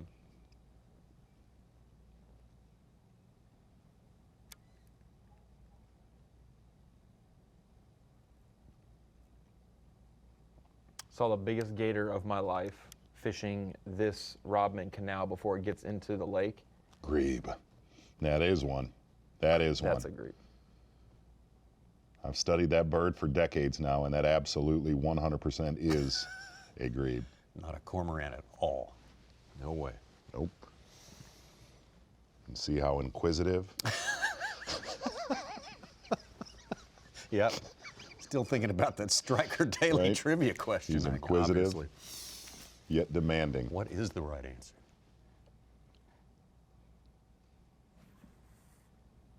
Bill Lowen working his way to Bill Lowen actually He's on the other side of it. Yeah. Other side of the lock, He's right done there. the deal. Gosh, Bill got some big bites in here yesterday. 3 over 5 between 1 o'clock That's right and the around weigh-in. corner for you guys, isn't it? I'd love to see if he catches one flipping when they open the gates up and let Cruz in. Like, I want to know if when they release, Water movement, yeah, something like if that. they do any Sure. of that. Sure.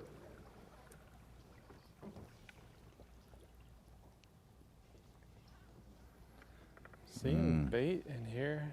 I did catch that. Caught a small one and a 5.5 in here in practice. I'm just gonna fish my way out and then. Vastness of Lake George right there. You called it the 4th largest lake in Florida, Ronnie? I What? thought it was the 2nd largest lake in Florida. You're probably right. Lake George, yeah. That's fine. I'm not calling you out or anything. No, you're probably right. No, You remember that one time your school mic wasn't on myself. last year? This is and retribution. then you came back and said, okay, now we're ready. I'm gonna save myself real quick. Oh, it was Lake Apopka. At our next stop, That's one of right. the lakes It's is the 4th. Fourth, one. yes. They have it. Technically, they have Apopka as the 5th, but they have Lake Seminole included, and very little of Seminole is in Right, Florida, mostly so I'm Georgia. not going to count that. I'm making the rules here. I've actually taken Georgia and made it 4th and made Apopka 2nd now. Clark Wendlandt finishes his limit with a 5-pounder. Yeah. Up from the 70s, just inside our cut at 46. Wow. Needed that too. Boy, that's... My team's coming back. Right behind Seth Fighter. Slow, painful day for Struggling, Seth so far. struggling today. 3 really small fish. A lot of guys. Brian knew someone who couldn't get away from bass yesterday. He kept catching fish. Oh, yeah. So went into management mode, did not have what he thought he had. Did not have a top 10 caliber weight. He was 11th place after day 1. 2 fish today. And still maintaining in the top 20, but think about how easy it was for him yesterday to catch numbers. Brian New actually is down in this region of the lake now, south of Lake George, where he had big success in practice days 2 and 3 of practice, fishing near Dexter. I know 2 other guys who specifically were going to go to Dexter, Woodruff, Astor region, and they both have not caught them either. Luke Palmer, Brad Watley, those guys who are great flippers have not caught them, as has Downey and New since being down there. Z, I got a question for you.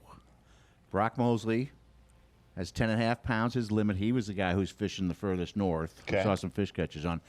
Before this tournament, Hank Sherry said once Mosley figures out Florida, that's been the St. John's has kind of been his downfall, close to winning an AOY if he would have had a good first tournament a couple years ago. What does it take? Is there a formula to figure out? You know, even Brian New had told me I hated Florida when I first started going down there. Then I figured it out. What is the formula? I mean, you could probably bottle it and sell it for a lot to figuring out the Florida fisheries. Of all the tournaments that we've covered, of all the winners that we've covered, generally, not generally, the tournaments that we cover in the state of Florida are this time of year. It's just really, really easy to fish too fast and fish out of them.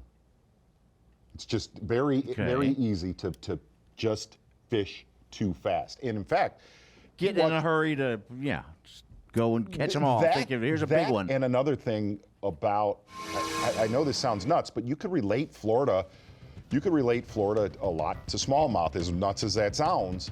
When you get in an area where they live, even if they're not biting, just wait it out, because a lot of times it's a timing thing when they bite in Florida. Back over to Maddie Wong, one fish in his live well.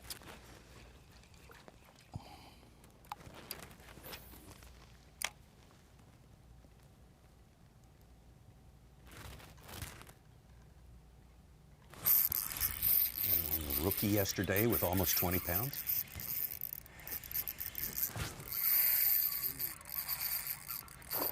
Oh, is that a mudfish? Please be a bass. Oh, it's a bass. Oh my God.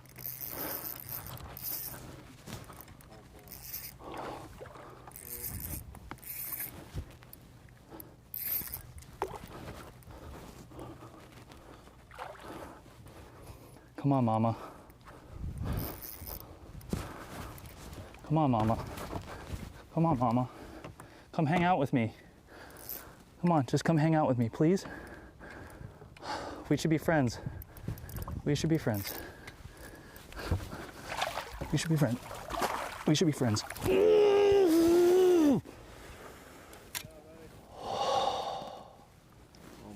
What was that move? What was that move? Look at that. What do you think? I think that, sometimes you gotta adjust to the conditions and you gotta slow down.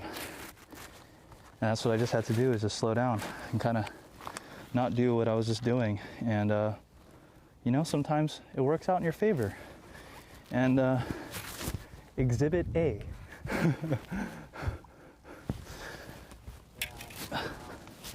Wow, that's awesome.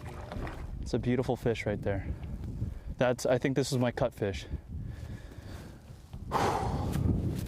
All right.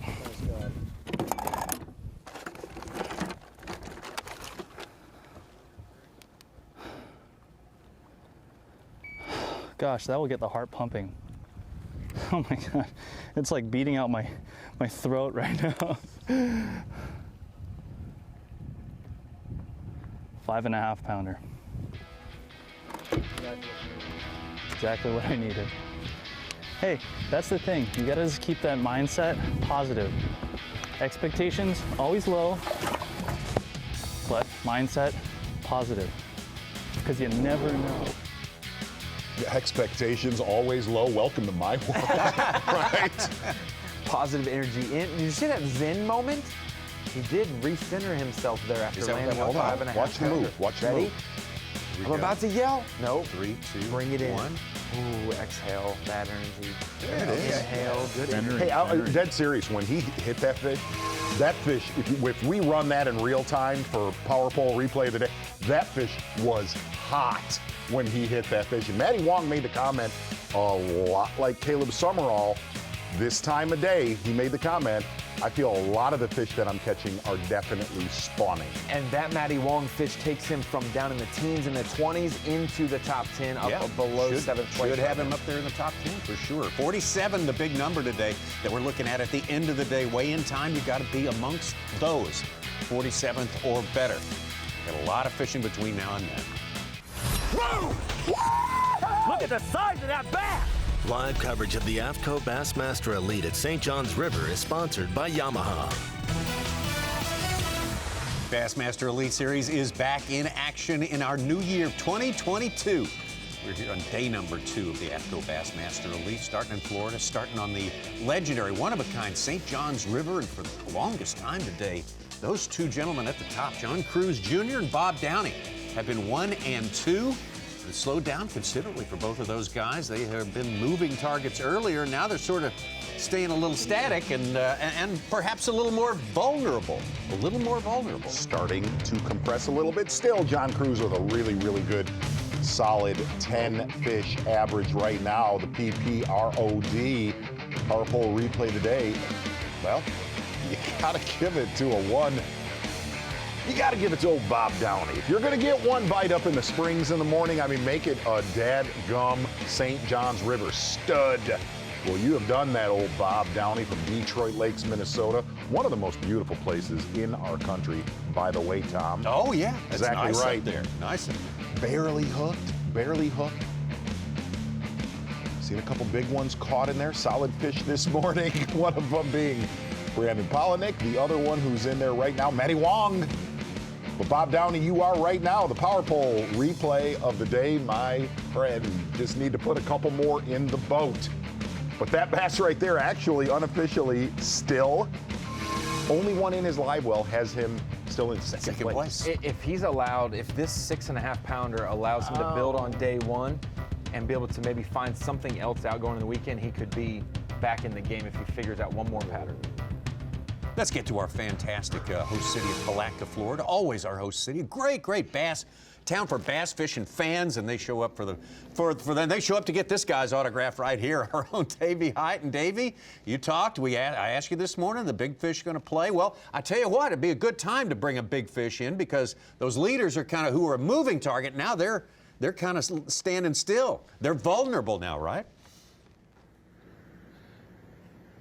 Yeah, they really are, Tommy. They're still up top, you know, in the top 5. They're holding their own, but a lot of people are closing that gap, so to speak. And things are really changing fast here. You can see earlier we saw Bill Lowen missing some fish and catching those little 12-inch bass and frustrated because he was missing some more fish. And I was like, wow, there's some fish moving up on the bed today. And I really thought it would happen tomorrow. But then just in the last hour or so, we've seen several fishes, including Caleb Summerall's 9-pounder, on the bed. So I think things can certainly change this afternoon and tomorrow. I really just have this gut feeling. And you know, the guys that are up top yesterday and still just kind of hanging on, I wish the best of luck to them. But somebody could come from way down in the pack in the next 2.5 days, like a Clark Winlet or somebody that just really has been waiting for fish to move up on the bed and see some big, big moves. Because I really think tomorrow could be a phenomenal day. Maybe even see another upper 20-pound, maybe even a 30-pound stringer weighed in. David, we talked about it early in our broadcast yesterday on day 1 of this. This really is late winter 101 fishing. Talk about how critical this time of year for somebody that's new to bass fishing, not our hardcore viewers that follow this, the really early window this time of year, but most of all, that late window bite and what happens on the water. Well, things just change so fast, and it's magnified here in Florida. It's basically this way throughout the country, but here in Florida, because this water has a dark tannic look, and I think it warms up faster than a lot of other places because of that color in the water. But then there's so many big, huge flats here along this part of the St. Johns River, and even further down south, you see a lot more. And that water just warms up quick, and those fish, where it takes in other parts of the country maybe 3 or 4 days of this 70-degree weather for those fish to start to move just a little bit, they'll usually stay and hang tight on those little depressions like we saw a lot of those fish caught yesterday. But here in Florida, you can see those fish just one day, just a day and a half of this calm winds and high skies, 70 degrees. These fish transition. It's incredible how fast they will make the move here in Florida. And here's the other thing: when they make that move, the anglers need to move with them. And what makes so many elite fishermen great is they fish really quick and they cover a lot of water, but you can't do that in Florida. You make a change and you have to do it slow. You have to slow down, and it's so hard to do. Davey, another thing for folks that are not from Florida or really southern Georgia, Texas, a lot of places that have Florida strain bass. An ego, if you've never fished for a Florida strain bass, an ego is when there's adverse conditions, when there's fronts, oh, darn it, I'm good enough, I know tricks to make them bite. You have fished for Florida strain bass your entire life. For somebody that has not, explain to them a lot of times, no, you can't make them bite. They'll tell you when it's time. Yeah, it's incredible, and it's humbling as a fisherman. Now, these anglers, I talked to a lot of them that didn't have good days yesterday, and they said, I could see them. I could see them with my electronics, whether it's forward-facing or down imaging or side imaging. I could see them. I just couldn't get them to bite. And these can be some of the most difficult fish to try to get to bite that you've ever seen until they lock in. And actually, once these fish lock in here on the St. Johns River, those bigger fish are probably some of the easiest largemouth that I've ever seen to catch.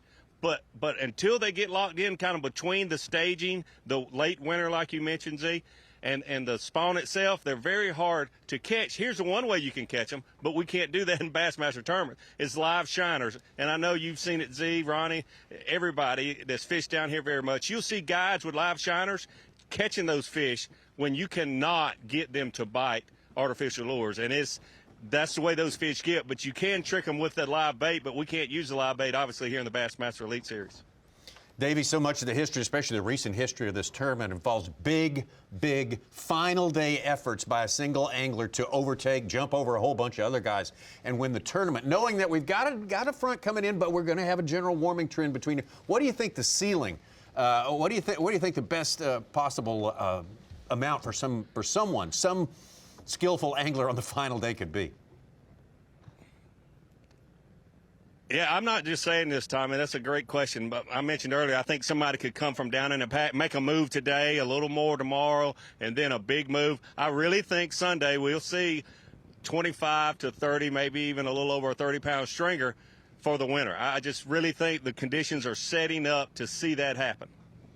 Davey, real quick before you take off and get ready for the weigh-in, stuff like that, if you could dial us in, looking at our top 10 right now, John Cruz in command of this tournament. Who else do you look at? Give us one name that you feel really has potential to win this event. It's hard not to think about Patrick Walters because having 3 straight top 10s and 3 visits here, and he's in the hunt today. It's hard to not think. We've seen him, catch big stringers, 2 century belts at as young as he is. It's hard not to think about him. But here's another person we need to think about, and I do need to relay this to Ron Moore there in the studio. Senior Ron Moore has really been around Maddie Wong a lot, and I've heard that not only is he staying with him, he's about to add a garage on for Maddie's boat to have a place to park there. Oh, that is nice. That is really nice. Well, Davey, I heard they took down all my posters. They took down my Little League trophy, from soccer back in the day, playing that, and they put Maddie's Bass Nation trophy. So I'm not a part of the family, I guess, anymore. Well, maybe you can work your way back. One more question, Davey, before we go. Ronnie Wong. Step Brothers. That'd be a nice show. Davey, have you seen that footage of Paul Mueller getting mugged by a barred owl? Have you seen that? I have. All right. Yes, I have. Now we've seen you. And I'll have to say, go ahead. So. No! I think he just got attacked by an owl. I think he got attacked by an owl. Or the cameraman. Wow, that was like the end of the Blair Witch Project. I know, that's a little scary. Let it lay. Yeah. Just let it lay. Let's let it pass. All right. I know. We'll show you the owl attack. Maybe we can get Davey back on. I'm really concerned he did get attacked by the owl at the takeoff. That is just. I don't know how he didn't break his line. Yeah, I know. You know what I'm saying? I'm going to tell you who was Lucky McLuckerson, and that was the marshal in the back of the boat, because he hooks. Whoa. He does a dog leg right around the marshal to swoop in, bird of prey. Woo! That is amazing. Oh, God. Hung up on the line. That is just a pissed off owl. That's a line Oh, commercial hungry right owl. there. That is a line commercial. That held. That's a good Took point. a lick and kept It's a ticking. good point. Absolutely. Hey, here's an update on the other situation Davey brought in. My dad may be building a garage for Maddie, but my mom just texted me and she said, "I still love you, even if Dad doesn't." So that's good. At least my you mom felt still 50% loves me. better You now, know what? don't you? You know what? I do get my good looks from her. So Actually, Maddie Robertson lives with my father. Oh, that- yeah, exactly. But they're kind of made for each other. That makes sense. No. Wow. No. You know what's even worse? I've never even been to this house for my parents. So shame on me. Gary Klaus, 7 pound, 9 ounce, up to 14th place. Guess How about where, him? Guess where he's at, Such? Back in the lake he was in last year. Is that all the right? way, yes, he went all the way into Spring Garden? Yes. 7 9. He's got 11.5 on the day. I don't even know if that's a bass. That didn't look like a bass. Hope it is. Oh yeah, it is.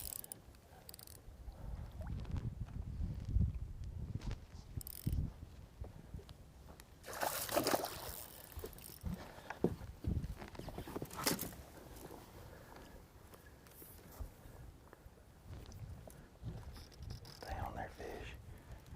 Come to me. Come to me. Yes. That's the kind we've been looking for all day. That's the kind. 3-pounder for sure. Gosh, that feels good.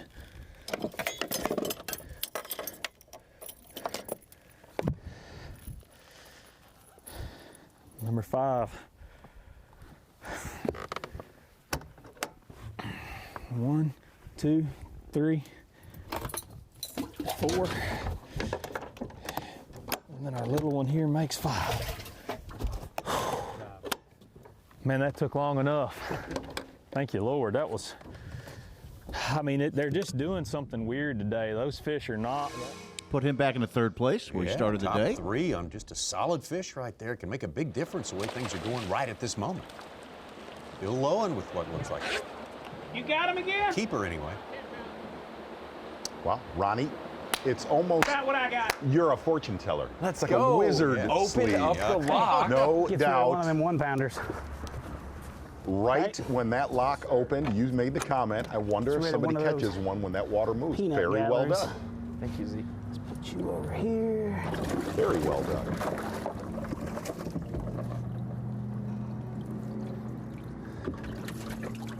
Oh, I don't want to stick my arm down in there.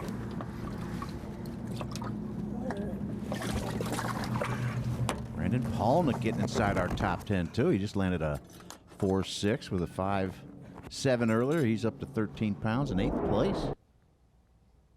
Oh, that is right when that lock opened. And Such, Polinick is not in Rodman. No. Polnick is very close to Maddie Wong. Yes. Yes. But like you mentioned earlier, not just in the creek where the spring comes from, but maybe closer to the actual, you know, the portion that might be warmer. Yes. Might be more Yes. affected by Yes. this weather quicker. Yes. It feels like something's That's starting true. to, Might starting get a to little bit of a happen breather little in here. bit. It's the way it goes, isn't it?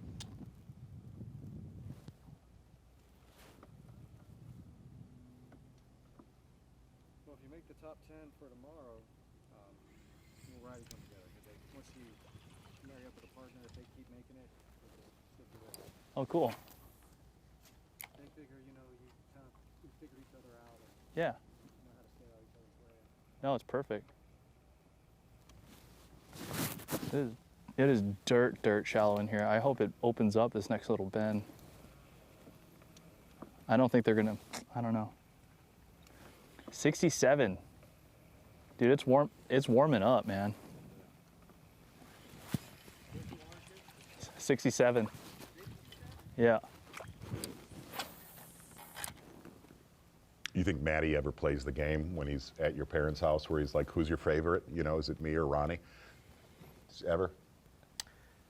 He probably does when he like finishes the dishes. I think there's a or, lot like of stuff does the you laundry. probably Like he'll all those say things that you would never know that I would never do. Yeah, Right. honestly, incapable. Yeah, right. You know?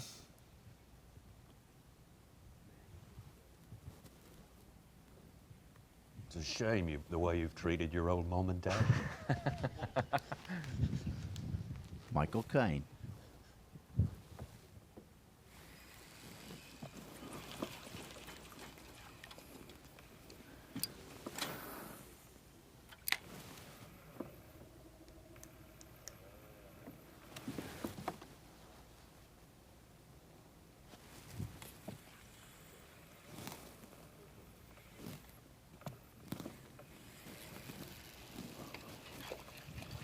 I might bounce these guys up here and skip ahead. But I'm gonna see if I start getting deeper water, I'll stay on this route.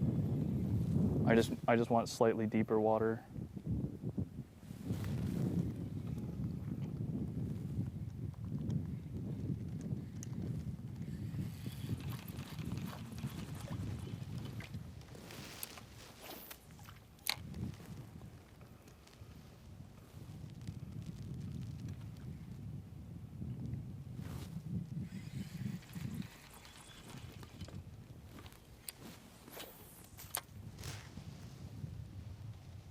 Be curious to see if Maddie Wong tries to press the area he fished around Palatka for a long time today to catch a 1-pounder like he did yesterday.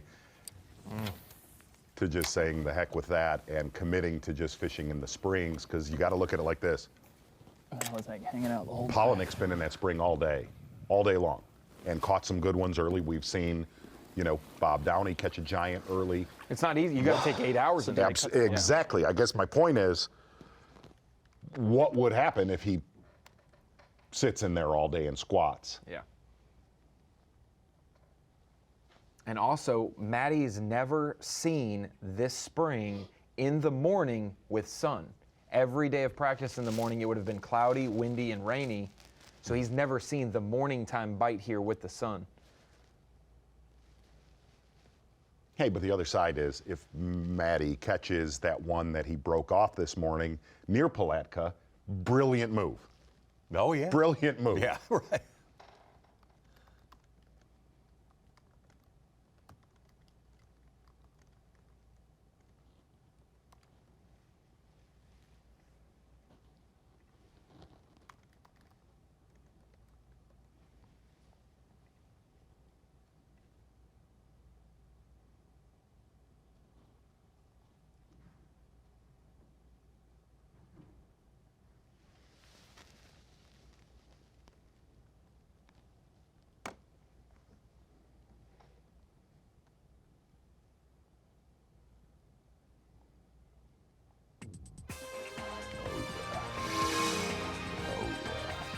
Push on further into the afternoon. Still got a good ways to go before it's time to check in back at Palatka, Florida. That all-important day 2 weigh-in. Gonna determine your fortunes, whether you're gonna head down the road to the next event, which is not that far away. Or you're gonna get to stay and fish some more, and perhaps somehow make it to the final day, contend for the championship. 47 cut right now has Drew Benton on top and Seth Fighter right below it. A lot of fortunes will be told at this weigh-in, but we got more fishing in the meantime. Whoa! Look at the size of that bass! Live coverage of the AFTCO Bassmaster Elite at St. John's River is sponsored by Yamaha. Well, who's going to feel charged up at the end of the day, ready to go work on tackle and prepare for a third day of fishing, and who's going to be a little bit crestfallen, a little bit let down and heading on down the road? That's what we'll find out at the weigh-in coming up later today. The teams start, or the anglers start to check in at 3:30 Eastern time, and shortly after that, the weigh-in will commence right here on Bassmaster.com. We got John Cruz, Bob Downey, 1 and 2, and they have been in that position for a long, long time. Moving up, Wes Logan, Brandon Polinick you see right there, Caleb Sumrall on the strength of a giant bass, the best we've seen today, best we've seen in the tournament probably.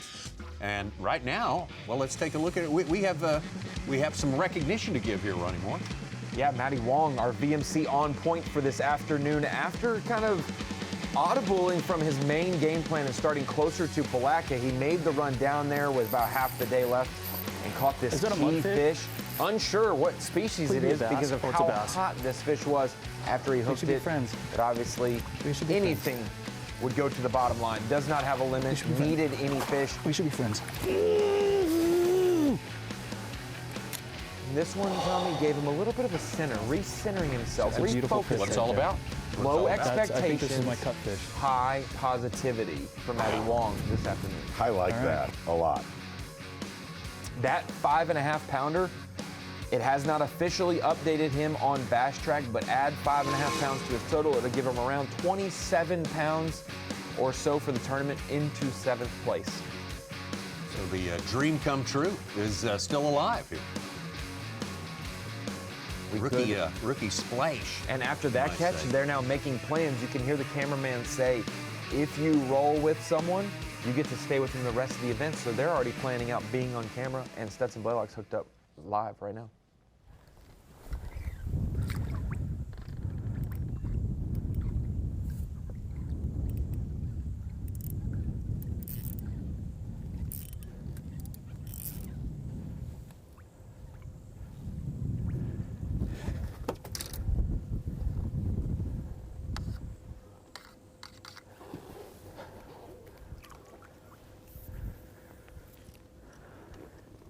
Stetson in third, put a good fish in not too long ago. Yeah, when he caught a 3-pounder, that was probably They call that little one out. Just barely had him hooked. I'm gonna get rid of that little one though. That helps the cause. Oh, it's amazing. There's about 2 hours of nothingness across the Pretty field. big coal right there. Solid call. It's over a 1-pound call right there for Stetson, and kind of gaining traction, leaving his suspending jerkbait. Going to work with a wacky worm, and really all of his damage today was done with a spinning rod. And he made that comment last night. He said, look, I don't know. I don't know if that suspended jerkbait bite is going to happen. It seemed good, but random. Going to that wacky worm. Gotcha. Big change that's paid off for Stetson Balayla so far. No giants, just a nice, solid limit. He's got over half of his weight on the day from the last 2 hook sets with that close to 4-pounder. That 2.5-pounder right there with the coal. Half of his 12-pound total. Get rid of that little one though.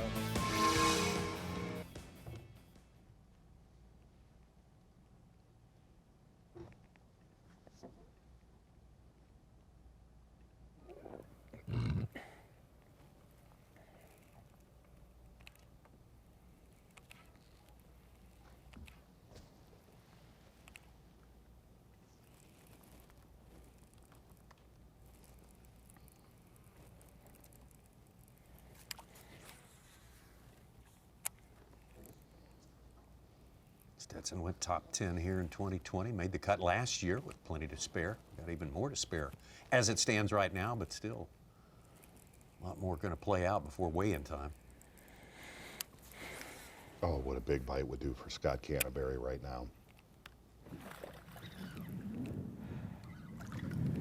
Still sitting on 4 fish, but in our top 11 and 12.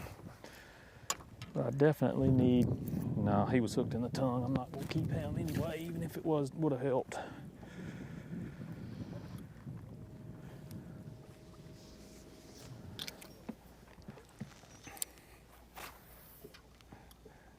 I mean, everybody knows I like to get bites, and that's I mean, you can't, I feel like I might could go do something different and have a chance at a big one, but I've caught 5, 6, 7 pounders in here. There's no reason to, you know, when it's tough like this, there's no reason to write it off.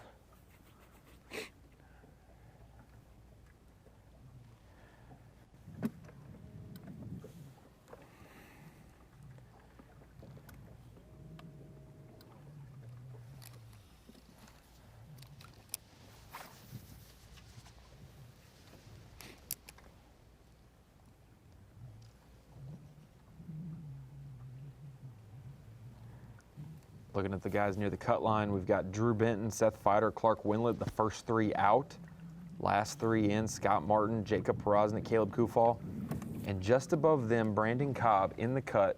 He had 1 for 913 yesterday, the big bass of the tournament. He has a limit today, like Such said. He's upgraded a little bit, but still almost a pound less than his 1 fish yesterday, his whole limit today. Wow.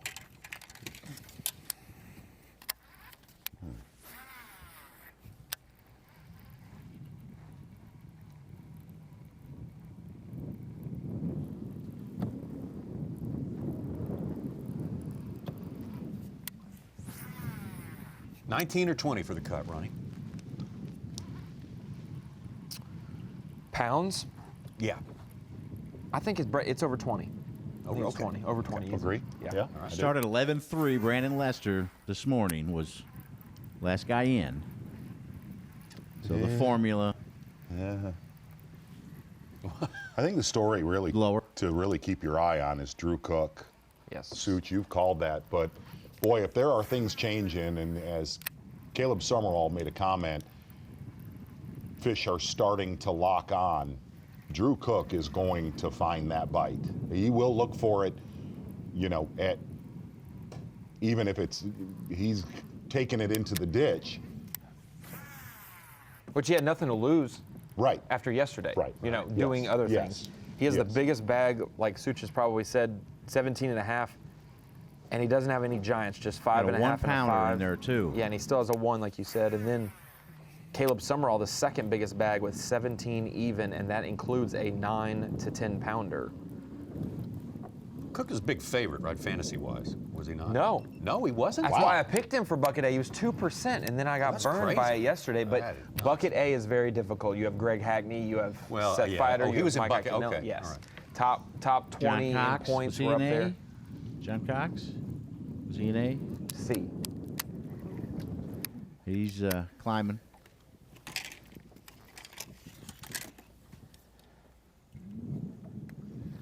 Give the old dinger a try.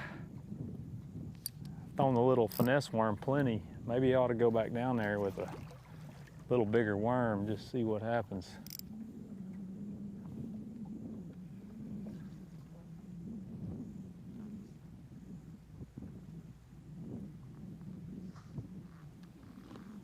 How about this? Mike Iaconelli yesterday qualified for the elites from the Northern Opens. First day back, a 14-ouncer. He kind of played fun with it and held it up on stage like it was a giant. 14 ounces for him yesterday, not the day he was looking for. 1 pound, 10 ounces today. Oof. Hui. Knocking the rust off.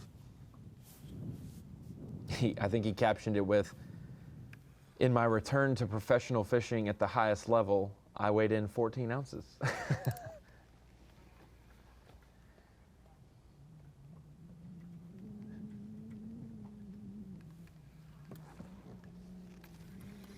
Just one more cast, I'm gonna cross over. Bill Lowen, how was he ranked, fantasy-wise?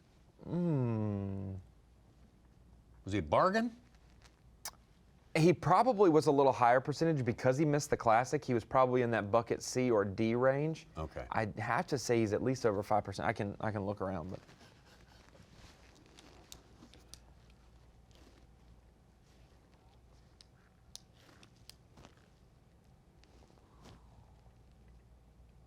Tommy, I have perceived control over fantasy fishing, but that's just in name only. I just have claimed it as a screen. I don't have, the proper behind the scenes to pull necessary percentages. Okay. Okay, I got you. I'll lay off then. Okay, Drew. Like most of my titles in life, I have declared them myself. Welcome to the club. Makes sense. Yeah. Amen. Amen to that. It's been interesting. John Cruz has been out of Rodman for quite a while. Where yesterday at this time, he made some big hulls, but he was swatting pretty good on them. He took some shots. Live and direct. Mm-hmm. I was right. My guess, even the Give me a people in the little truck update or will be what? mad. My guess of 5% was correct.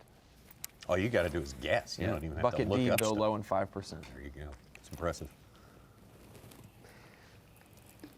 Right now, the top fantasy team in What the is their whole team? game. What's their team?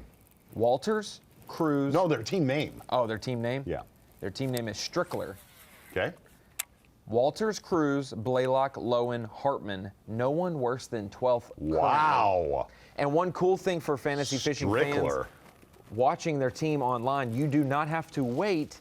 As of today, you will not have to wait until weigh-in to see updates. We have a live, updated Bass Track leaderboard that is infused into fantasy fishing now. So this is up to date right now. It's updated after the weigh-in. Yes, and then weigh-in makes it official. That's the guy in those American Pie movies, right? He's leading? Wow. I don't know what that was. We're going to be started on that kid. De Palma jumps into the top 10 with his 4th fish. He's up to 13 pounds today. He is persistent, huh? 10th place right now with that 8-pounder. What's crazy is he was right beside John Cox in the region, very far from takeoff when he got the 8-pounder. But we have not seen Cox make a big move. Oh, mini swim jig.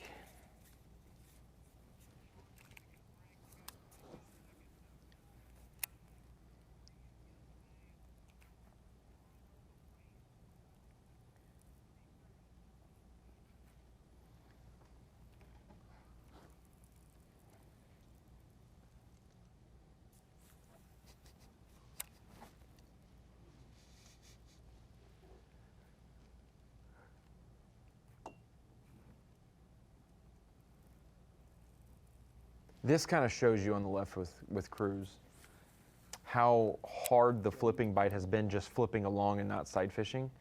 That people are using forward-facing sonar not because it's so much better than everything else, but when flipping in Florida is tough, you had no other options. Now you can go out in the abyss of the timber and catch fish, because he's been fishing this for 3 hours and has caught.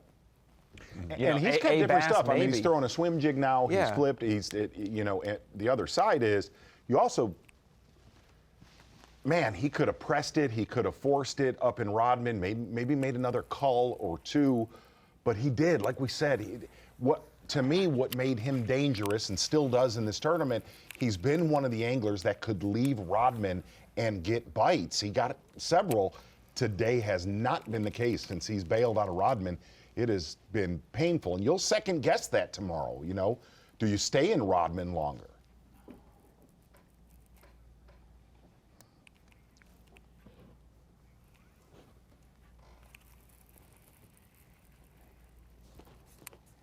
Got about an hour and a half till we start coming in. The first flights start to return. 3:30. For check-in, 3:30 Eastern Eastern time, and then the weigh-in will take place. Weigh-ins we've been getting them all in. We hadn't missed a one over the last couple of years when public events have been so difficult. But man, it's so nice to have it now with everything looking a little better. Big crowds at the weigh-in.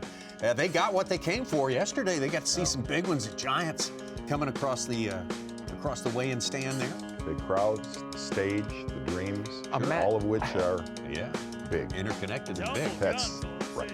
Imagine catching 27 pounds to kick off the elite season and you're not in the lead. That's the big thing that Bob Downey faced yesterday. 27, I'm going to take the lead for a little bit. I'll probably be the leader at the end. Not the case. 28 bests in. For all our folks who are within driving distance of Palatka, we got a weigh-in happening today, and of course everybody can see it on Bassmaster.com. Always good crowds there. That'll kick off about 3:30 Eastern time. Be a good time to get there, or dial up Bassmaster.com. Be a lot of fun. A lot of issues to settle today. Very important today. Moving day. Day number 2 continues. The AFTCO Bassmaster Elite at St. John's River is sponsored by Minn Kota, Powerful, and by Skeeter Boats. Day 2 action. Hey, we're getting down toward the final run home here. Yeah, we're hour in two it. of fish, hour and a half of fishing. We're in it. Yeah. And it's a very important day. You have to move into the top 47. As we keep saying, if you want to go on and fish tomorrow, John Cruz still on top, Bob Downey. Stetson Balayla getting a little bit more frequent with his keeper catches here, putting some pressure on Bob Downey for sure, creeping up behind him. So some good stories developing. Of course, we had a lot of developments late in the day, even after in the short period of time after we were on the air until the weigh-in started that surprised a bunch of us. Yeah, I think the 4:30 to 5 o'clock weigh-in times today, the last two flights of these anglers, will be the most key portion of the day because we've really seen these Bass Pro Shops top lures. If I'm going to go into that segment real quick of things that have worked the last few days, but then maybe are going to be going away. The first two days of this event, this has been the big deal. This is the Storm Arashi vibe that is Bob Downey's bread and butter when it comes to a rattle bait or a lipless crankbait. And then we've got the Uruku shad that we saw Brian New dominate Bassmaster Live on day one with. But looking at him now, Tommy, we got a 6.5 pounder from Downey early this morning, lower light conditions. Brian New caught as many as he wanted to catch yesterday, even managed fish, only 2 or 3 fish today for him. He has not stayed in that top 10. So for me going forward, this is what I think is that I think that lipless crankbait bite might be going away. The only portion it could still be strong is that morning, low light conditions, the cooler weather. But otherwise, that top baits, it may be the flipping baits that we started seeing, those soft plastics, the guys maybe fishing the lily pads and the canals. It could transpire where that becomes the top lure for the weekend. All right. Making changes, staying ahead of things. That's what Stetson Balayla's been preaching all day long, yesterday and today, and it's working for him. The other thing that greatly affects that, and a lot of the anglers talked about that, Brian New, one of them, Cliff Prince, is the tide has been getting later every day of this tournament. And one of the things that you definitely want whenever you're fishing out on those shell bars, you need some water movement. You need some sort of, it doesn't matter, we talked about it yesterday, if it's the St. Johns or it's the Tennessee River, whenever you're fishing those shell bars, if that water is just stagnant for so long, those fish could be there, but they are on a clock to feed when that water moves, and they have not had really the benefit of it. They did yesterday for a little bit at the end of the day. Well, that's going to be later today. So I agree with you. I think that, and the other side of that is if you really look at who's caught them since our midday break, they are your shallow water guys. Guys like Brandon Polinick, who's lived in the Springs, guys like Caleb Summerall, who's fishing very, very shallow. It's almost like, at least from a technique standpoint right now, not this morning, but from a technique standpoint, the St. Johns River has really flip-flopped the last 2 hours. I mean, if this 4-box doesn't tell you exactly what you need to know, Stetson Balayla kept 2 different things in the same area, honest, with the crank and bite, and then also with the spinning rod and, soft plastic game. But when you see Bill Lowen flipping the straight canals, you see Bob Downey now transitioning to that and trying to get something going there. John Cruz obviously has been trying to make it work. These would all be bonus fish probably for John because he's not affecting his rodman population. The other thing is we've talked about Maddie Wong fishing in the Springs like Brandon Polinick, but choosing not to go there until late in the day. Late in the day yesterday, late in the day today. I promise you, Maddie Wong is going to watch that weigh-in today and see that Polinick is one of the notorious low guessers, and he's only, he's got 15-11 right now, which that's going to be low for Polinick. I promise Maddie Wong will watch that and go, okay, I need to go trench in there all day. Just because both days, he has only caught a pound not going there. A pound each day. Yeah. And I believe Jamie Hartman mentioned it, that low tide will be later. So it's not like you can stay at takeoff and all of a sudden it's low tide within the next hour and it's a prime time to catch them there. That low tide is going to be middle of the morning and you're going to waste too much time around that take. You need to go ahead and leave and then fish the falling tide throughout the day down the river. Let's get a look at Bill Lowen. This is from moments ago.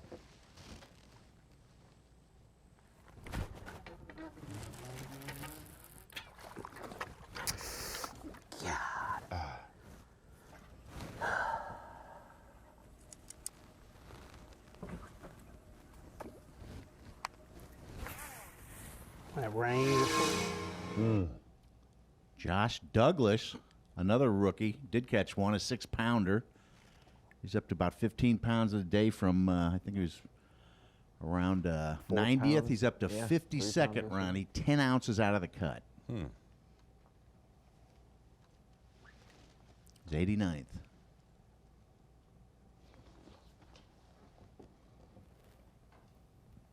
Lowen made the comment making a bait switch yesterday, going to a standard 7-inch finesse worm, straight tail finesse worm yesterday. in June bug, 3/16 ounce weight with 17-pound line. Big key. So when he made that switch from a standard soft plastic stick bait, he started loading the boat, but that one right there, a very big miss for Lowen. Now, let me ask you a question. You talked about the plan of going into a place and really just bunkering in for all day, going around and around. I mean, this obviously behaviors are changing. The spawn is on. You don't run away and let it rest and then come back. Do you just keep going and keep going because and try different baits? It's a matter of time. Just got to stay focused and. Hold on. Yeah. When we get a bite, because they can be a mother in these pads when you get bit. So you got to stay focused. Make sure you execute properly. If it's all you got, yes. You know, you could tell that guys like Polinick, man, guys like Blaylock. Blaylock has lived where he's at.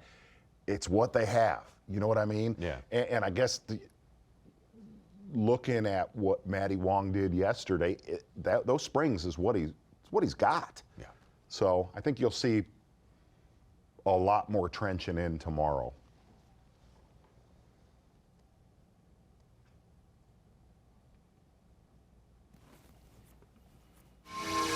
Chad Pipkins, who had 19 pounds yesterday, fell near the cut, just caught his Like a first little fish of eddy the or day, a something here. 12-ouncer. That it's a manatee, and I'm gonna throw it on a manatee's back.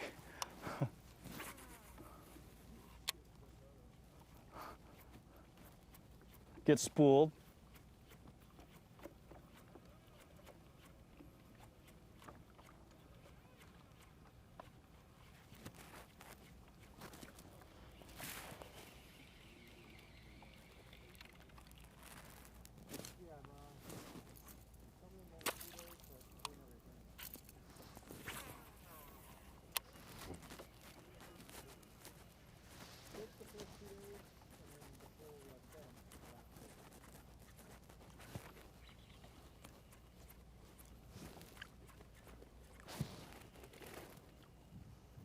It's like abandoned cages in here.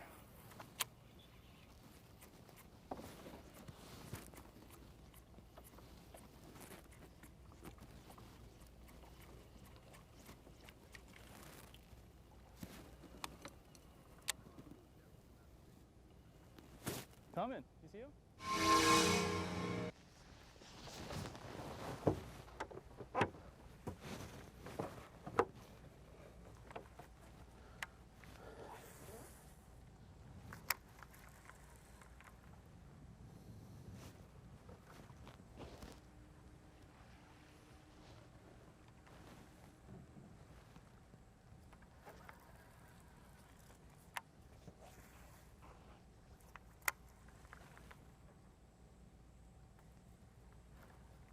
Is there going to be wind on Sunday? Has anyone looked into that? I think a little bit, so. A little bit. Yes, I think more. It's been more zero so yeah. far.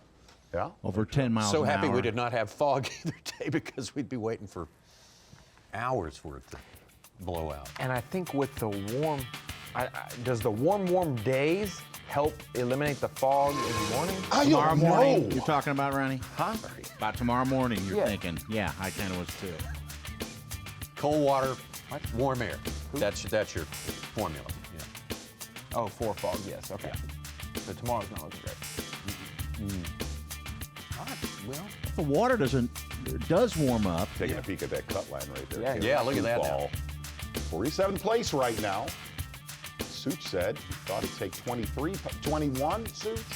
Yeah, could be 21 to 22, I'm thinking. The key is... Double 11-3. The guys who were Clark Wendlandt, Josh Douglas, that were way down there, gained a lot of points today. More to come back, Bassmaster. Live. Exactly, Tommy. You're right. We got it, too. Whoa! Look at the size of that bass! Live coverage of the AFTCO Bassmaster Elite at St. John's River is sponsored by Yamaha. We are, in fact, live, and we are, in fact, getting close to the halfway point of this tournament. That would be the end of today. We'll make the first of two cuts that will determine the field for Championship Sunday coming your way. that for you on FS1 in the morning, starting at 8 a.m. Eastern Time. And let's get out to Micah Frazier. This is moments ago, fairly, well, interesting catch.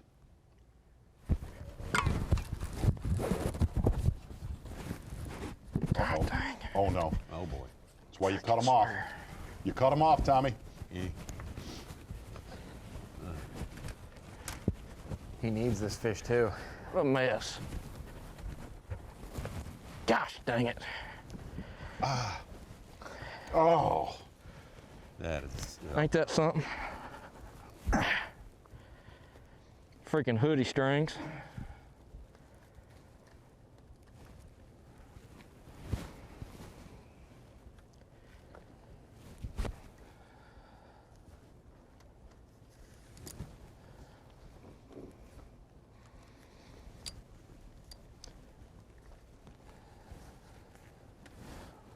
And that was not a small one. I'll bet they do. Man, a dadgum spider web of it right now.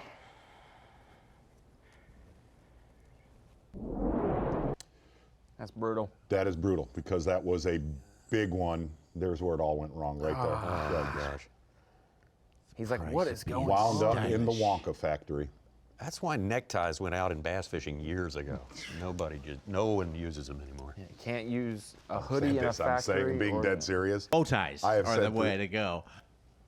I cannot stand those drawstrings. You know, a lot of people just get tired of them slapping them in the face when they're going down 60 miles yeah, an hour. That's me. why, who is it? Our friend Carl Sweebeck used to hold it in his mouth. He used to put both ends of it in his mouth when he I don't cranked want it. that. Yeah, you do. Oh, that was a train wreck because that absolutely was a good one for Micah Frazier right there for a brutally slow day for him. Brutally slow day, man, and that didn't help much at all. No. Let's take it down to Palatka, Florida, where before too long, the weigh-in on the way, there's your MC right there, as he is at all of our events, plus the Bassmaster Classic. And Dave Mercer, props to you. You told us yesterday, you told us today, keep an eye on that top 10 because things are going to go topsy-turvy, and except for those top 2 spots, you've been absolutely right on. Oh, freaking hoodie strings is all I've got to say. My word, every angler on earth has had that happen to them. I mean, it amazes me that anybody. Look, I agree with Zona. That is why you cut those off. There should be a better invention for hoodie strings because I mean, I've cross-threaded myself several times. But thanks for the compliment, Tommy. But yeah. it isn't over yet. No. But you're right.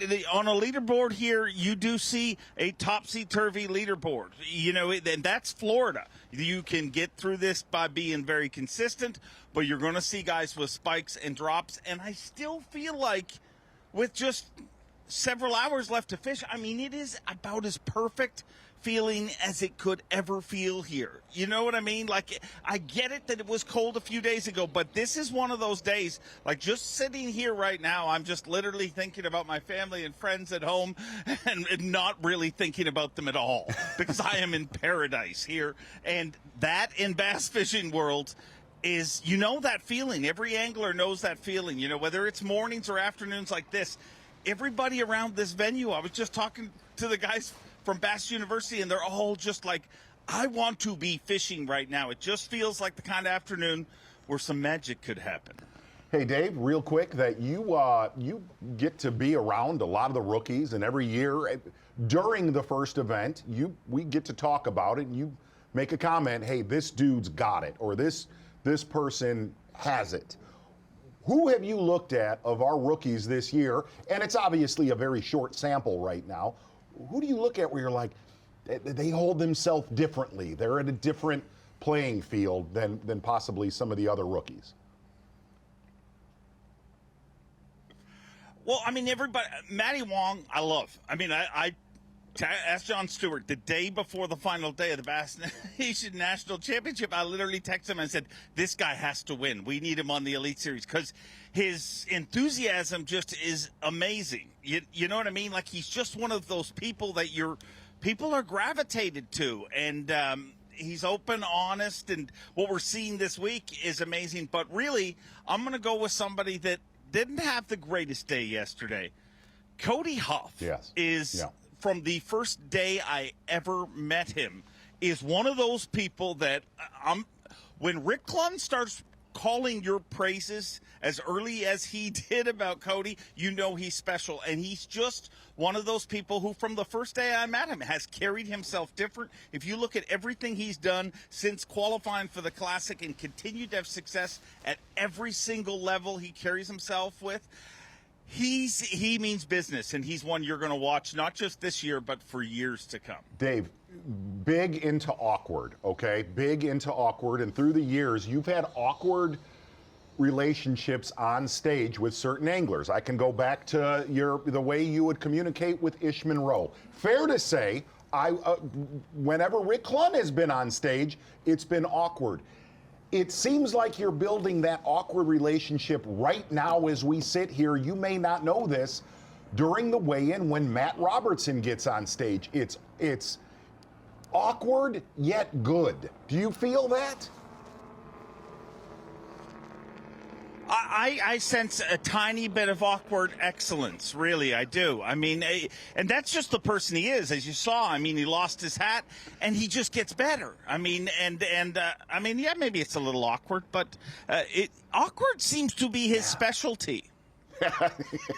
Here's something that'll shock you. This morning, he told me he was absolutely blown away by his marshal, because I guess his marshal lost his hat too, and he could not believe that his marshal unzipped his bag, pulled out a second hat, and put it on. He's like, he was so prepared, and I'm like, you never thought of a second hat ever? He's just a weird dude.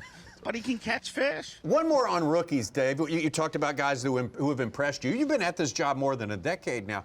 Tell us someone who maybe you didn't quite see their potential when they first came out here, but they turned out to be someone really, really special. Does any particular name come to mind? That's a horrible question to ask someone, Tommy, because really, I mean, but that's just saying that I didn't think you had it, and you did. Exactly.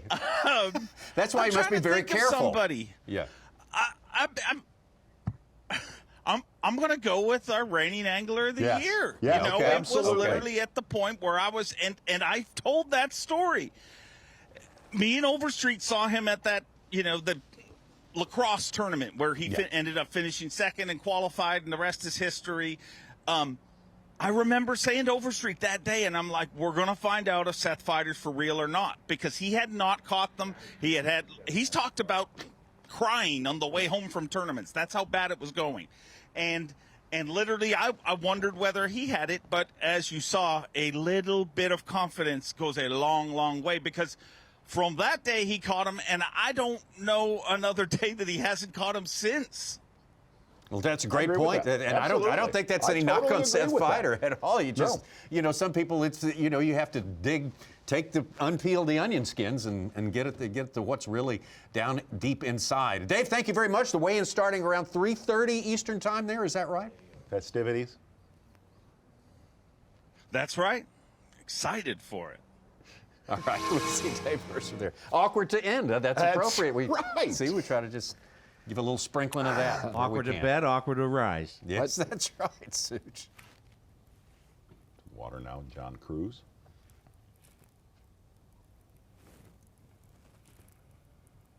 There he is. Right on the tip of the point of lily pad. Stay on there, baby.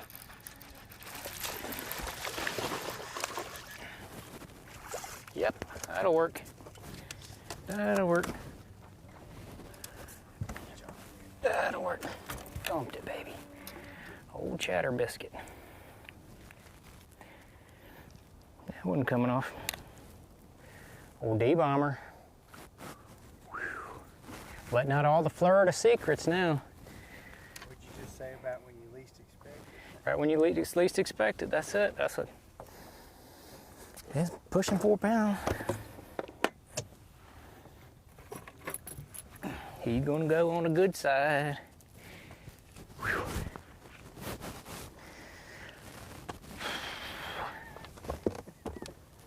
That's what's up right there, baby. That's the ones we need. A slow couple of hours for John Cruz since he has left Rodman.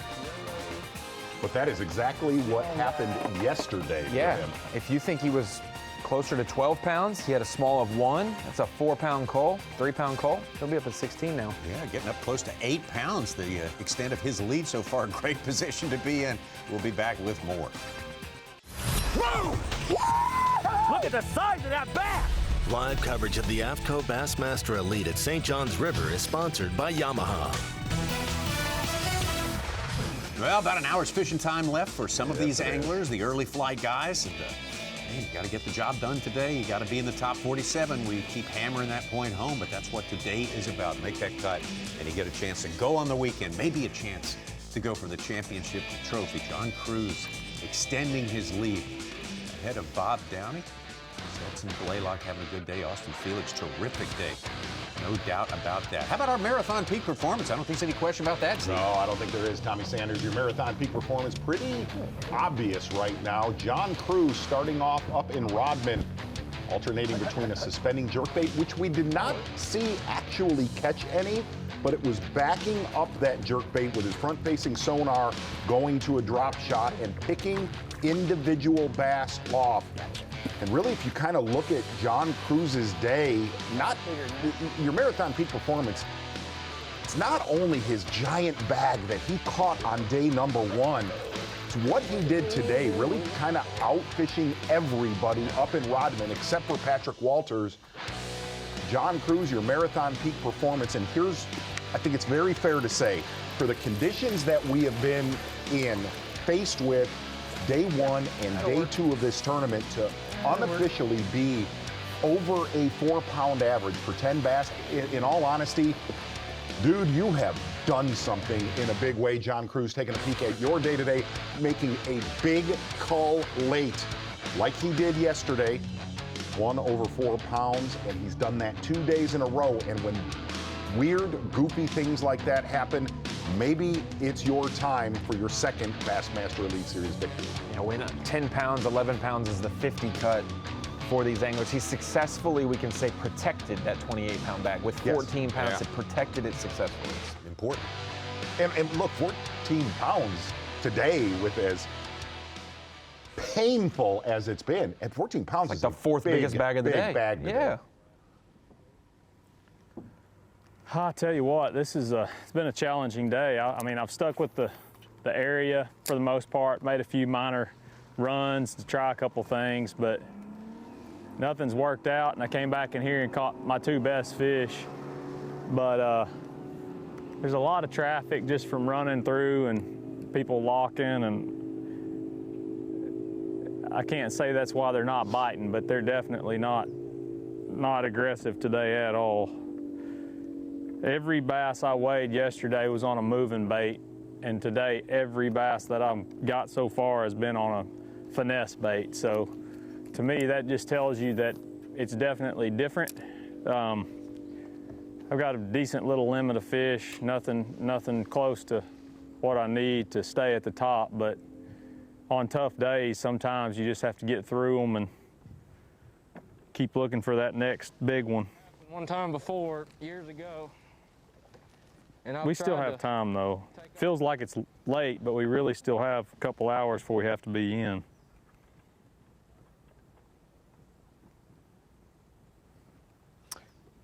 If Micah Frazier zeros, does he make the top 47 I'm cut? just gonna keep taking my time and be close. Working You through. really if he could. doesn't, yeah. That's a good point. Catch me 1, 2 more good ones. Oh, that big one he lost. Someday he'll be able to laugh at that, but it is not going to be the next few days. No. No, that was.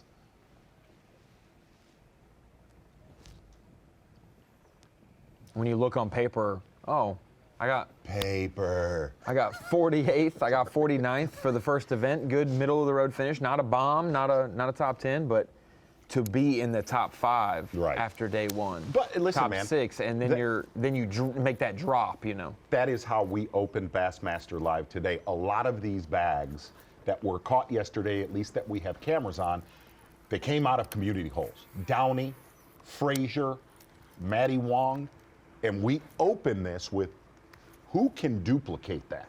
The only people that If anybody. If anybody. And really, to me, the other one that really stands out right now, and I'm being very obvious in this, Austin Felix has locked in, stayed in Rodman. The most consistent has been Rodman, which usually, if you listen to a lot of people in this kind of weather, is the most inconsistent.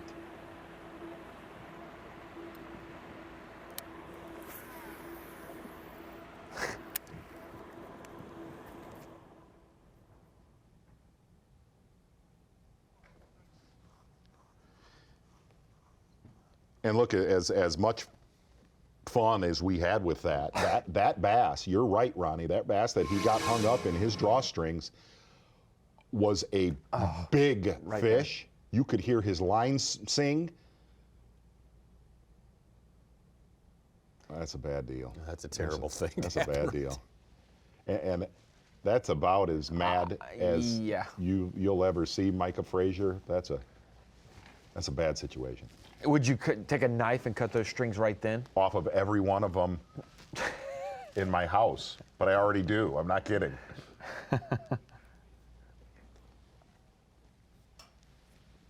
That's just a bad deal. How many times would you have to, any of us have to try that and have it actually hook? I mean, that's 1 in 25. Exactly. Yeah, exactly. Just bad. You can actually Super tighten bad it where it nooses you. But Ronnie, I believe there's some other footage. Yes, there are. That's not the only blunder. We've seen the crazy catch from Caleb Summerall. We've seen the hoodie drawstrings from Micah Frazier. But we also got some word from we've seen the owl with Paul Mueller. Got some word from the water of Kyle Welcher trying to catch a bedded bass standing on his trolling motor.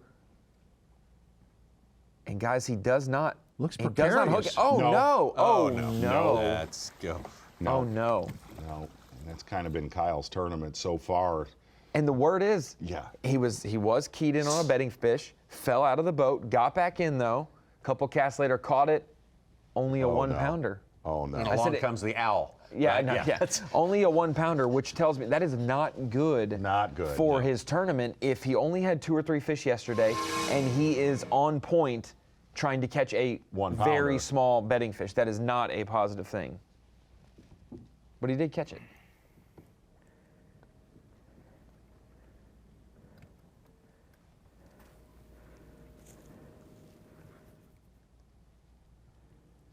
Well, let's hope Micah gets one in the boat here. He desperately needs one. It kind of gives you a newfound respect, different conditions, for the fact that Kelly J was able to make a top 3 finish happen all 3 days in here. Absolutely. Sticking he didn't really have multiple bait approach. He had one, he had his jerk bait going. Hey, as far as the springs go right now, granted, Bob Downey's still unofficially in second. Happy to have him, for real. Polinick has won the Battle of the Springs as far as numbers of bites. Yeah. And he's in a totally different area of it than these guys, I'd like to get clarity on what Micah said right there. He said, totally happy to have him. So I don't know if he does have a small keeper or not. That has not been reported. He does not. So I don't know why he's happy, but I'm glad he's happy.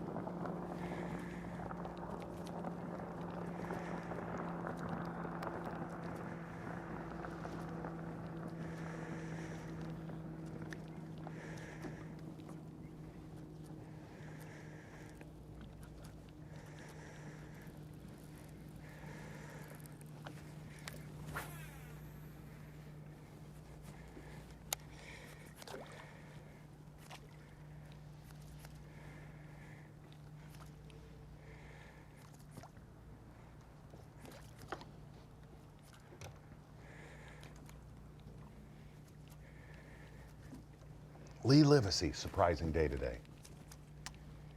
The fact that you told us that you didn't call him, he voluntarily called you, spoke highly of practice and the hopes of the tournament, and then he went and put 101 pounds for his weight prediction. Yes.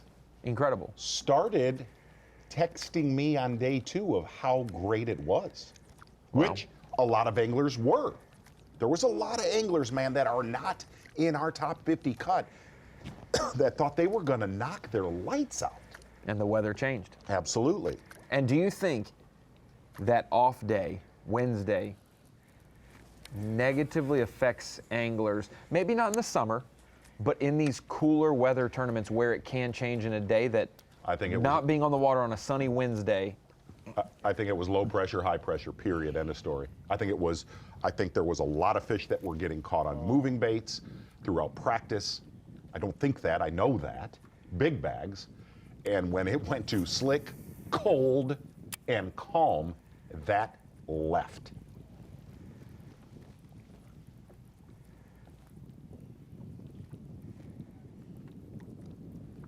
This event 3 years ago is where we got to know Lee Libby. It was on the strength of one catch. particular catch. It seems like that was like 14 I know years it ago. does. It seemed like a decade ago. You think he's gone there this week? Pardon me? Think he's gone there this I'm sure week? he's checked it. Sure. Yeah. I mean, I feel like you have to go and just say, hey. Yeah, Gary Klaus went back to his lake down there. He just filled his limit, 13.5 pounds. He's in 12th place. Wow. Started the day in 40th. You know with what's 12 and a really quarter. bizarre about the different face of this body of water now, and the locals know this, man, is number one, you don't see anybody fishing in Lake George. We've talked about that, no eelgrass. Right. But listen, not only is there not any eelgrass in there, but there's been so many tournaments you and I have covered, Corey Johnston, guys like Lee Libby, that would focus on those little bulkheads, those little small isolated tufts of standing reeds. Right, yeah, yeah. You see hardly Chris any Johnson, of too. that. Yeah, yeah. I mean, just see working hardly them over any and of catching that, them. man. Catching them. You don't see that at all either. Wow.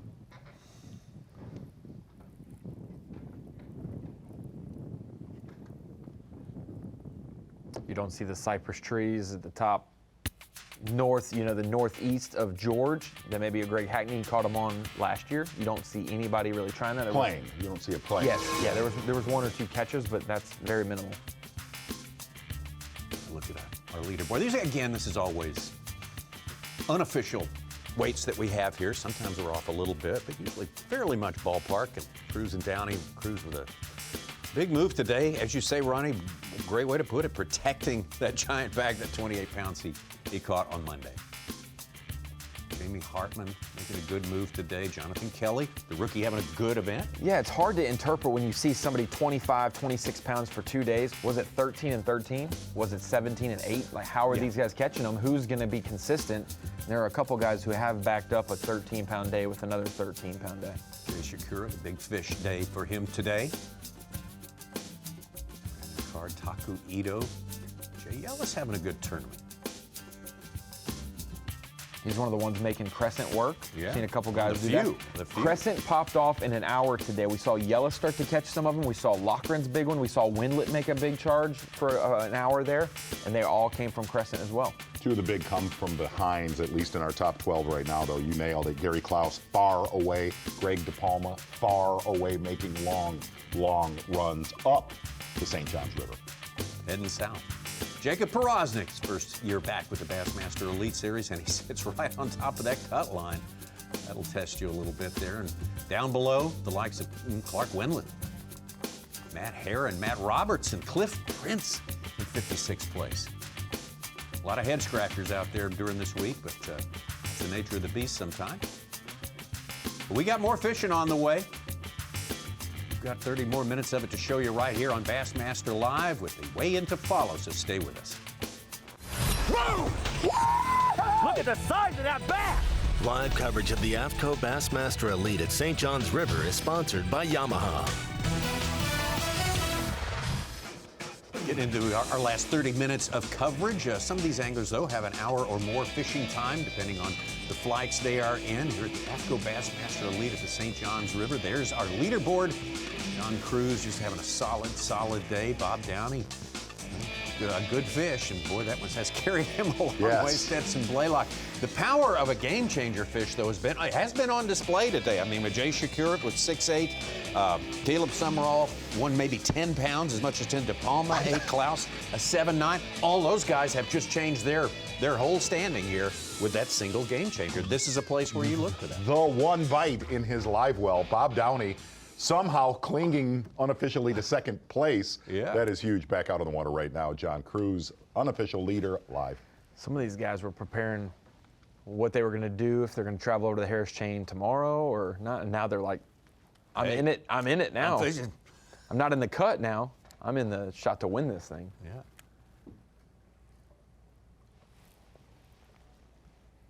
Got it that time. Oh. Big one.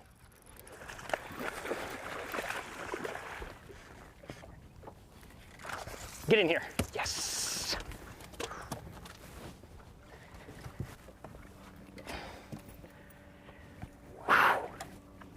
Tell me what just happened.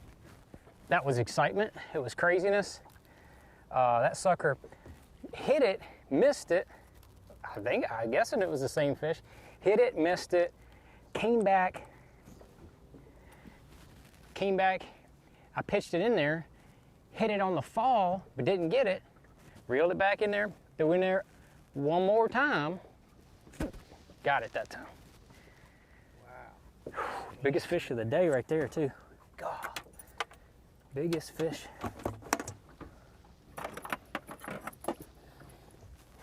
That was crazy. Now we're talking. Oh, let's see who is who here. No, you gotta go to the other side. Gotcha. Put you in there with them. You there. Green. Come here, buddy. Pretty good call. Mm-hmm. That'll work.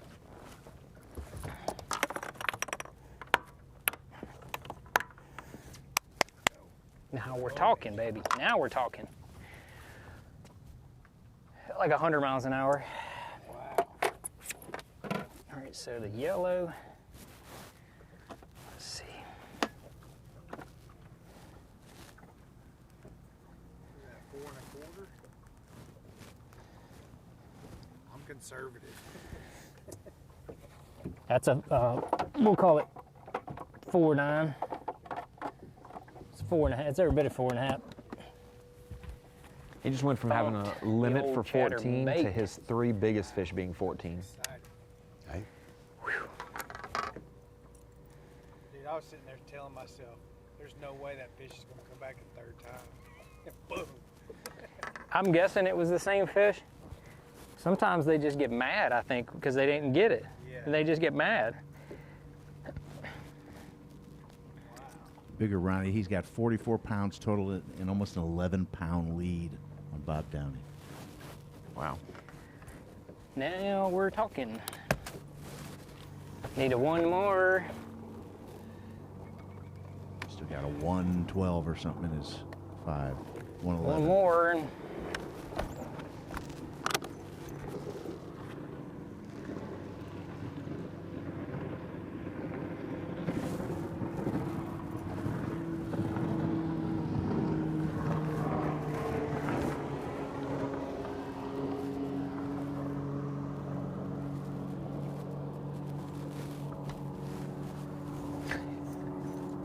Get excited, you forget where you put stuff.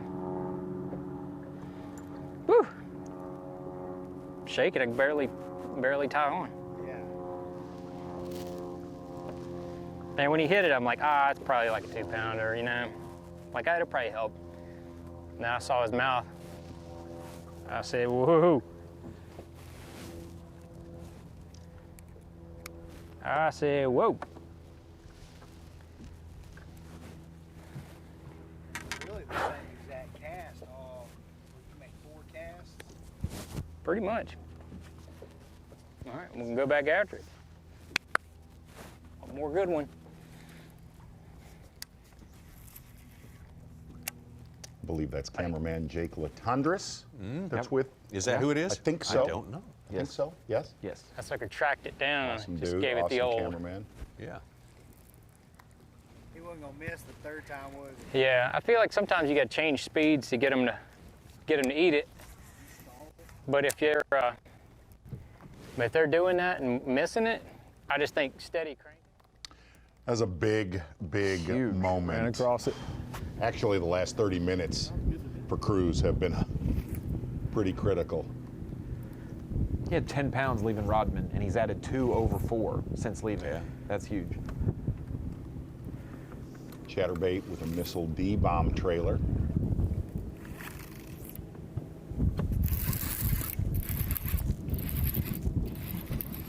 I don't know what that one is. It doesn't feel very big. Can't really tell though.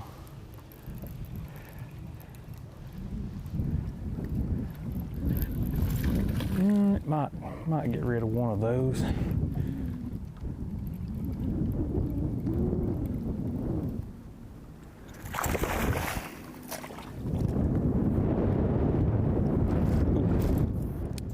think he will, maybe.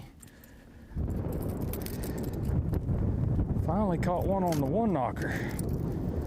Took long enough, but maybe where they are right there. And that's what I was supposed to do when I pulled up here, but it didn't work. I gotta do some culling now, see what's what.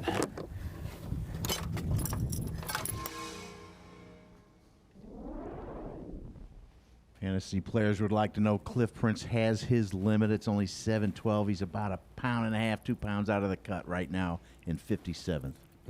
Keep your eye on Cruz retrieve. That's the one thing he said, getting them to commit to that chatterbait. Very erratic, stop and go.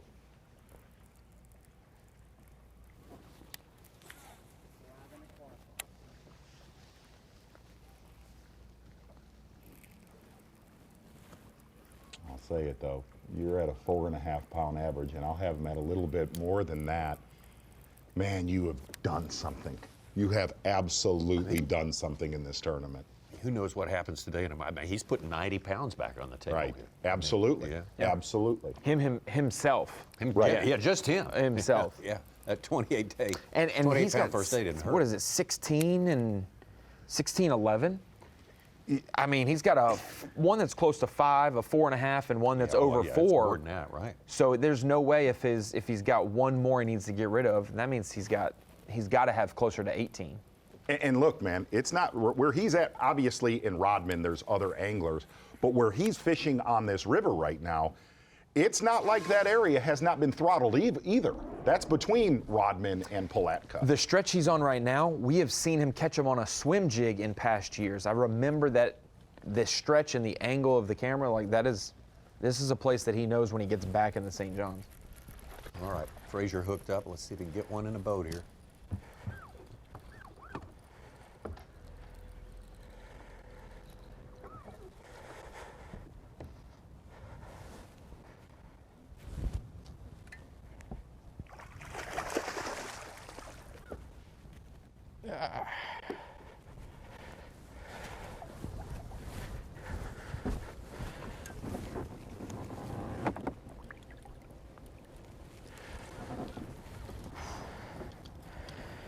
A little bit better one. I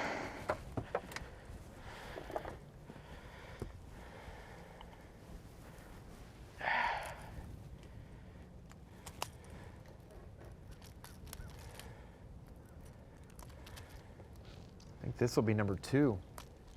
For Frazier, he had a small 1.5. Yeah, that's right. That's right. Nice one.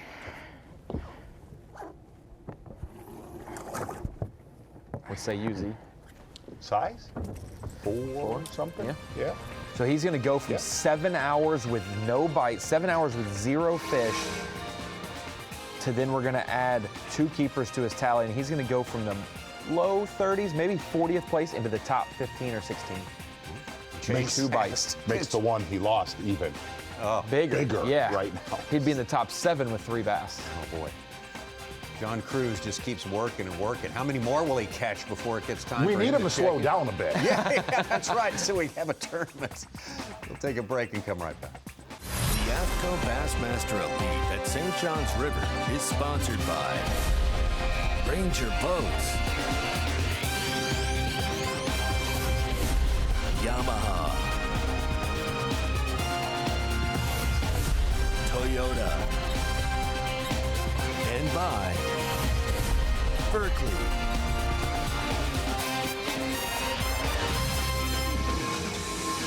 A few more minutes of fishing going on out there. That's a gator grebe stare down. Oh. Look, I've seen that before. I've witnessed that before, and people didn't believe me. That is a gator grebe stare down. I'm not sure. And I'm going to tell you, you would think the gator would win. You'd be wrong, Tom. Yeah, I guess. Exactly I right. believe that part. Yeah, why don't we get back to our power pole replay of the day? Actually, this is not it, man. I like the owl attacking Paul Mueller's fish, but the power pole replay of the day is John Cruz, yo. Yeah, I'm serious. No doubt. On planet Earth. Hey, Paul Mueller, you are not the power pole replay of the day. It is that owl right there. And that dude has done that before. He absolutely has. He probably does one of those a week. I hung out with a dude when we go to happy hour. That's exactly the move he would make. Trust me. Yeah, that owl is. He's practiced that Yeah. before. He's had a Good bad stuff right execution there. there. Good stuff right there. Yeah, I'm with you, Z. 11-pound lead on day 2 of an event. Yeah, I think that's Cruz's title. Man, you can't. Here's the thing. I was Early. sitting there thinking that at the commercial break. It's very early, but there are just things happening in this tournament with John Cruz. Brian New said it yesterday. When it's going to happen, you cannot stop it. That's right. Every time he has left Rodman yesterday and today, he has made wicked, wicked culls in areas that have been throttled already. Great, wow. Frazier hooked up. Back in the game. He's going to put himself back in the top 10 if he doesn't watch out.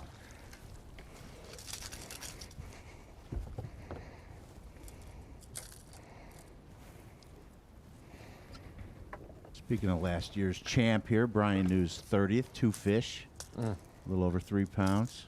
That's hard to believe. Yeah, it is. And that grebe with side-eye in that alligator. Oh, no. You see what I mean? That's an intimidation move. Number 3 for Micah. We mentioned the lost one with the drawstrings. I play that. But that's You see what I mean? Good talk. Welcome to my house, boy. Exactly. It is the end of life.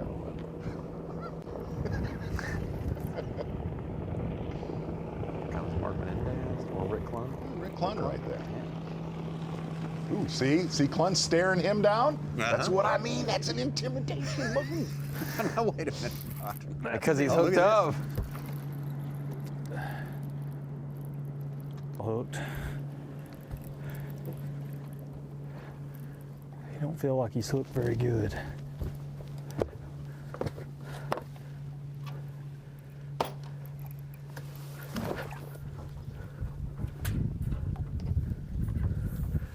I bet he's not that big. I think he just tricked me. I think he's definitely gonna help. No, heck, he just tricked me. Tricked me big time. Need to get back up there though, get on my, they're definitely sitting right up there. Looking at the way they're biting, They may all be that size, but man, I thought that was a big fish. Any way we could talk to tournament director Lisa to start fishing tomorrow at 1:30? That'd be Yeah. cool. I don't know. A 1 to 6 o'clock tournament or something, you know? Eastern. We'll miss the Fox window, Z.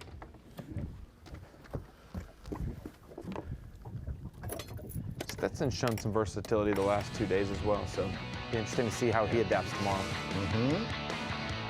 He's on a mission, that's for sure. Boy, it has been a 1-2-3 punch for John Cruz.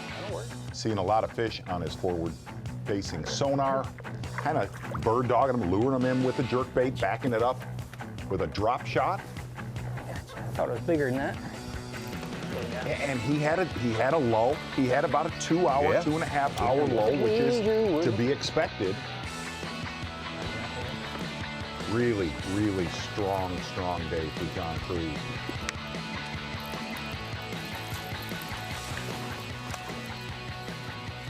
Yep, that'll work. Those 2 bites, though, when he left Rodman with his chatterbait missile D-bomb trailer. Get in here. Yes.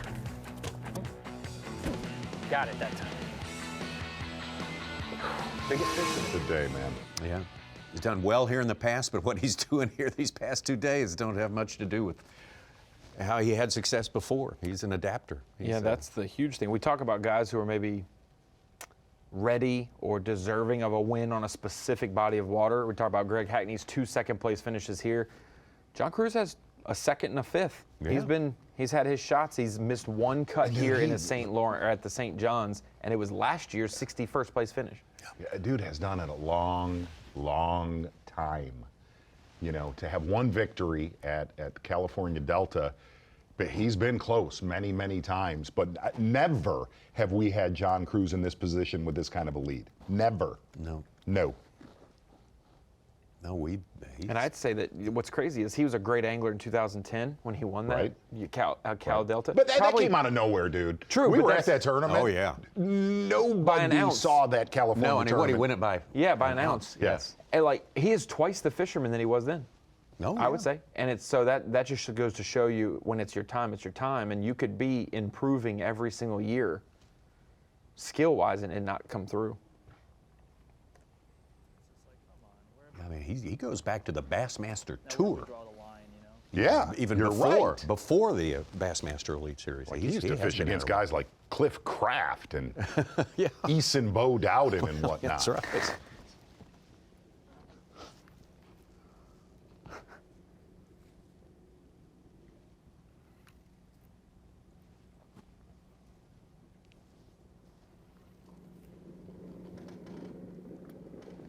Austin Felix with another small cull, but he moves into fourth place.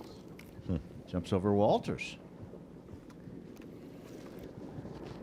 I don't want to tell on myself because everybody already knows I'm a dweeb, but I was looking back through my old emails that I was deleting emails off the other day, and I saw an email from 2013 when I was in college. I was a sophomore in college, and I emailed John Cruz to congratulate him on his Great Lake Falcon event because he got in the top 5 there, got the century mark in that event.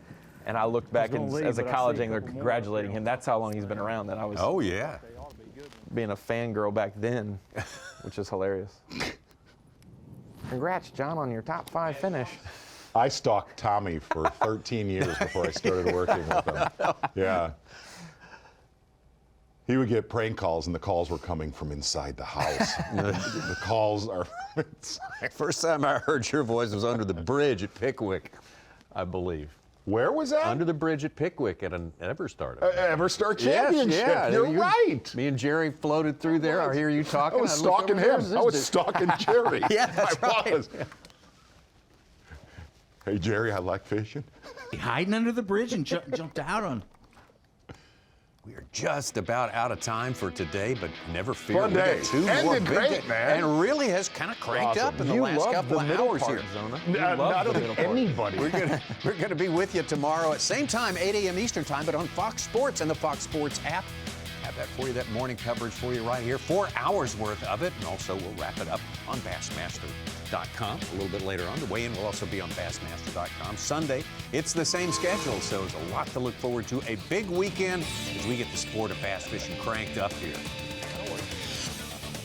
John Cruz, what a show today. What a massive lead after just 2 days. A really amazing first 2 hours and last 2 hours of Bassmaster. Going to be a really cool weigh-in. This morning, babe. It'll be tight at that 47 cut line. Oh, a couple rookies going to make their first Saturday cut. A couple guys we expected to be favorites here going to be watching the rest of the weekend. So maybe guest the Steve Bowman in the game tomorrow on site. There was a lot of weird stuff today. There was a lot of weird stuff. Started out with Bob Downey's carcass catch this morning. Yeah, that seems like that. I felt really like that was skinny. yesterday. Right. I thought it was last year. I felt like it was yesterday. It does. Yeah. It does. It's been a long day for some reason. Maddie Wong centered off.